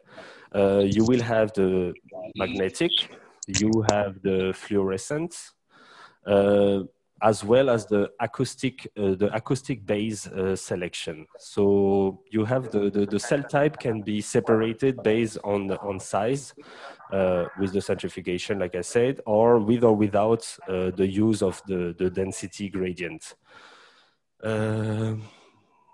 Then we have the media, the density gradient media system. So that will enable the removal of the unwanted fractions of the leukapheresis products, such as the granulocytes, platelets, remaining red blood cells, and other possible contaminants. Now, if we talk about activation, so there are several technologies as well that are available for the activation of the human cells, so including the cell-based activation. You have the bead-based activation and the antibodies-based activation. The antigen presenting the cells, so the APC, such as the dendritic cells and the macrophages, are all endogenous activators of the T cells. So when we talk about the APC, so the antigen presenting cells, they are used in the activation of tumor infiltrating lymphocytes and the viral specific T cells. The benefit of using this antigen presenting cells for the activation in manufacturing of the cells ex vivo is that they provide, they provide a more in vivo-like stimulation of the human cells. After this, we would have the transduction. Transduction describes the step where you have the gene modification, like the addition of the CAR to the T cells. This occurs via the introduction of integrating the viral vector. So typically you have the gamma retroviral or the lentiviral. To the target cells. So the transduction can be performed during the T cell activation. So it can be done during the activation that we discussed just earlier, or it can be subsequent within the next 1 to 3 days. So doing it in the subsequent days after the activation seems to be offering a higher efficiency due to the increase of the proportion in the cells that are already dividing, because you have activated them, so they are in the process of dividing, and this promote as well will promote and help the transduction. So the process itself is usually a simple addition of the vector reagent to the culture vessel, so they don't make it very complicated, no transfections, no specific transfection technologies. If now we talk about expansion, so for most cell therapies, the cell expansion is required to reach the clinical dose required. So there are several platforms available that enable the expansion of the cells. For immunotherapies, the most commonly used system are static gas permeable bags. The J-Rex, I don't know this one, the J-Rex bioreactors, maybe some of you know about, or the wave mixed bioreactor. This is what I've seen a lot, the wave one. Or small bioreactors as well. This is what we have, for example, on my site in Singapore. After many different processes for systems, so like the Miltenyi Prodigy system. So all of these, all these having their own inherent advantages and disadvantages. So of course, this is just a decision and a discussion to have when you do the design. If you want, when you go this path. So there are also quite a few new technologies for this in this platform. So that are developed for the growth of cellular therapies. You have many companies that offer a gas permeable bags. There is like a company like Saint-Gobain or Charter Medical. They apparently provide that as well. Honestly, I haven't seen this yet. I haven't had the chance to work with it. We haven't tested this on my site yet. MyCom, let's see. These are designed to enable a high rate of the gas transfer to the cells at the same time that is maintaining the low water permeability and so enable the culture of the cells in a closed system. So this, yeah, it's not conventional. It's different from the conventional tissue culture flask that are used in general, and many groups apparently have demonstrated that the growth of the T cells in this bag are better. I wait to see it for myself. Then the thing that is important, that would be important for regulatories, will be the in-process analytics. So yeah, as this field of immunotherapy processes, so from an academic workflow to clinical manufacturing, you have this need of a continuous measurement of the CQAs, of the critical quality attributes, and that will be the next frontier, of course. So it will broadly describe the field of inline process analytical technologies, so or the PATs.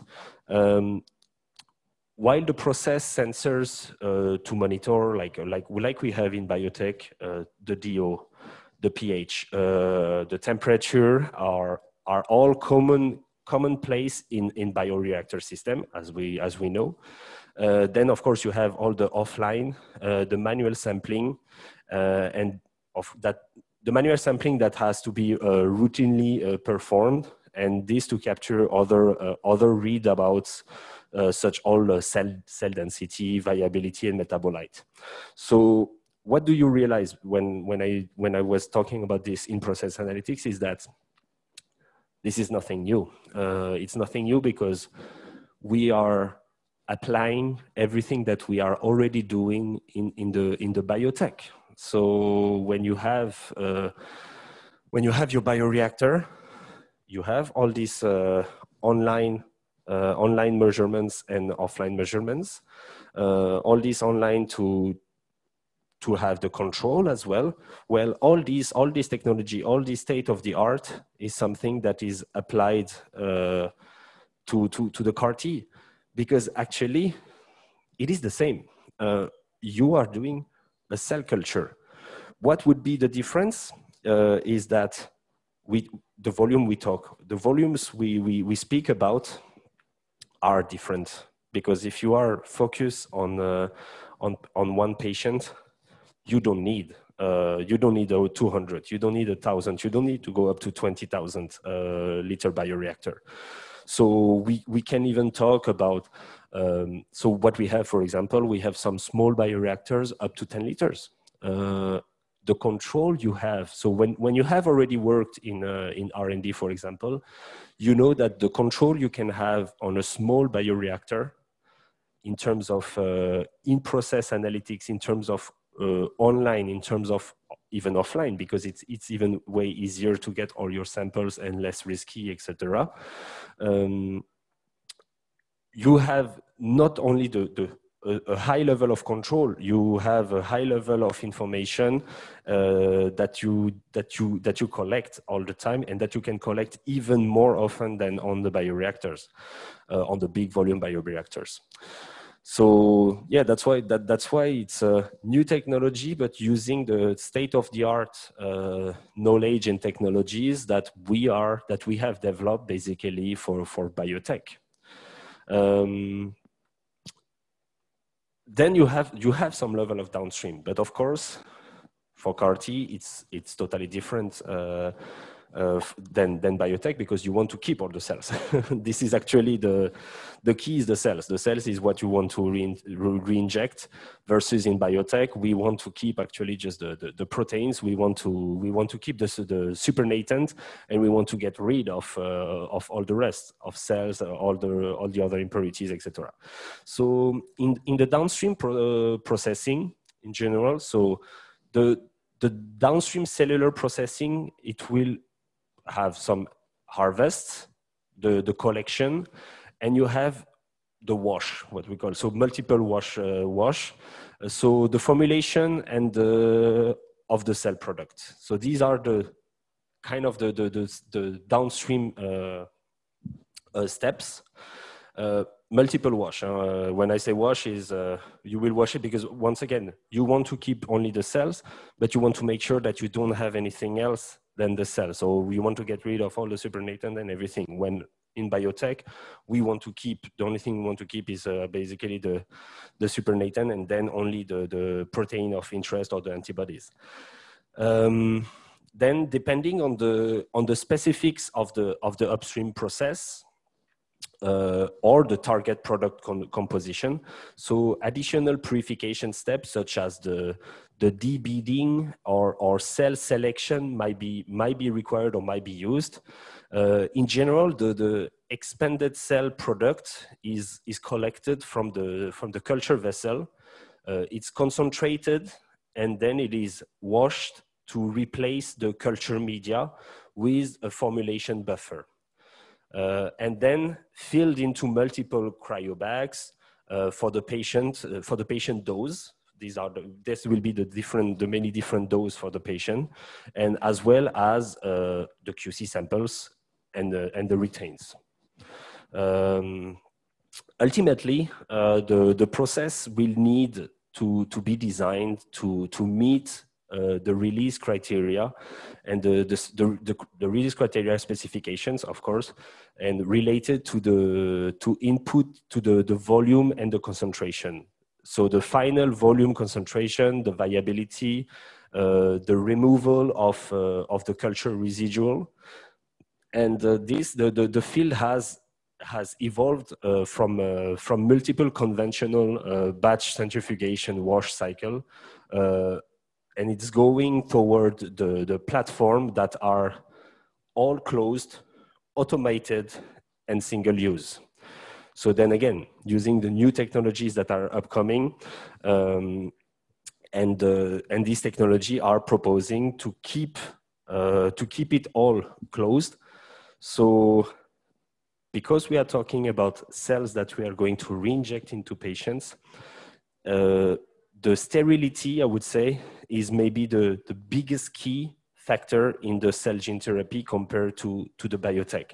Because if now we say in the biotech, for example, for bad luck, or not even bad luck actually, just think about it. When you do your harvest, when it goes most of the time in the centrifugation, when it goes in the filtration steps, so the depth filter, etc., these steps are non-sterile, because when you do the installation of all these big cartridge, all these big filters and everything, the room is normally monitored, but this is not between the moment of the centrifugation, so the end of the start of the harvest, when it goes into the centrifugation, until it reach the final sterile filter, most of the time 0.1 filter, just before your harvest tank, your harvest tank, all this portion is non-sterile. But you don't really care, because actually this is the step where you get rid of your cells, of the media, and the only thing you want to, majority of what you want to keep is actually the supernatant. And it goes and it's replaced by buffer and everything. So even if you have the integration of bacteria or whatsoever, no, first they won't have the time to really grow at that moment, and after you have a final filter before going into a harvest tank. But this final filter gets rid of the microbials. It's great. In this technology, you cannot use a filter, a 0.2 or 0.1 filter, because what you want to keep is the cells. And your cells are already bigger than any bioburden. So having the new technologies that will help you to have all the cycle, the wash cycle, everything that you want when you want to get rid of everything except the cells, and you want just to keep the cells, all these new technology that propose automated, single-use, but more importantly, closed environment to do all these steps. This is extra good justification in terms of not quality, of safety for the patient, and to be presented to regulatory. So this will be an important aspect of it. Now, let's see a little bit. So didn't work. Wait, the next slide.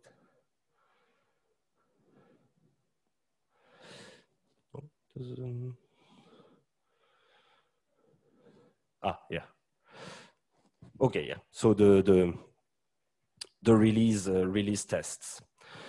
It doesn't cover everything, but you have quite a lot of information, a lot of tests that should be taken into consideration for the release. So as much as for regulation, then for the industry to take consideration of. So this table 2 summarizes the example of release assays for the CAR T cells. So using different genetic modification methods. So you have a number of release assays used in ongoing phase 1 clinical trials, and these are summarized in a recent review articles as well.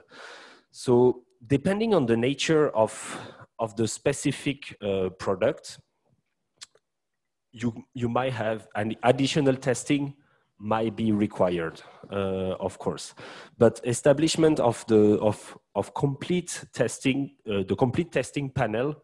So with the guidance, this needs, of course, in this case, this is where you need the guidance of the regulation, so FDA, whatever. So in the early development phase, this is essential for the final commercialization of your product. So I repeat, so this is the moment where it's interesting, is like, it's really at the moment at the phase 1, at the clinical trials and everything.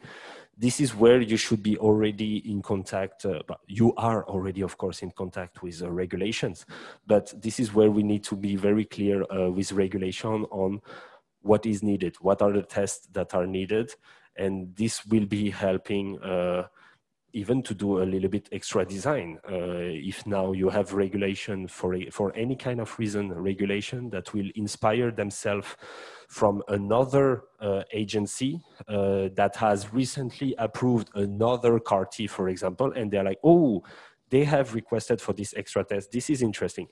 This can add an extra step or a different kind of design when you do the culture of these cells. So yeah, manufacturing the CAR T cells toward the commercialization is needed to have this close relationship and communication with regulatory agencies. These are personalized therapies. So the autologous cell-based therapies, it poses a distinct set of manufacturing challenges. So in contrast with the allogenic donor bulk manufacturing the scale-up concept, the scaling up for the patient-specific CAR T, so cell manufacturing requires the ability to accommodate multiple independent productions in parallel. So the current CAR T cell manufacturing platforms are very labor intensive. The issues that relate to the quality control and single lot release, this add onto the complexity of the individual manufacturing, and this drastically increase the cost of the goods. So pharmaceutical and biotechnologies companies they are really just entering the adoptive cell therapy space. And at the present, the most extensive experience in CAR T manufacturing, it still lies in the academic centers. So you have a lot of partnership between industry and academic centers. We could take as example the Juno Therapeutics with the Memorial Sloan Kettering Cancer Center. You have the example of Novartis with the University of Pennsylvania. So actually this one, when I was in R&D, this is where this pretty much happened.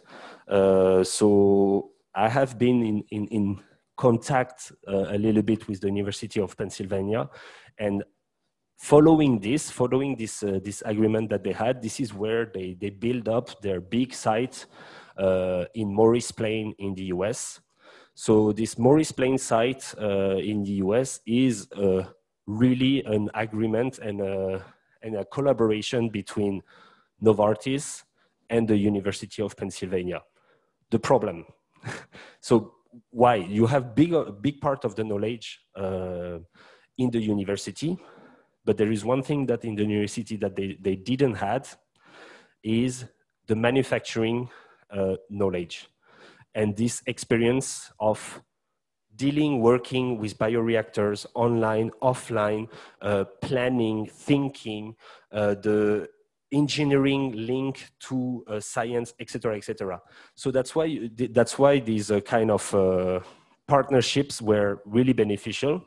And like I say, in the case that I know the most is the case of Novartis, because I was there and I was helping, is that we were sending people from R&D to, of course, to learn a little bit from the university people, of course, but to teach them as well what is the standards, because they didn't know what was GMP. So that was one thing. GMP was one thing, but the state of the art. So having a partnership is always important for anything, and even more in this case. So this is a partnership, universities and industry, but you have let's not call it a partnership in this case, but this close communication that you need to have as well with regulatories from the get-go, from really the very beginning. This will help as well for the commercialization. So then, yeah, just to finish on this one, like the challenges for the development of more controlled and cost-effective manufacturing process, this has yet to be overcome. So the therapeutically active T cells or the subsets of the T cells remain, it remains to be identified in the manufacturing starting material. So the complicated manufacturing process, it needs to be simplified. Well, it is already on the way of being simplified. Every other day, you have some great advancements on this. And then, yeah, like I said, it should be identified. And then the complicated manufacturing process, it needs as well to promote a standardization, and this standardization to bring to a yield products and increase the defined composition. So the implementation of a fully closed system. So this already this will already alleviate the costly GMP manufacturing environments, which are already a requirement, of course, and such as the GMP plants and the labs of the intensive environmental monitoring plants. So, and then of course you have the automation. So automation to avoid the operator-induced error. Once again, this is very sensitive. It is very sensitive because like I said, once again, it's things that you won't really see. If we talk about virus or whatsoever, because it's human to human, the kind of mistakes that can happen in biotech under a BSc or whatsoever, most of the time it will bring to a contamination. Contamination that you will see directly within 1 day or whatsoever. Okay, you lose your batch, you lose your batch. If now we talk about a virus contamination, because we talk about human cells that are going to be handled by humans, either you need to have very highly skilled personnel, and highly skilled personnel is simple. Is training, and after that is experience. By doing 10, 50, 100,000 times, this is how you generate and you create high level personnel to handle these specific steps. So the problem is, like, the more of these steps you have, the more challenging it will be, and the more regulation should be challenging you. So yeah, so this is the big difference with the current biotech industry and how we work. Once again, we talk about human to human. There is a lot of things that I won't repeat myself, but yeah, you viruses and everything when you work with human cells. So that's why that's why thinking and developing or using already the state of the art in terms of automation to avoid these operator errors. So this is also pressing the issues that we need to address. So new manufacturing tools need to be developed and tested in this case. Once I say it again, they are already on the way of being developed and tested. At the moment as we speak, this is of course, because it's the present, but it's already the future of this industry. All the vendors are working hard and scratching hard their head on this.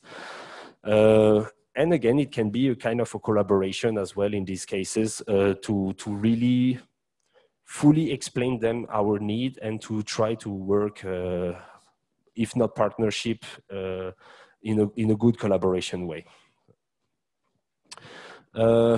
Last but not least, in these steps, as you might have noticed during the discussions, is that you have, of course, you need to freeze the cells. So freezing the cells is, for example, when you collect them, as well as when you will transfer them again.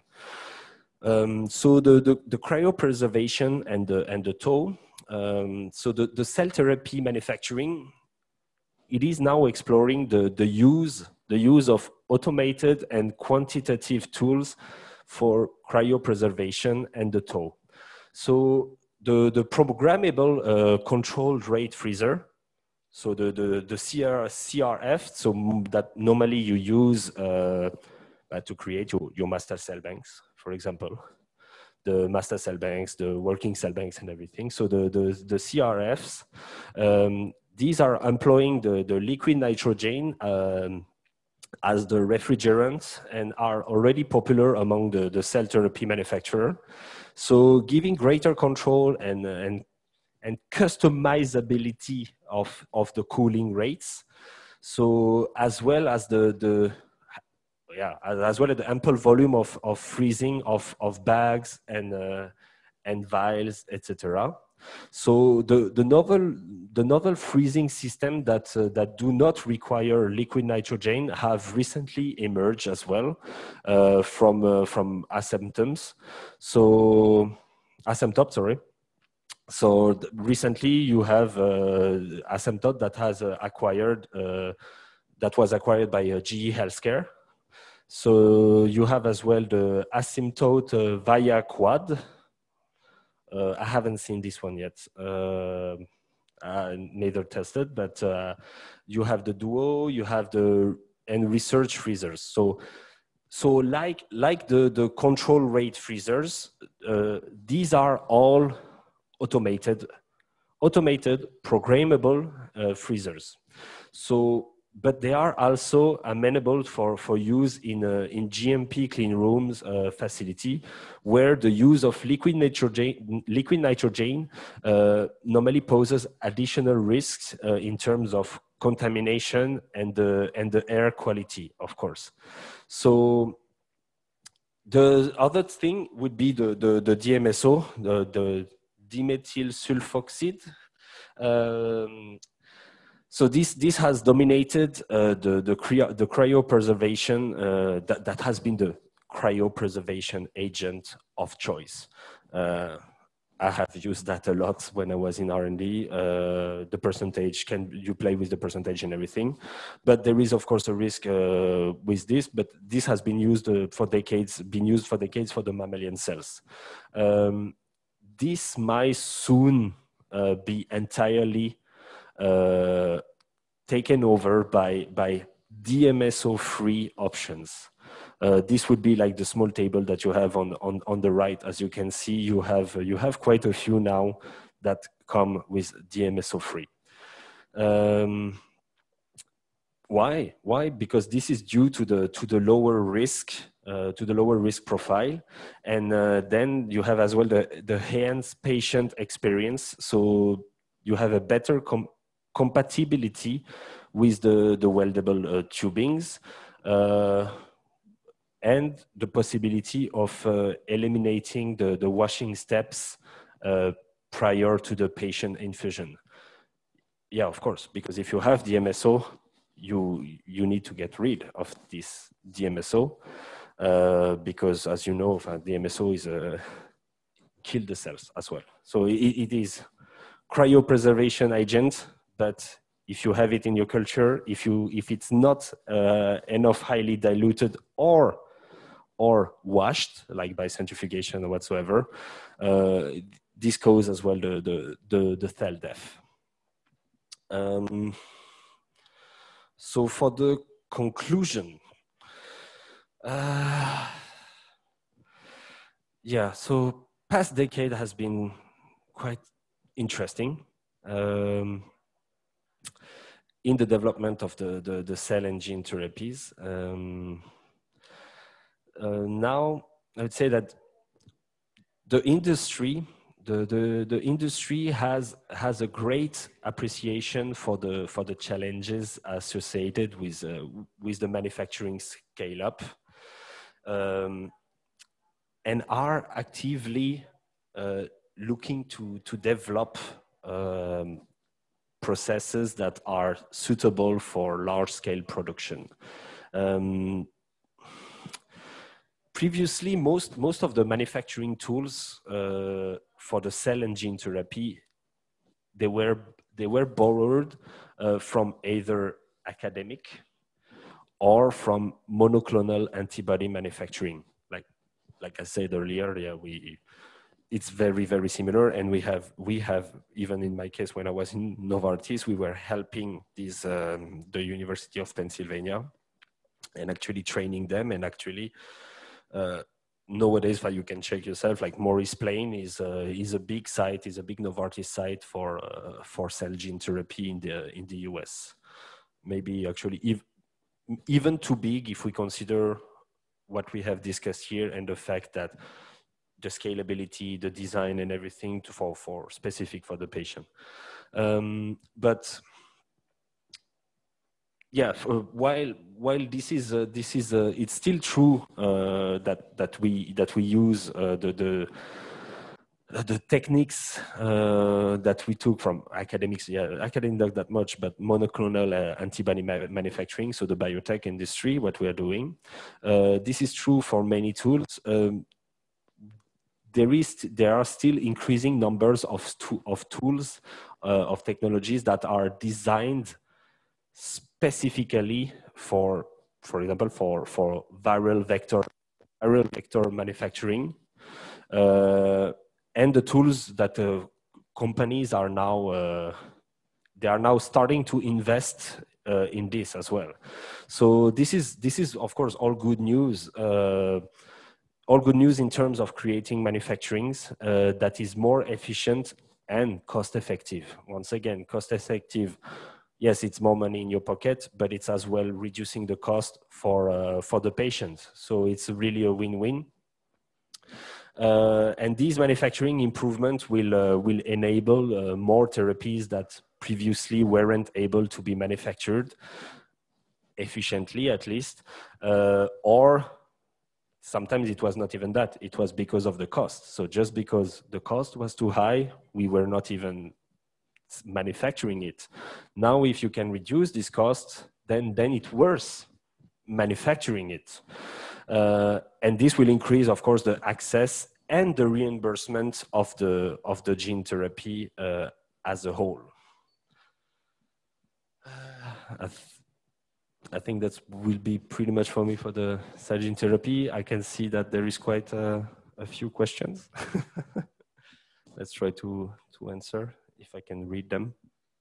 Thank you, Pak Nicolas.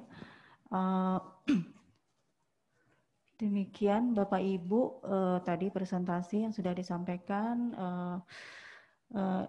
It is the interesting presentation. It's very interesting because it's a new technology.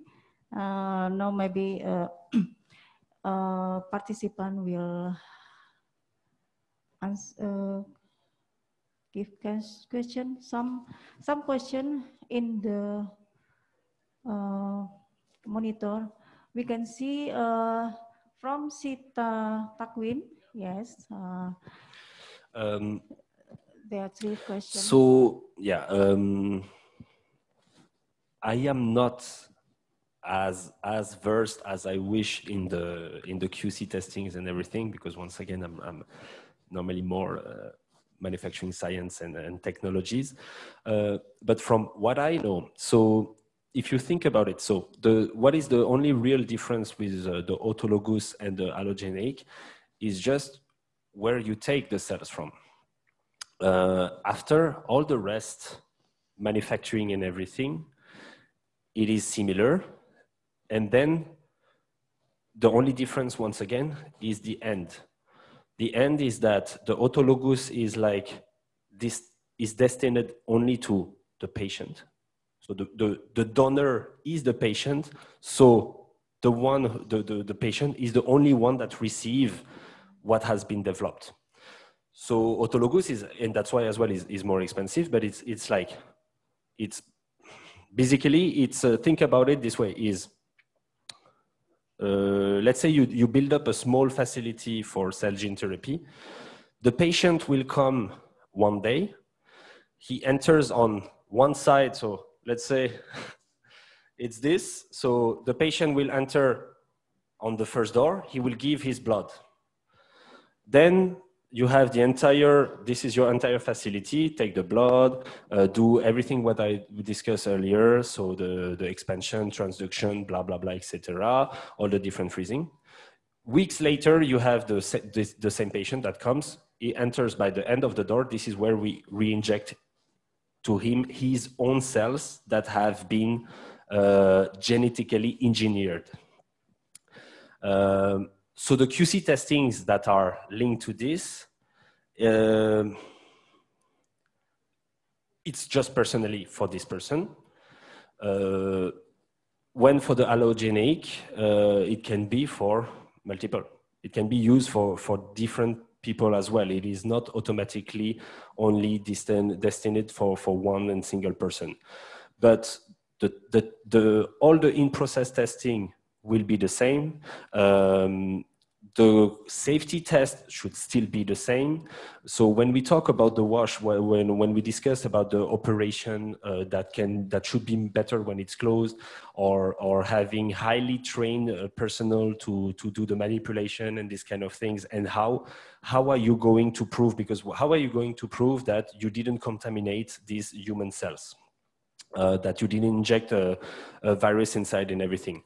This kind of test will be the same for the autogonous than the allogenic. So I would say in terms of general testing, it should be the same because the risks remain the same. It's just that one is destined to only one person, and that's why as well it's a high cost for this kind of CAR-T. The other can be destined to multiple patients. The quality need remains the same. Then second question is how long does it take to manufacture? How long? Actually, it can be a question of weeks. It's just it really depends on the quality by design that we have discussed. So manufacturing, we don't go in such a high volumes. The only thing that might take the time will be then the selection steps. This selection step is the only thing that you need to have a highly good design to reduce the timing of the selection and to ensure that you go smoothly and fast to the selection of the best clone. But for the rest is as we said, is industry-like. So it's a mammalian biotech. So after is expansion, it's culture, cell culture, and everything. This and once again, you don't need the same volumes. Once again, it will depend how many patients and everything. But normally, you don't go for a 20,000 liter culture. So if you go up to even a 50 liter or whatsoever, we will talk from the moment you thaw out the cells to the moment you reach the maximum for the harvest. We talk about what? About maximum 2 weeks. So if you can reduce your selection steps and you have a highly defined it by the quality by design that we will discuss later, you reduce it, I don't know, for example, to 1 month, 1.5 months, you can have it within a total of okay, we talk about best case, but 2 months seems to be possible. But this is when we are really at the highest level of knowing what we are doing, knowing what we produce, knowing all our different steps, because it is not going to be different. Once you have clearly defined that for a new patient, or for a new disease or whatsoever, you will just do the same. The selection will remain the same. All the expansion, etc., will be the same. The transduction will be the same. The downstream most likely will be the same. Potentially the downstream you will have some extra wash steps, and this again will depend on the technology that you use. So your question is like, if we talk about the very best case, which is not the most cost-effective one, but best case means you use all the new technology, all these the gas pouring, the bag pouring gas that we were talking about. You use all these closed system for the washing, etc., etc., etc. Yeah, then you could reduce this timing to maybe 2 months, maybe let's say two to 3 months. Otherwise, yeah, it can be a bit longer. And a bit longer will depend, once again, on how much time, money as well, you have invested in the design, in the equipments, in the people as well. And then this time can slightly increase as well, of course. But I have seen, this question was more for the allergenic, but I have seen for autologous, I've seen patients I've been into meetings when I was back in Novartis and when we had the discussion that they had patients because it was really, they were at the extreme limit. Once again, this was still in the clinical trial, let's be clear. They were really at the limit. These patients were like, if we don't try this, no matter what, they will die. They were destined to die within, the doctors were saying like within the next 4 weeks, you die.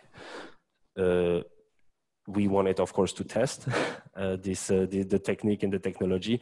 So basically you had less than 4 weeks. So in the autologous, it was, we were capable to do it fast. But once again, this is an investment of time. You had personnel working pretty much 24/7. I exaggerate a little bit, but close to that. In terms of it was really every day for the selection to try to push it to the maximum in terms of taking care of the expansion and everything. And yeah, within 4 weeks we were able to do it. We respected purely the 4 weeks. The third question, like for the allogeneic transplant, what is the specific criteria for the donor selection? Is it similar like donor selection to blood donation, transfusion? It's higher. It's higher than blood donation, of course. Blood donation, I am B negative. Anybody with a B negative or with O can give me blood. That doesn't mean we are alike in terms of transplant. I would say, to answer this one, I would say, think about the same way as organ transplants. You need a higher level, way higher level than just simply the blood to even think about transplanting the organ. So that's why in the presentation when we discussed, we were like, normally we will go for brother, sister around. But I said as well that you have the possibility now that they are exploring and everything, the umbilical, the placenta cells. These apparently, what they seem to, why they do that as well, it's because it seems to be like more indifferentiated, so it will be able to be injected into more patients that are alike. So, but otherwise, no, you need quite a high level of transfer to reduce the risk of rejection. Next question. So we have my question. To BPOM team. That's not to me.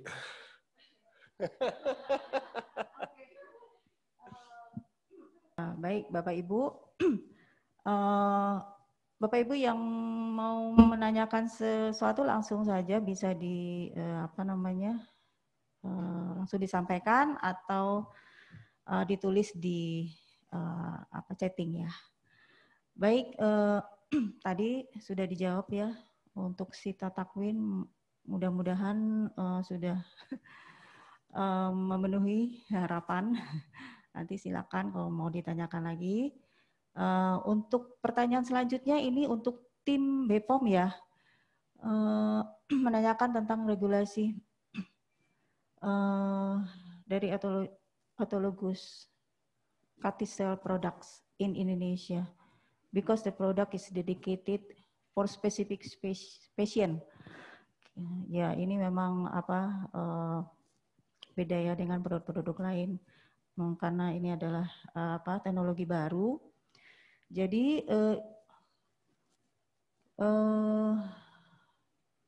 about the registration of this product, oke. Jadi ini mungkin informasi dari bagian registrasi ya, Bapak Ibu bisa menyampaikan. Ini kami dapatkan informasi dari registrasi obat. Baik, jadi persyaratan registrasi bisa mengacu ke Perka BPOM nomor 24 tahun 2017. Yang secara umum sama dengan prosedur dan persyaratan produk biologi dan persyaratan yang produk biologi yang lainnya. Nah, untuk persyaratan khusus bisa mengacu ke pedoman yang berlaku secara internasional, regional, atau negara dengan strengthening regulatory system seperti WHO, ICH, EMA, FDA, dan lain-lain, termasuk persyaratan GMP-nya. Sesuai dengan Permenkes, produk-produk yang harus diregistrasikan di jadi sesuai dengan Permenkes, produk-produk yang harus diregistrasikan di Badan POM adalah produk-produk yang diproduksi secara massal.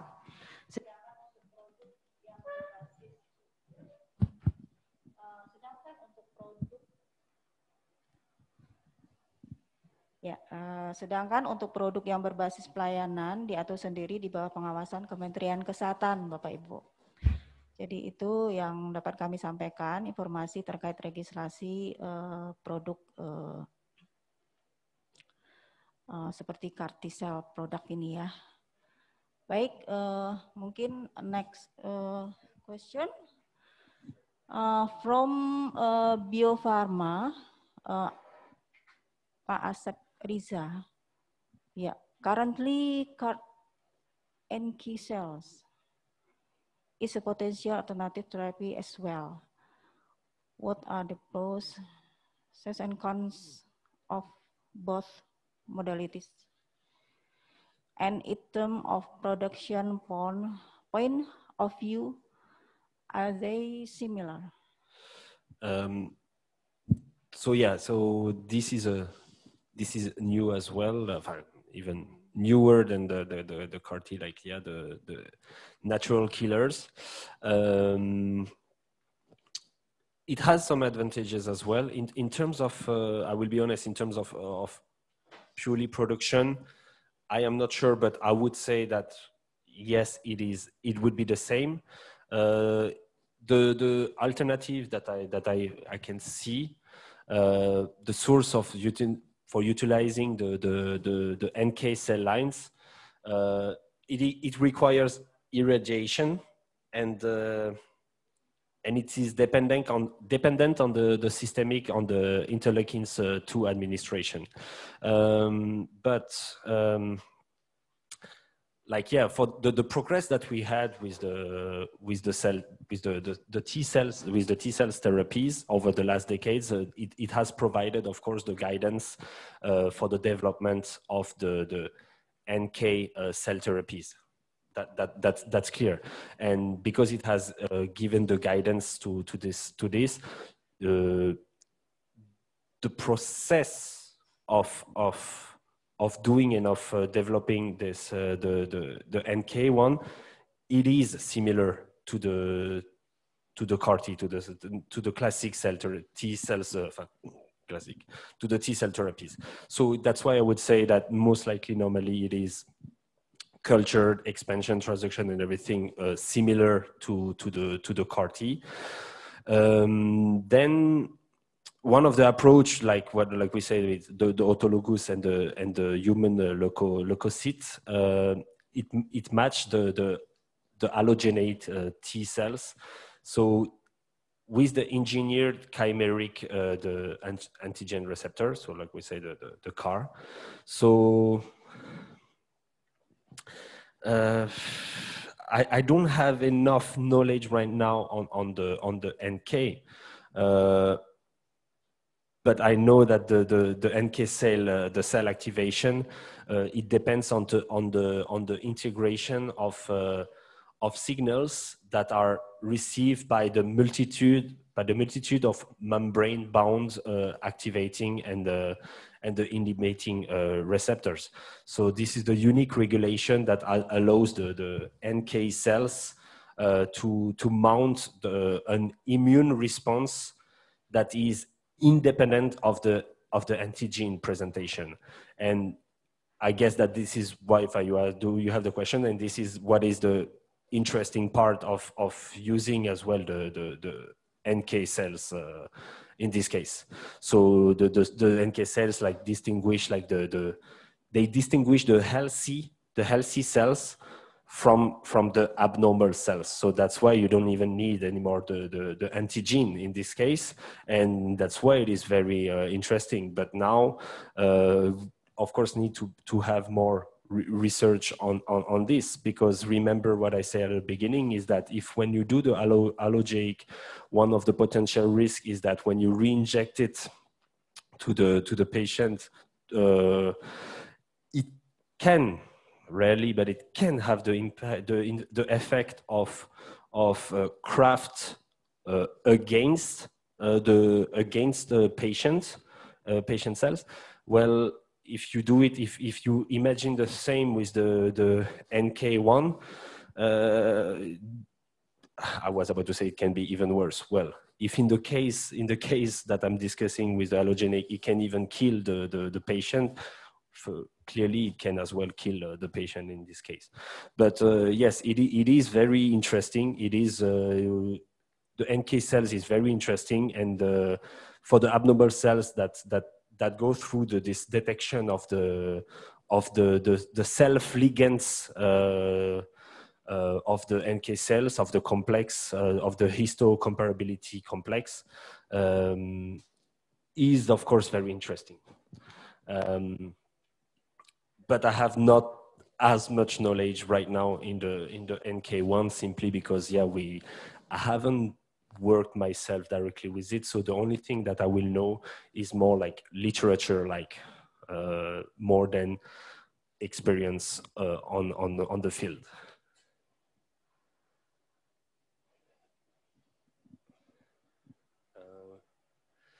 What is the next one? Okay, next question. Yes, from Wangsa, DLBS.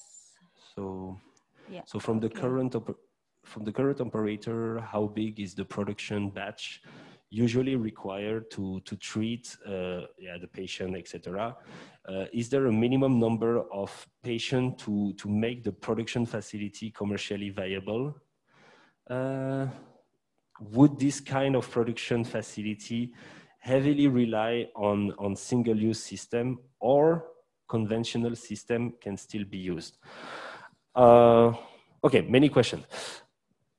If we talk about commercially viable, I wish I could answer you, because then I would most likely start it myself. No, I don't know exactly. But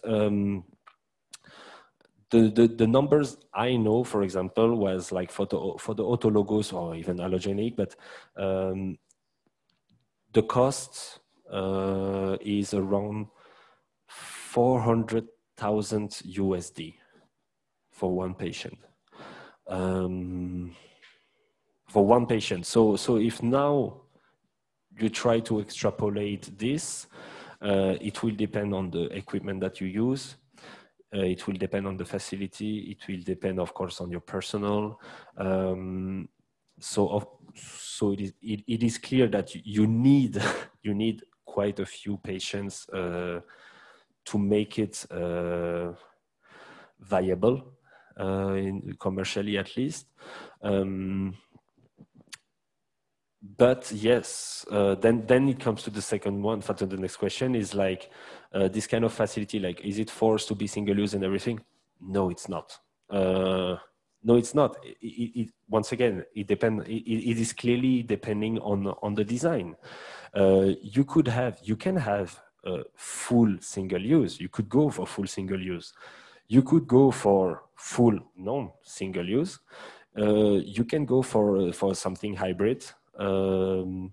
It can be, for example, what we discussed at the end was like the washing and the fact that you can have something automated and closed environment. You could decide to go for this, for something that is single use, but everything that is the expansion, the cell culture itself, no, you can of course definitely use a bioreactor that you have, glass bioreactors that you will clean, that you have a cleaning qualification on it. Yeah, they are cleaned, they are autoclaved, and of course reusable. No, yeah, you are not forced, definitely not forced to go for full single use. And actually, I would say, the single use is they realize that even in the biotech industry, that full single use is not always, in terms of cost, is not always the most cost efficient. It is cost efficient on the spot when you create this the facility. We can take the example of Amgen in Singapore, that is now they have a full single use facility. Yeah, they decided to go for that, but why did they decided to go for that is not just the simple fact of the cost reduction and compared to stainless steel, because stainless steel come with CIP, SIP, etc., etc., etc. For them, what they had in mind is the fact that they can close down and move this factory whenever they want. So right now, Singapore, when you install the new factory, gives you kind of 9 years kind of tax-free.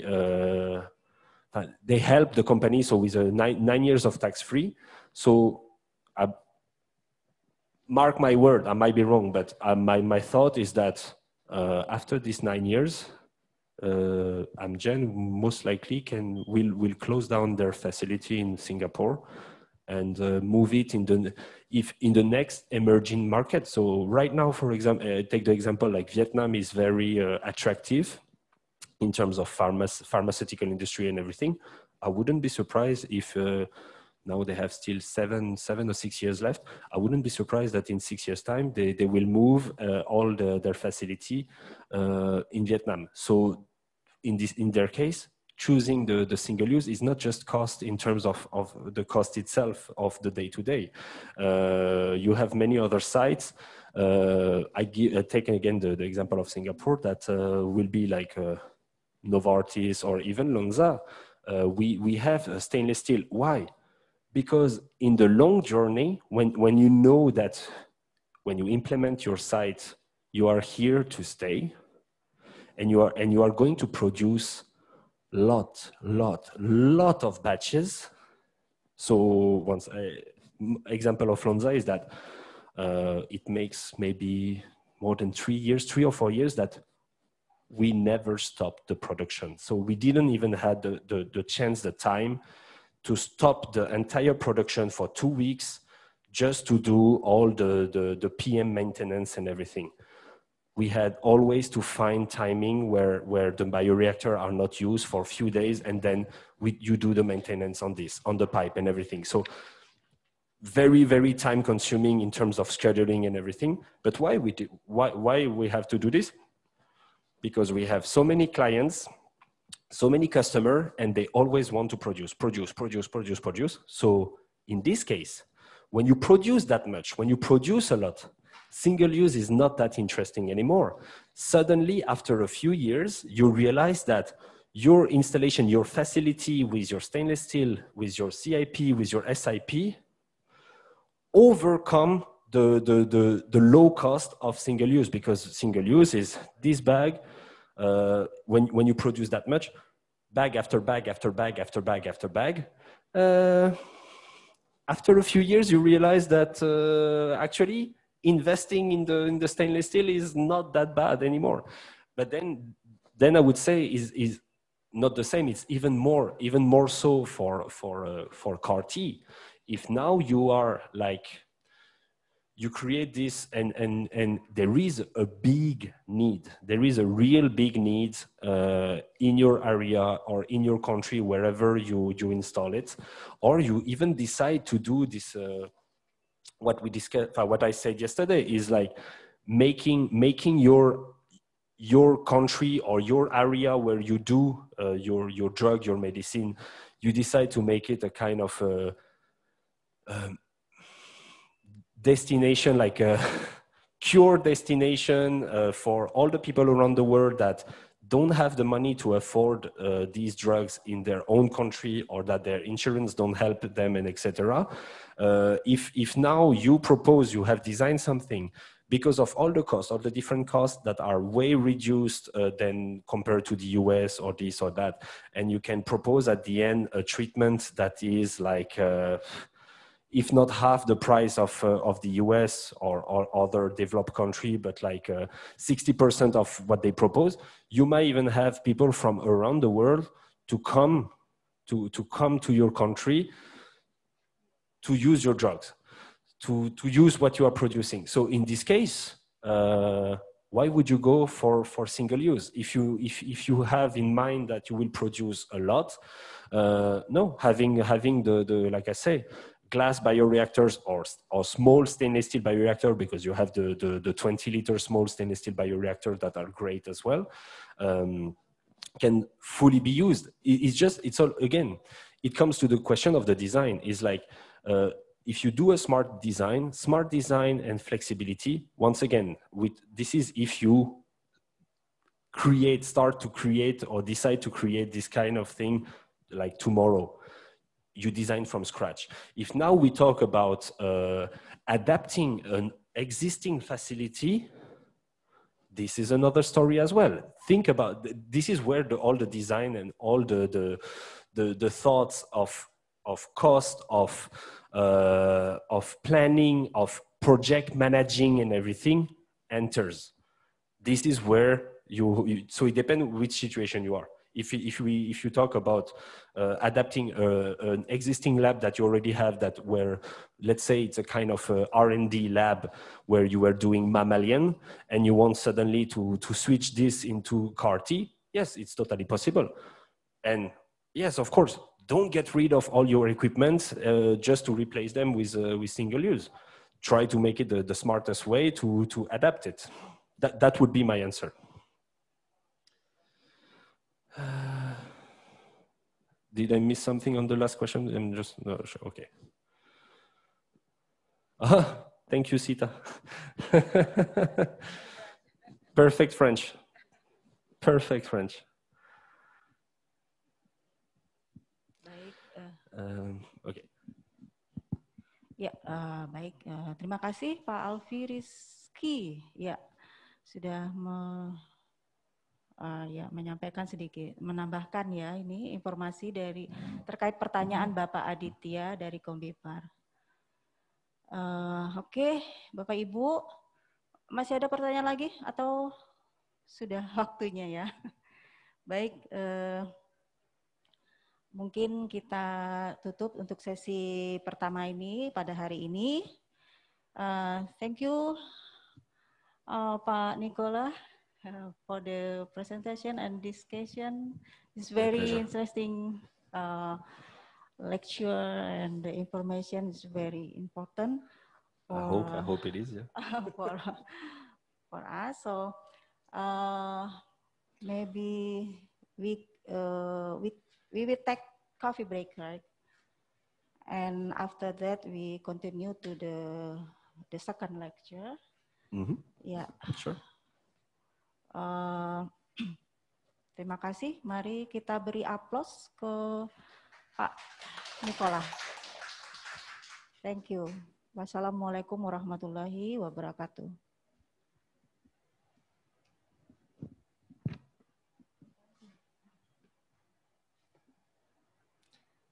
Okay, thank you for a nice presentation, Mr. Nicolas. Dear ladies and gentlemen, for the next session is a break for 15 minutes.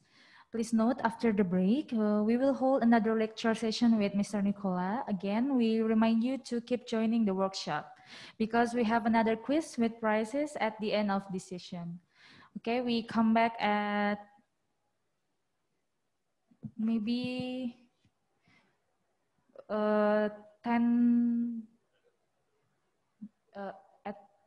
at 11, okay, at 11 o'clock. Thank you.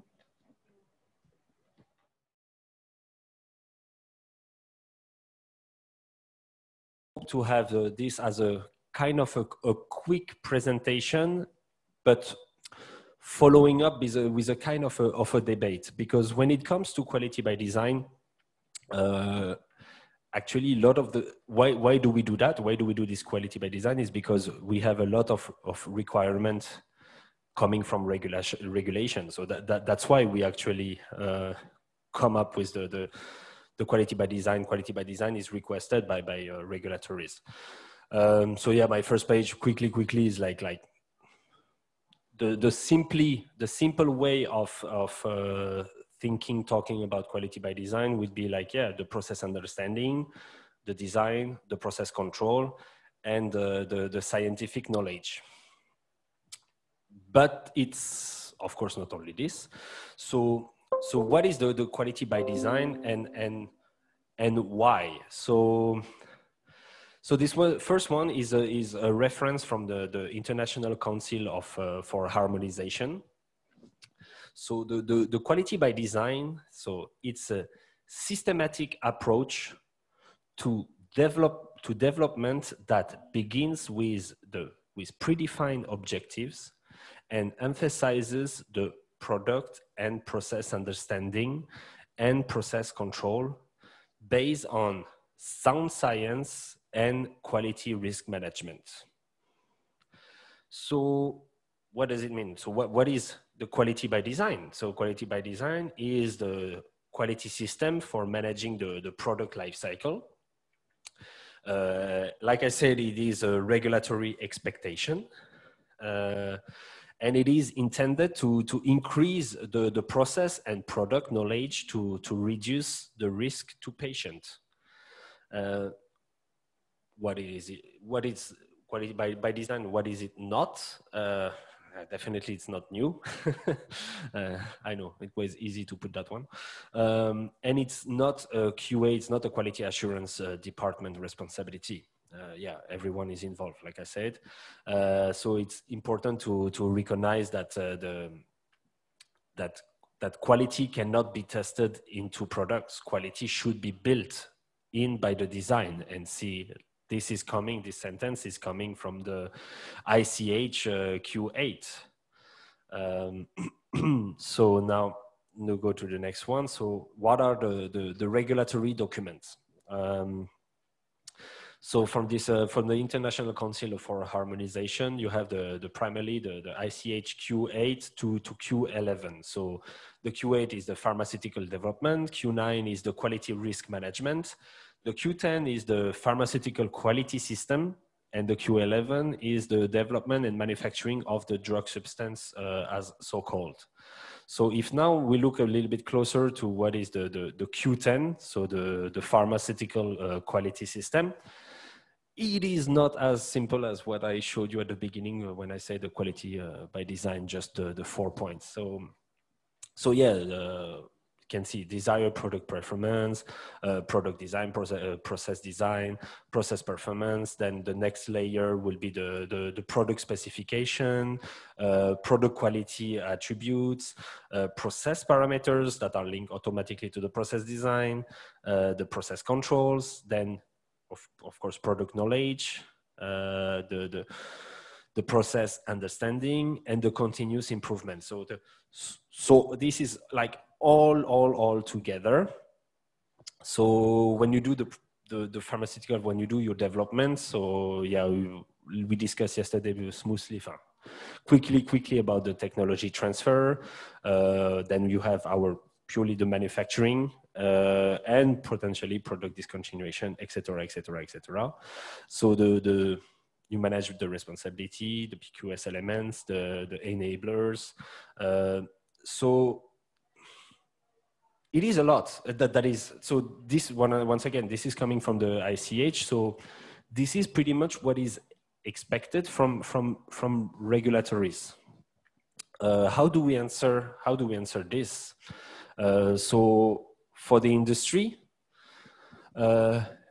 industry response has been, because it's not new, like we said, this response to the regulatory to regulation will be like, so it's based on the interpretation, of course, but however, even if we talk about an interpretation of the previous slide, there is still kind of level of common understanding, and in this common understanding you have like the process design.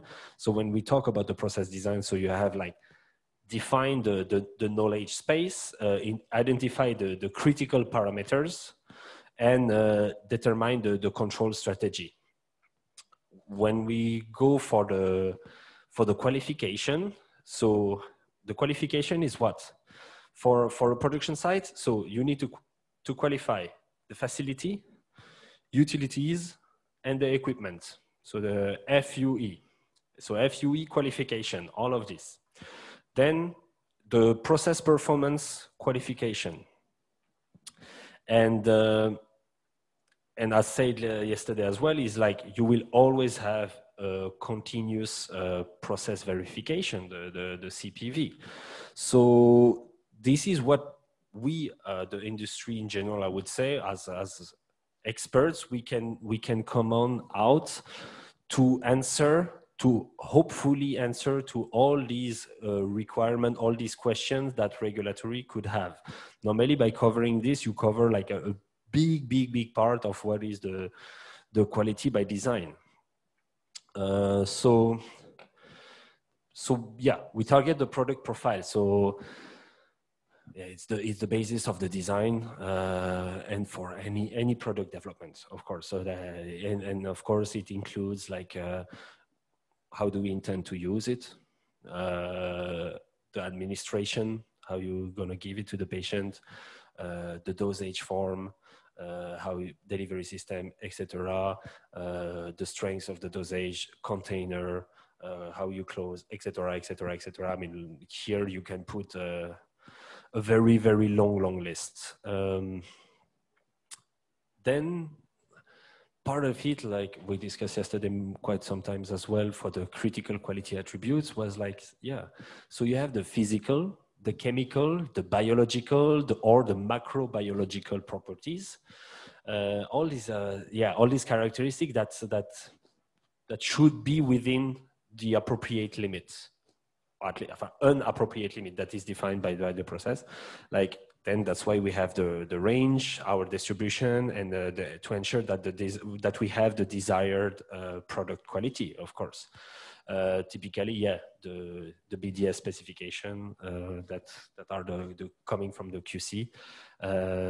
Of course, we have to respect this, but to respect this, to make sure that we are always within these ranges, and that when we do our BDS, we are always having the result that as expected is, well, if your process is well designed and you respect all the range and everything, normally you will always have pretty much the same kind of results, and the results will be always within the desired ranges. Yeah, derived from a quality target profile, product profile. Yeah, this is pretty much the classic. So, of course, discussed earlier, like we have the process parameters, critical process parameters, non-critical process parameters. Within this, you have, of course, again, a huge range of key parameters, non-key parameters, etc., etc. So design the space like so ICH Q8. So you have the multidimensional combination and interaction of the input variables. like material attributes, etc. And the process parameters that have been demonstrated to provide assurance of quality. And this is working within the design space, and it is not considered as a change. So the movement out of the design space is considered to be a change. Yeah, of course, and would normally initiate a regulatory post-approval. So change process, the design space is proposed by the applicant, of course, and is subject to regulatory assessment and approval. So this design space should consider the scalability of the parameters. So when you have the risk identification, so of course your prior knowledge, the process map, and the cause and effect matrix. Then you do the risk analysis. So you have your FMEA of your facility, of your site, so the equipment, same cause and effects. Then you have the finalization of the exploration plan. Then the risk evaluation. For this risk evaluation, so how? You have the design of experiment, and you have as well the one factor at a time kind of experimentation and way of doing this risk evaluation. And yeah, the design space determination definitely as well. So how do we see it? So like this last one, you can see, so you have your set point. Well, for this, I believe that everybody in the industry is pretty clear on that one as well, but always good to have some level of refresher. Yeah, so you have your set point. You will have your normal operating range. We call it many different ways. It can be the target range, whatever. You have your proven acceptable range, which is where whenever you go out of your acceptable range, you will have your deviation, correct? And normally, if this process parameter is a critical process parameter, definitely when you're out of this acceptable range, your deviation will be a major deviation. It should be flagged as a major deviation, because you have to take it seriously, because it is not supposed to happen. Of course it happens, and it can happen, and it's not the biggest issue. And why is it not the biggest issue? Like, even if I'm out of my acceptable range, my proven acceptable range, this doesn't mean that it is automatically an impact to my process, or automatically an impact to the quality of my product. Why? Because normally when the characterization range was done, it is even wider than your proven than your acceptable range. And that's why when you are slightly out of the AR, yes, it is a major deviation, because you have defined it as the acceptable range. So if you are outside of what is acceptable, normally it means that it's not acceptable. So you need to explain, and this is where you will explain, is it equipment failure? That's the reason why I am out of my AR and everything. Did I design some?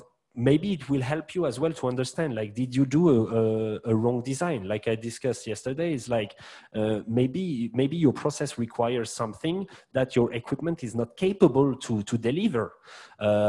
So this kind of out of ranges and deviation will kick you to try to understand what is happening. What did we do something wrong? Maybe it was in the past, something was developed wrongly. Maybe when you have changed the equipment, there is something that has not been taken into consideration when we have changed the equipment and all the characteristics of this new equipment, etc., etc. And when you have this characterization range, this is where you have the age of failure. Age of failure basically this is where, when you reach this is where you will have impact to your process, more than potentially, most likely, you will have the impact to your process, and maybe as well even the impact to the quality of your product. Yeah, I just added this, like be mindful that when changing acceptable range, think about it, because it might move out of the design space that has been initially established. So of course, whenever you think about changing the acceptable range, take this into consideration. Well, most of the time, if it's to reduce this acceptable range, that's fine. When you go closer to this normal operating range, that's good as well. Next, so now we are purely more like process parameters. So the critical process parameters, according to the ICH like Q8, so a process parameter whose variability has an impact on the critical quality attribute and therefore should be monitored or controlled to ensure the process produce the desired quality.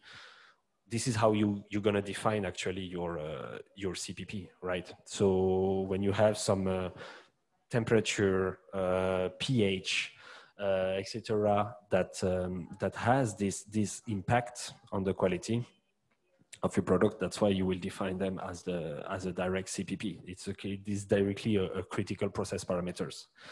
If we go like screening for the CPP, the interim, how to say? Sorry, the interim FMEA. So based on the cause and effect, the metrics, the prior knowledge, and existing controls. So if you zoom a little bit on that one, so this is coming from the EMA regulatory website, so the European regulation. So the agencies do not support the use of the term key process parameter. This is what I discussed earlier, that you can have the KPP, since it is not an ICH terminology. Furthermore, experience reveals that different applicants use the term key differently, leading to more difficult internal communication. This comes back as well to, I've said it multiple times yesterday, we need to speak the same language. Meaning we need to the words that we use needs to have the same meaning for me industry as for you regulation, for example.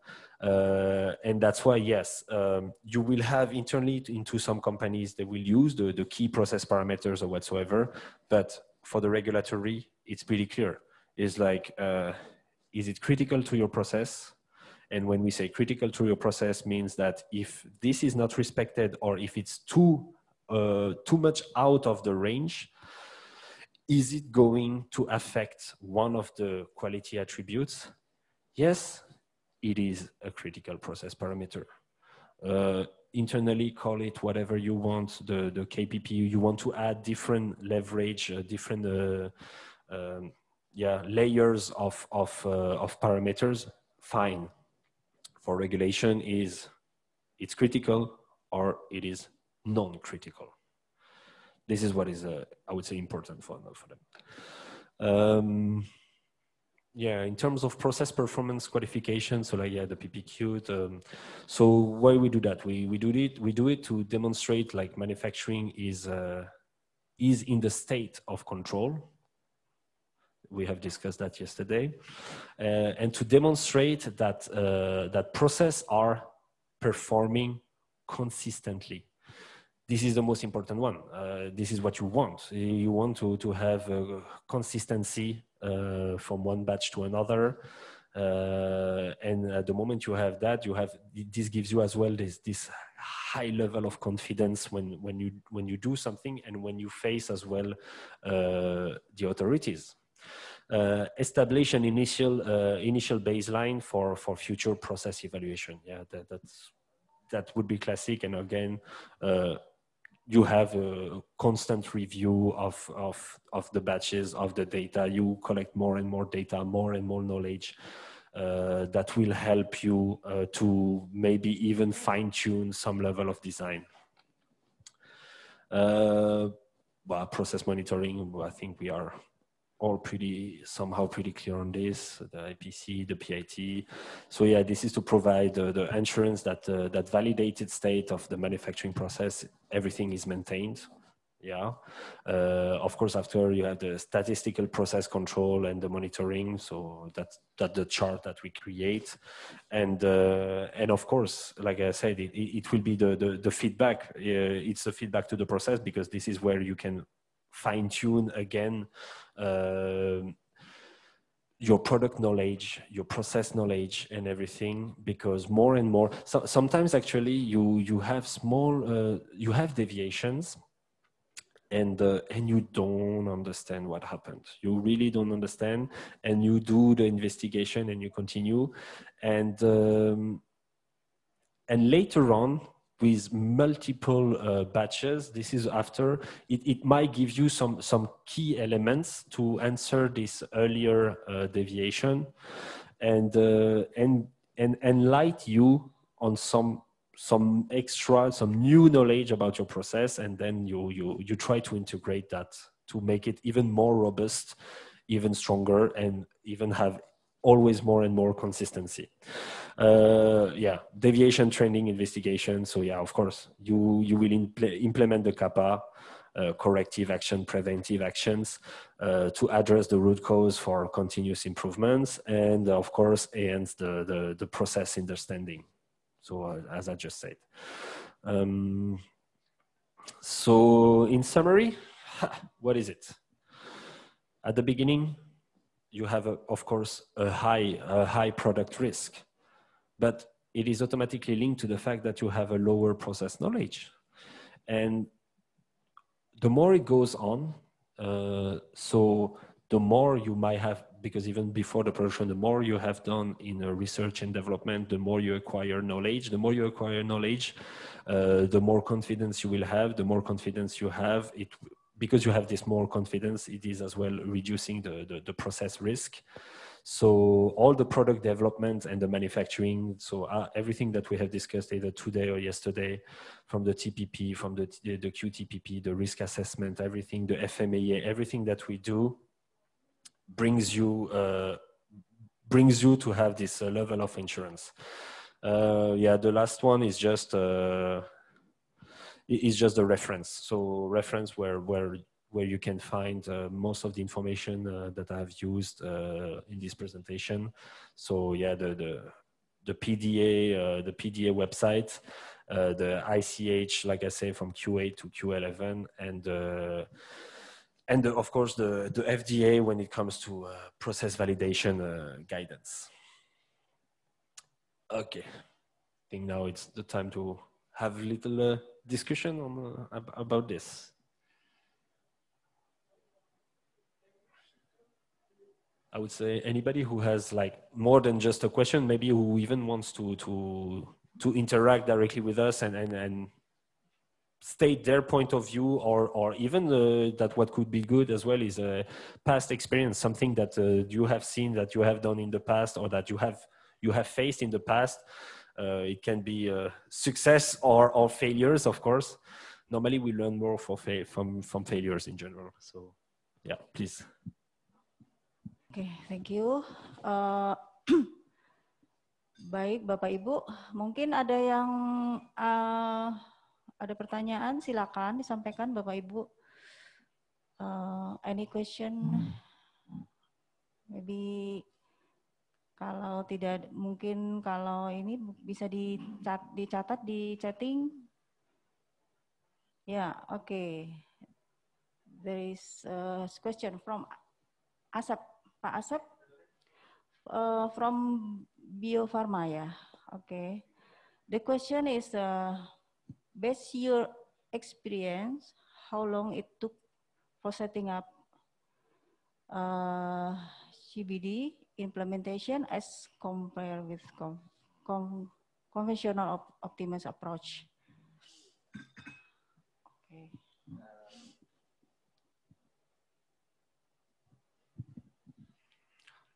Okay, from from my experience. So when I was working in R&D, so yeah, a little bit of background. So my job in R&D basically was I was creating these the primary seed line that I discussed yesterday. So basically, I was creating these vials who have the clones that are going to be used for master cell bank and working cell bank. But to go up to there, to have these final decisions on what will be the clone, most of the time it was we were deciding for 3 clones. So we were creating a primary seed line for these three clones. So you had the 1 clone and the other one were 2 backups. I don't remember any time where we had to use backups, but yeah. But how do you go up to there? Because I start my journey, it's, I have my cell lines, I receive a new plasmid, a gene of interest, the DNA, I will do the transfection, and from the transfection onward, all the selection, etc. Then you will have the cloning, etc., etc., etc., up to the PSL, up to this primary seed line. Well, I'm not doing everything alone. So at each and every steps, at some point, so I keep the cell. So I will be the one handling and having the entire knowledge and responsibility of the cells, of the cell line that I'm going to create at the end. But just this, from the moment I do the transfection to the moment I write down this, this protocol that I will give to the clinical manufacturing, just this, the fastest I have done was 8 months. During these 8 months, this is where we build up a lot of product knowledge, of the knowledge, not just the product, of course, process, etc. Why? So, because I send it, of course, to some QC labs that will give me some level of knowledge in terms of what is the glycosylation, what will be the level of mannose, etc., etc. The titer, that helps you as well to decide for which clone you will go. But it was sent as well in other labs, which are scale up labs that will do like screening type 1, screening type 2. So they will increase into shake flask, into glass bioreactor. They will test wave bioreactor. They will test what I told you, like you can go up to this kind of 500. So the biggest I've seen in my experience was 500 single-use bioreactor bags, so the SUB. In this case, it was from Sartorius. So you have all these level of testings that are not always helpful to take the decision on the clone, but these are all the level of information that helps you to build up the product knowledge, the process knowledge, and make many different trials. Why? Because we were as well trying to create a kind of a platform, and hopefully that all the drugs, all the processes that we were going to run in R&D, we hope that it will follow this certain platform. Why? Because if we can force any kind of new process, any new product into this kind of funnel to become a platform process, it means that we can build up a production site that will be flexible to each and every product, because basically all the products suddenly become a kind of platform product. They follow pretty much the same path. So like I said, yeah, it takes to build up this. The fastest I've done was 8 months. So during these 8 months, we build up the knowledge of the cell line. We build up the knowledge about the stability. We build up the knowledge about the titer stability as well. Then, as I said, when it goes to the scale up, the different scale up labs, we have all the testings like wave, bioreactors, the conditions, the pH. Do we play a little bit with the pH? Do we do the pH? when do we do the pH shift? What kind of pH shift? Do we play with the temperature? Most of the time we were reducing, for example, the temperature from 37 to 35 degrees, then to 33 degrees. Why? Because we noticed years after years, we noticed that when the cells are in the exponential phase, reducing the temperature will make the cell reproduce less themselves, and when you kick as well, you use this and you kick the pH shift, well, we have more in terms of production. We will have a higher titer. So this is all the things that were played along the journey of creating this, of selecting and creating the primary seed line / after this, the master cell bank. So yeah, like I said, the fastest was 8 months. And this is still, 8 months is very, very quick. 8 months, and why 8 months? As well, because as I said, we were already in a kind of a platform state. And 8 months because everything we have tested, the moment we have tested, it was successful.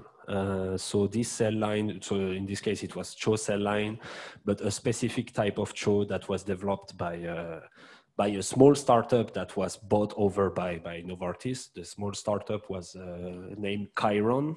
So Chiron developed a specific cell lines and everything, very robust, blah, blah, blah. So everything that we have tried worked. So that's why it was 8 months. But to be clear, everything that we have tried, when I say in terms of temperature, in terms of pH, playing on the different days, etc., sometimes playing the agitation rate for the shake flask, agitation in the bioreactor,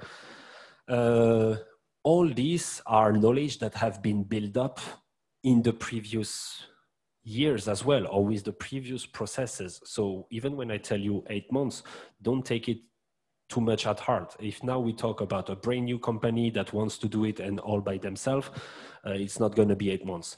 But we are all from the industry. We are all having a level of experience in this, and you have, once again, what we have called multiple times yesterday, the state of the art in the industry. So all this reduce automatically this timing to have this quality by design, so-called. Okay, yeah, thank you. For the second question, from Wangsa, Pak Wangsa ya. Okay. To establish CKA, is it necessary to do head-to-head comparison or sufficient when most of the characteristics are fulfilled? First, most of the time, you won't be the one. It's not the industry. We are not the one deciding what will be the CQAs. Normally, the CQAs will come from the regulatory. I don't. It might exist, but not that I know any case where it's the industry who said or who pointed to a regulatory saying like, hey, don't you think that this should be a critical quality attribute? And the regulation be like, oh yeah, let's introduce this, let's put it in our list.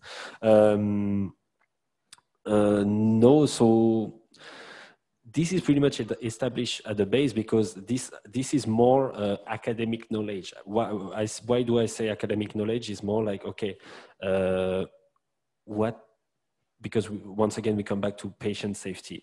So what is patient safety? What is what needs to be respected to make sure that that the patient has the best quality drug as possible, at least something that is not going to harm the patient. So these are already a lot of the CQAs. Then you have others that will be integrated that could be potential risks. So the one that I have discussed yesterday during the biosimilar presentation, like the mass variant, the charge variants, the biological effects, all these are part of the potential CQA. So head-to-head comparison, you can. For me, it's always the same. It is a level of logic and common sense. Whenever you do something, if you understand the meaning of why you do that, and you can justify, and you are ready, I say to fight, but argumentationally discuss this with any regulation and be like, no, these are the reasons why I believe that a head-to-head comparison is sufficient in this and that case. To me, if the only answer from regulation is like, no, but just flow because it's written, this is not the good answer. The answer is like, okay, you need to teach me, you need to educate me on why my way of thinking on this specific case is wrong. And you cannot just tell me, oh, because it's written on this paper. I'm telling you this because I have this kind of fight often with my QA on my site. But why I have this fight is because, one, I really want, either I want me to educate them by doing this, and so to change a little bit their mentality, or maybe I'm the wrong one, and it's fully possible that I don't have the full picture of the problematic. So just saying it's written on the paper, follow it. No, if you have a certain logic and you believe in what you say, you can have this kind of argumental discussions where the other party has to explain you what is the logic behind and why we do it that way, or why it is requested to be done that way. So it comes back to communication. It comes back to have clear communication as well when we do these kind of things, and to not be afraid, because this is the second thing. Is I see, and I will say that because we were earlier discussing about reduction of cost, etc., etc. Extra administrative paperwork and everything can be a huge burden, and as well a huge extra cost in our industry. It's an extra cost. Why? Not just in man hours or human or people working. It is as well a huge cost because it is time consuming in terms of doing this review, having all this review done and everything is extra days that in some cases, if now we go back to the CAR-T, for example, some extra days of time that we might not have if your patient needs this injection ASAP. But ASAP doesn't mean that you don't need to respect the minimum requirements in terms of CQAs. It just means that it needs to have the proper knowledge, the proper understanding in between industry and regulation, and be like, let's use as well some level of common sense on this. This can be a head-to-head comparison. I hope it answers your question. Feel free to mention if not. Yes, I think that's the answer pretty much what I asked. Thank you. Okay, good. Okay, terima kasih. Can I have some question? Okay, the next question. So we did that kind of quality by design approach, and it took about 2.5 years. Okay. Could you share the key practices that allowed you to finish it within the 8 months frame? Okay, well, with a limited expert. So like I said, remember that this 8 months frame was really based on the fact that we had a lot of prior knowledge on the cell line. Second is the fact that we, at that moment, I think it's still the case for Novartis in R&D, is that their platform, they wanted to have actually a platform pipeline. So any kind of new drugs that comes, they have their research, but anything that comes, any new plasmid DNA generated whatsoever, They wanted it to go through the same path. The same path, which means that, okay, even the engineering of the plasmid would always be the same. So they were decided that that the plasmid that they will use will have this how you call it? Sorry, the gene of interest against not antibodies.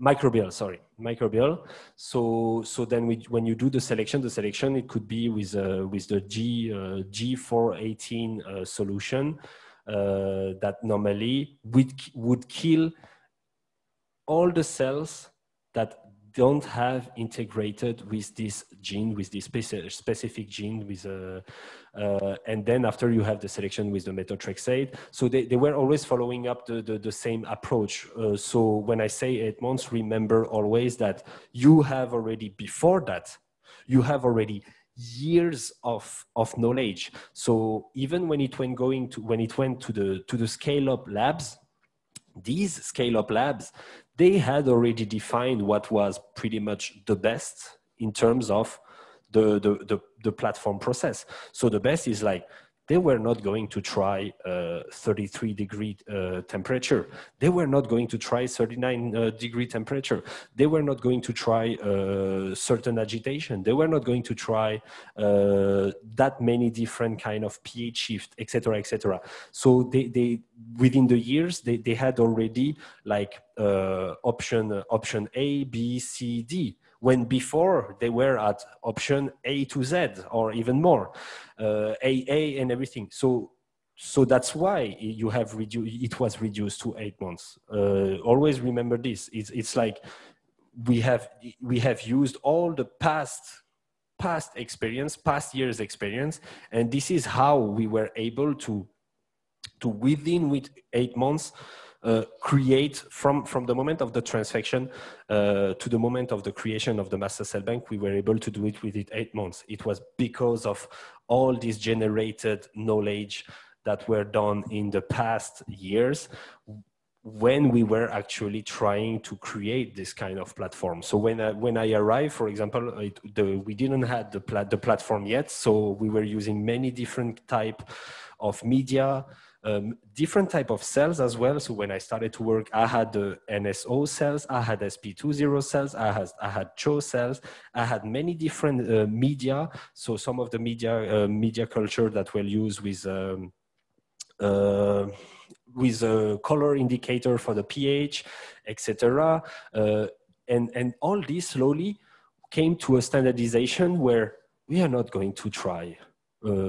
So when we were doing the development before, like I said, I was doing my cells, I was doing the transfection. Part of the pools of cells were going in this type of media. Another pool was going in that other type of media, and that other type of media, that other type of media. That was already for the selection. Then even when we were going through the cloning, again, different type of media with sometimes even different type of feeding when we were trying to do the production like. This has been stopped. Why? Because we have accumulated so much information beforehand that we came out with, okay, that is the best media. That would be the best concentration. When we go for the production, that would be the best feed that we're going to use. What will be this feed? Oh, but we decided that it will be pretty simple, that it will be basically the production media that is highly concentrated, 2, 3, 4 times concentrated, and with some extra elements that are added. That will be our feed. Oh, we decided that it will be feed batch. So that's why I'm saying it has been reduced to 8 months. Actually, the 2.5 years is very, very good. If you consider, if you compare to what I'm talking about, 2.5 years is really, really good. Okay, thank you. I have a further question. This is related to my question yesterday.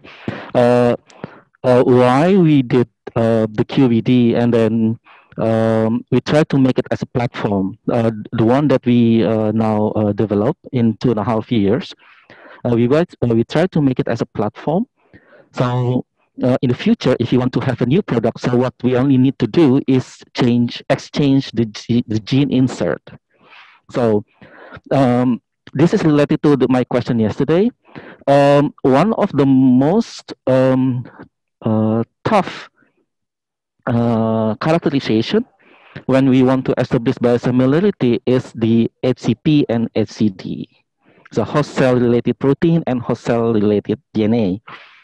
So if we only change the insert, and then the overall profile of HCP and HCD is already known, do we need to repeat, for example, the study on to develop a new antibody in this naked rabbit, for example, or what you call that, PSF, the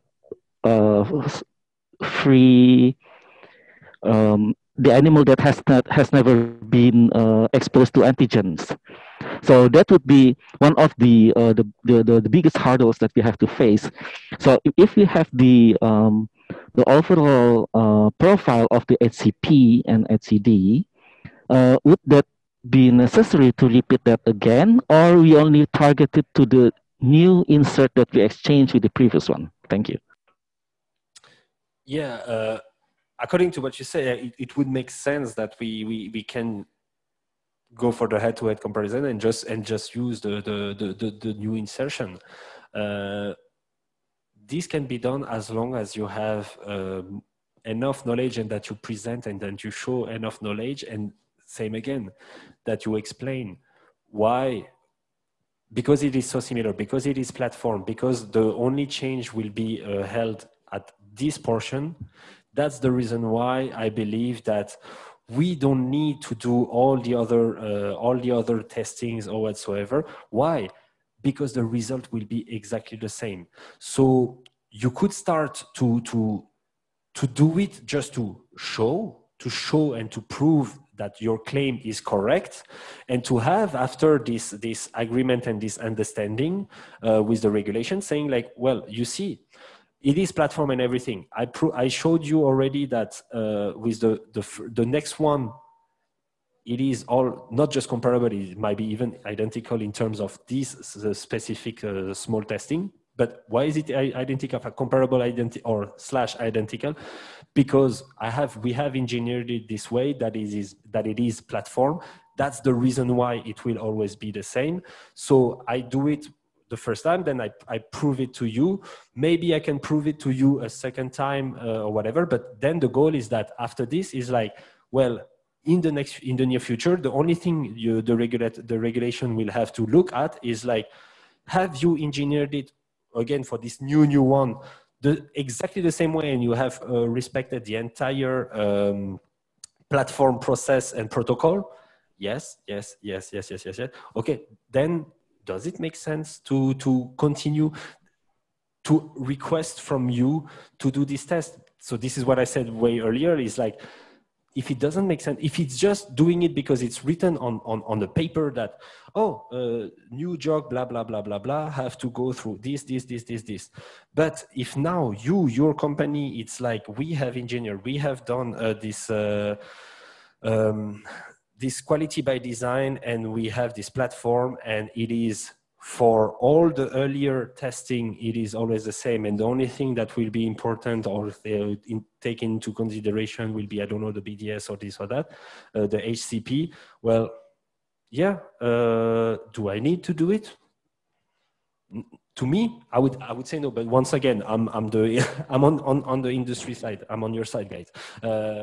No, joke aside, yeah, it is just a question of, it is really, like I said, it's educating each other. So maybe I am wrong right now, and in this case, I will need a person from regulation to educate me on this, on why I am wrong to think things this way.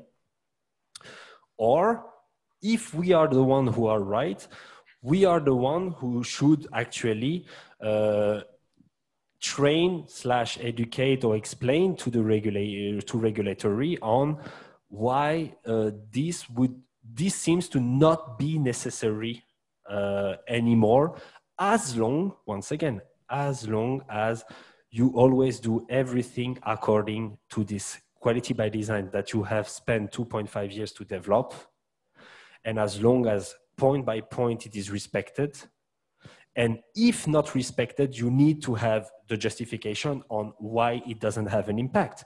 And this justification could be, once links again to the quality by design, would be like, yeah, but it is not part of my characterization norm. It is just a deviation from my range, from my AR, and that's it. So it comes always to basic. It's like purely the pure communication and understanding and speaking the same language between us, between the industry and the regulatory. And that will be as well the path, like I say, to still keep a high level, the same high level or even a higher level of quality concern for the patient, and at the same time reduce the time consuming, the number of testing or the number of documents, so it can be focused on what is the most important. And the most important, it comes back again to make sure that the patient will have the safest product that will be injected in their body. I hope I answered your question, because I try to capture everything you said. Yeah, that's very clear. Thank you very much. Okay, thank you very much. Maybe time is finished in today. So thank you very much for Mr. Nicolas for the presentation, nice presentation and important information for all of us.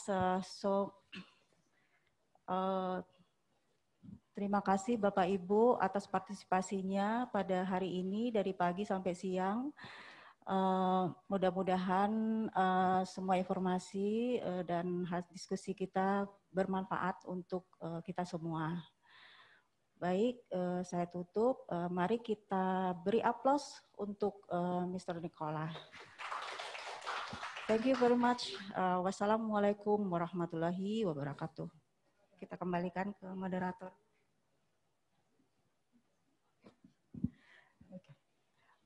Okay, what an excellent presentation, Mr. Nicolas. Merci beaucoup.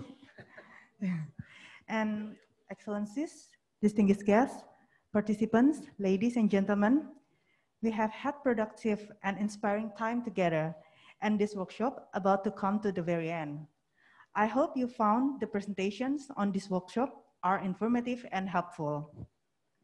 Now we will close the workshop. I would like to call upon the Acting Deputy for Drug, Narcotics, Psychotropics, Precursor, Addictive Substance Control to present us with the closing speech. Sorry, there is some mistaken. I invite Mr. Muhammad Kasuri as from APT as the head of National Quality Control of Drug and Food to come forward, please.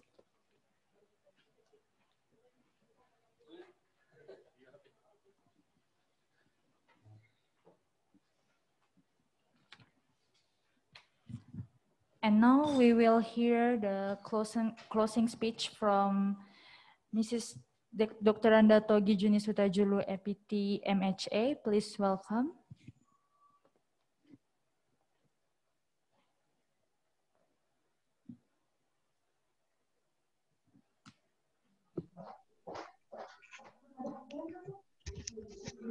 Terima kasih Pak Kasuri, terima kasih Ibu Moderator. Langsung saja ya. Tadinya saya mau datang ke sana, ternyata cepat selesainya ya. Ya baik. Assalamualaikum warahmatullahi wabarakatuh. Salam sejahtera bagi kita semua. Om Swastiastu, Namo Buddhaya, salam kebajikan. Distinguished Dr. Nicolas Husser, resource person for the today workshop on development of microbiology and biotechnology analysis, And allow me to speak in Indonesia. Yang terhormat Kepala Pusat Pengembangan Pengujian Obat dan Makanan Nasional, pejabat struktural dan fungsional di lingkungan Badan POM, serta seluruh para peserta workshop on development microbiology and biotechnology analysis. Dalam kesempatan yang baik ini, marilah kita bersama-sama memanjatkan puji dan syukur kehadirat Tuhan Yang Maha Kuasa, karena atas rahmat dan karunia-Nya sehingga acara workshop 2 hari ini sudah berjalan dengan baik dan lancar. Terima kasih kepada pihak penyelenggara, Pak Kasuri, dan tentunya tim P3OMN atas pelaksanaan kegiatan yang sangat bermanfaat ini. Sebentar ya. Materi dalam workshop ini tentunya akan banyak memberikan manfaat selain bagi para regulator, juga para praktisi di industri farmasi. Ya, tadi saya lihat bahwa sudah dilakukan diskusi aktif antara peserta dan juga resource person. Beberapa materi yang disampaikan antara lain adalah biosimilar product and its critical quality attributes, cell gene therapy, quality by design, and continuous bioprocessing. Quality by design, sudah ya. Kemudian, sebagaimana diketahui bahwa produk biosimilar telah menjadi salah satu pilihan pengobatan atau terapi bagi pasien. Memang kalau kita lihat pada hari-hari terakhir ini, beberapa tahun terakhir, there's a lot of products of biotechnology product, biological product, registered or registered in Indonesia. So Badan POM tentunya mendukung dan mengawal upaya pengembangan produk biosimilar di Indonesia, antara lain melalui pedoman, regulasi dan standar, serta pengawalan pelaksanaan uji klinik, kemudian juga implementasi good manufacturing practice, semuanya ini untuk melindungi masyarakat dari produk yang berisiko terhadap kesehatan. Industri sebagai produsen diharapkan dapat mendukung untuk produksi lokal dalam negeri, untuk produk biosimilar yang aman dan berkualitas, sehingga dapat mendukung kemandirian nasional dalam memenuhi kebutuhan dalam negeri dan juga untuk peluang ekspor. So, lastly, thank you very much to Mr. Nicolas Husser for your detailed presentation, very informative and useful for us as regulators in Badan POM. And also, of course, for all participants that came from some manufacturers, local manufacturers. So it's very, you are very knowledgeable. So it's very comprehensive information on biological product. Terima kasih juga kepada para peserta dari industri, yaitu PT Bio Farma, Kalbio Global Medica, Sanbe Pharma, Dexa Medica, Berno Farm, Etana, Biotechnologies Indonesia, Daewoo Infion, Kombifar, Dong-A, Indonesia, serta seluruh peserta dari Regional Offices of Badan POM. Semoga ilmu yang telah didapat pada workshop ini dapat memberikan manfaat bagi institusi Badan POM, industri, masyarakat, dan negara Indonesia dalam meningkatkan daya saing bangsa ke depannya. Untuk itu, dengan ini kami tutup acara workshop 2 hari ini. Terima kasih. Wassalamualaikum warahmatullahi wabarakatuh. Thank you, Dr. Anatogi Junice Hutajulu, APT MHA, for the closing speech. Now, we would like to ask Mr. Nicolas to stay on the podium, and we would like to present the ceremonial gift for you because you share for your expertise on this workshop. And to present the ceremonial gift, I kindly invite the head of Center of National Quality Control Development for Drug and Food, Muhammad Kasuri S. from APTMSI.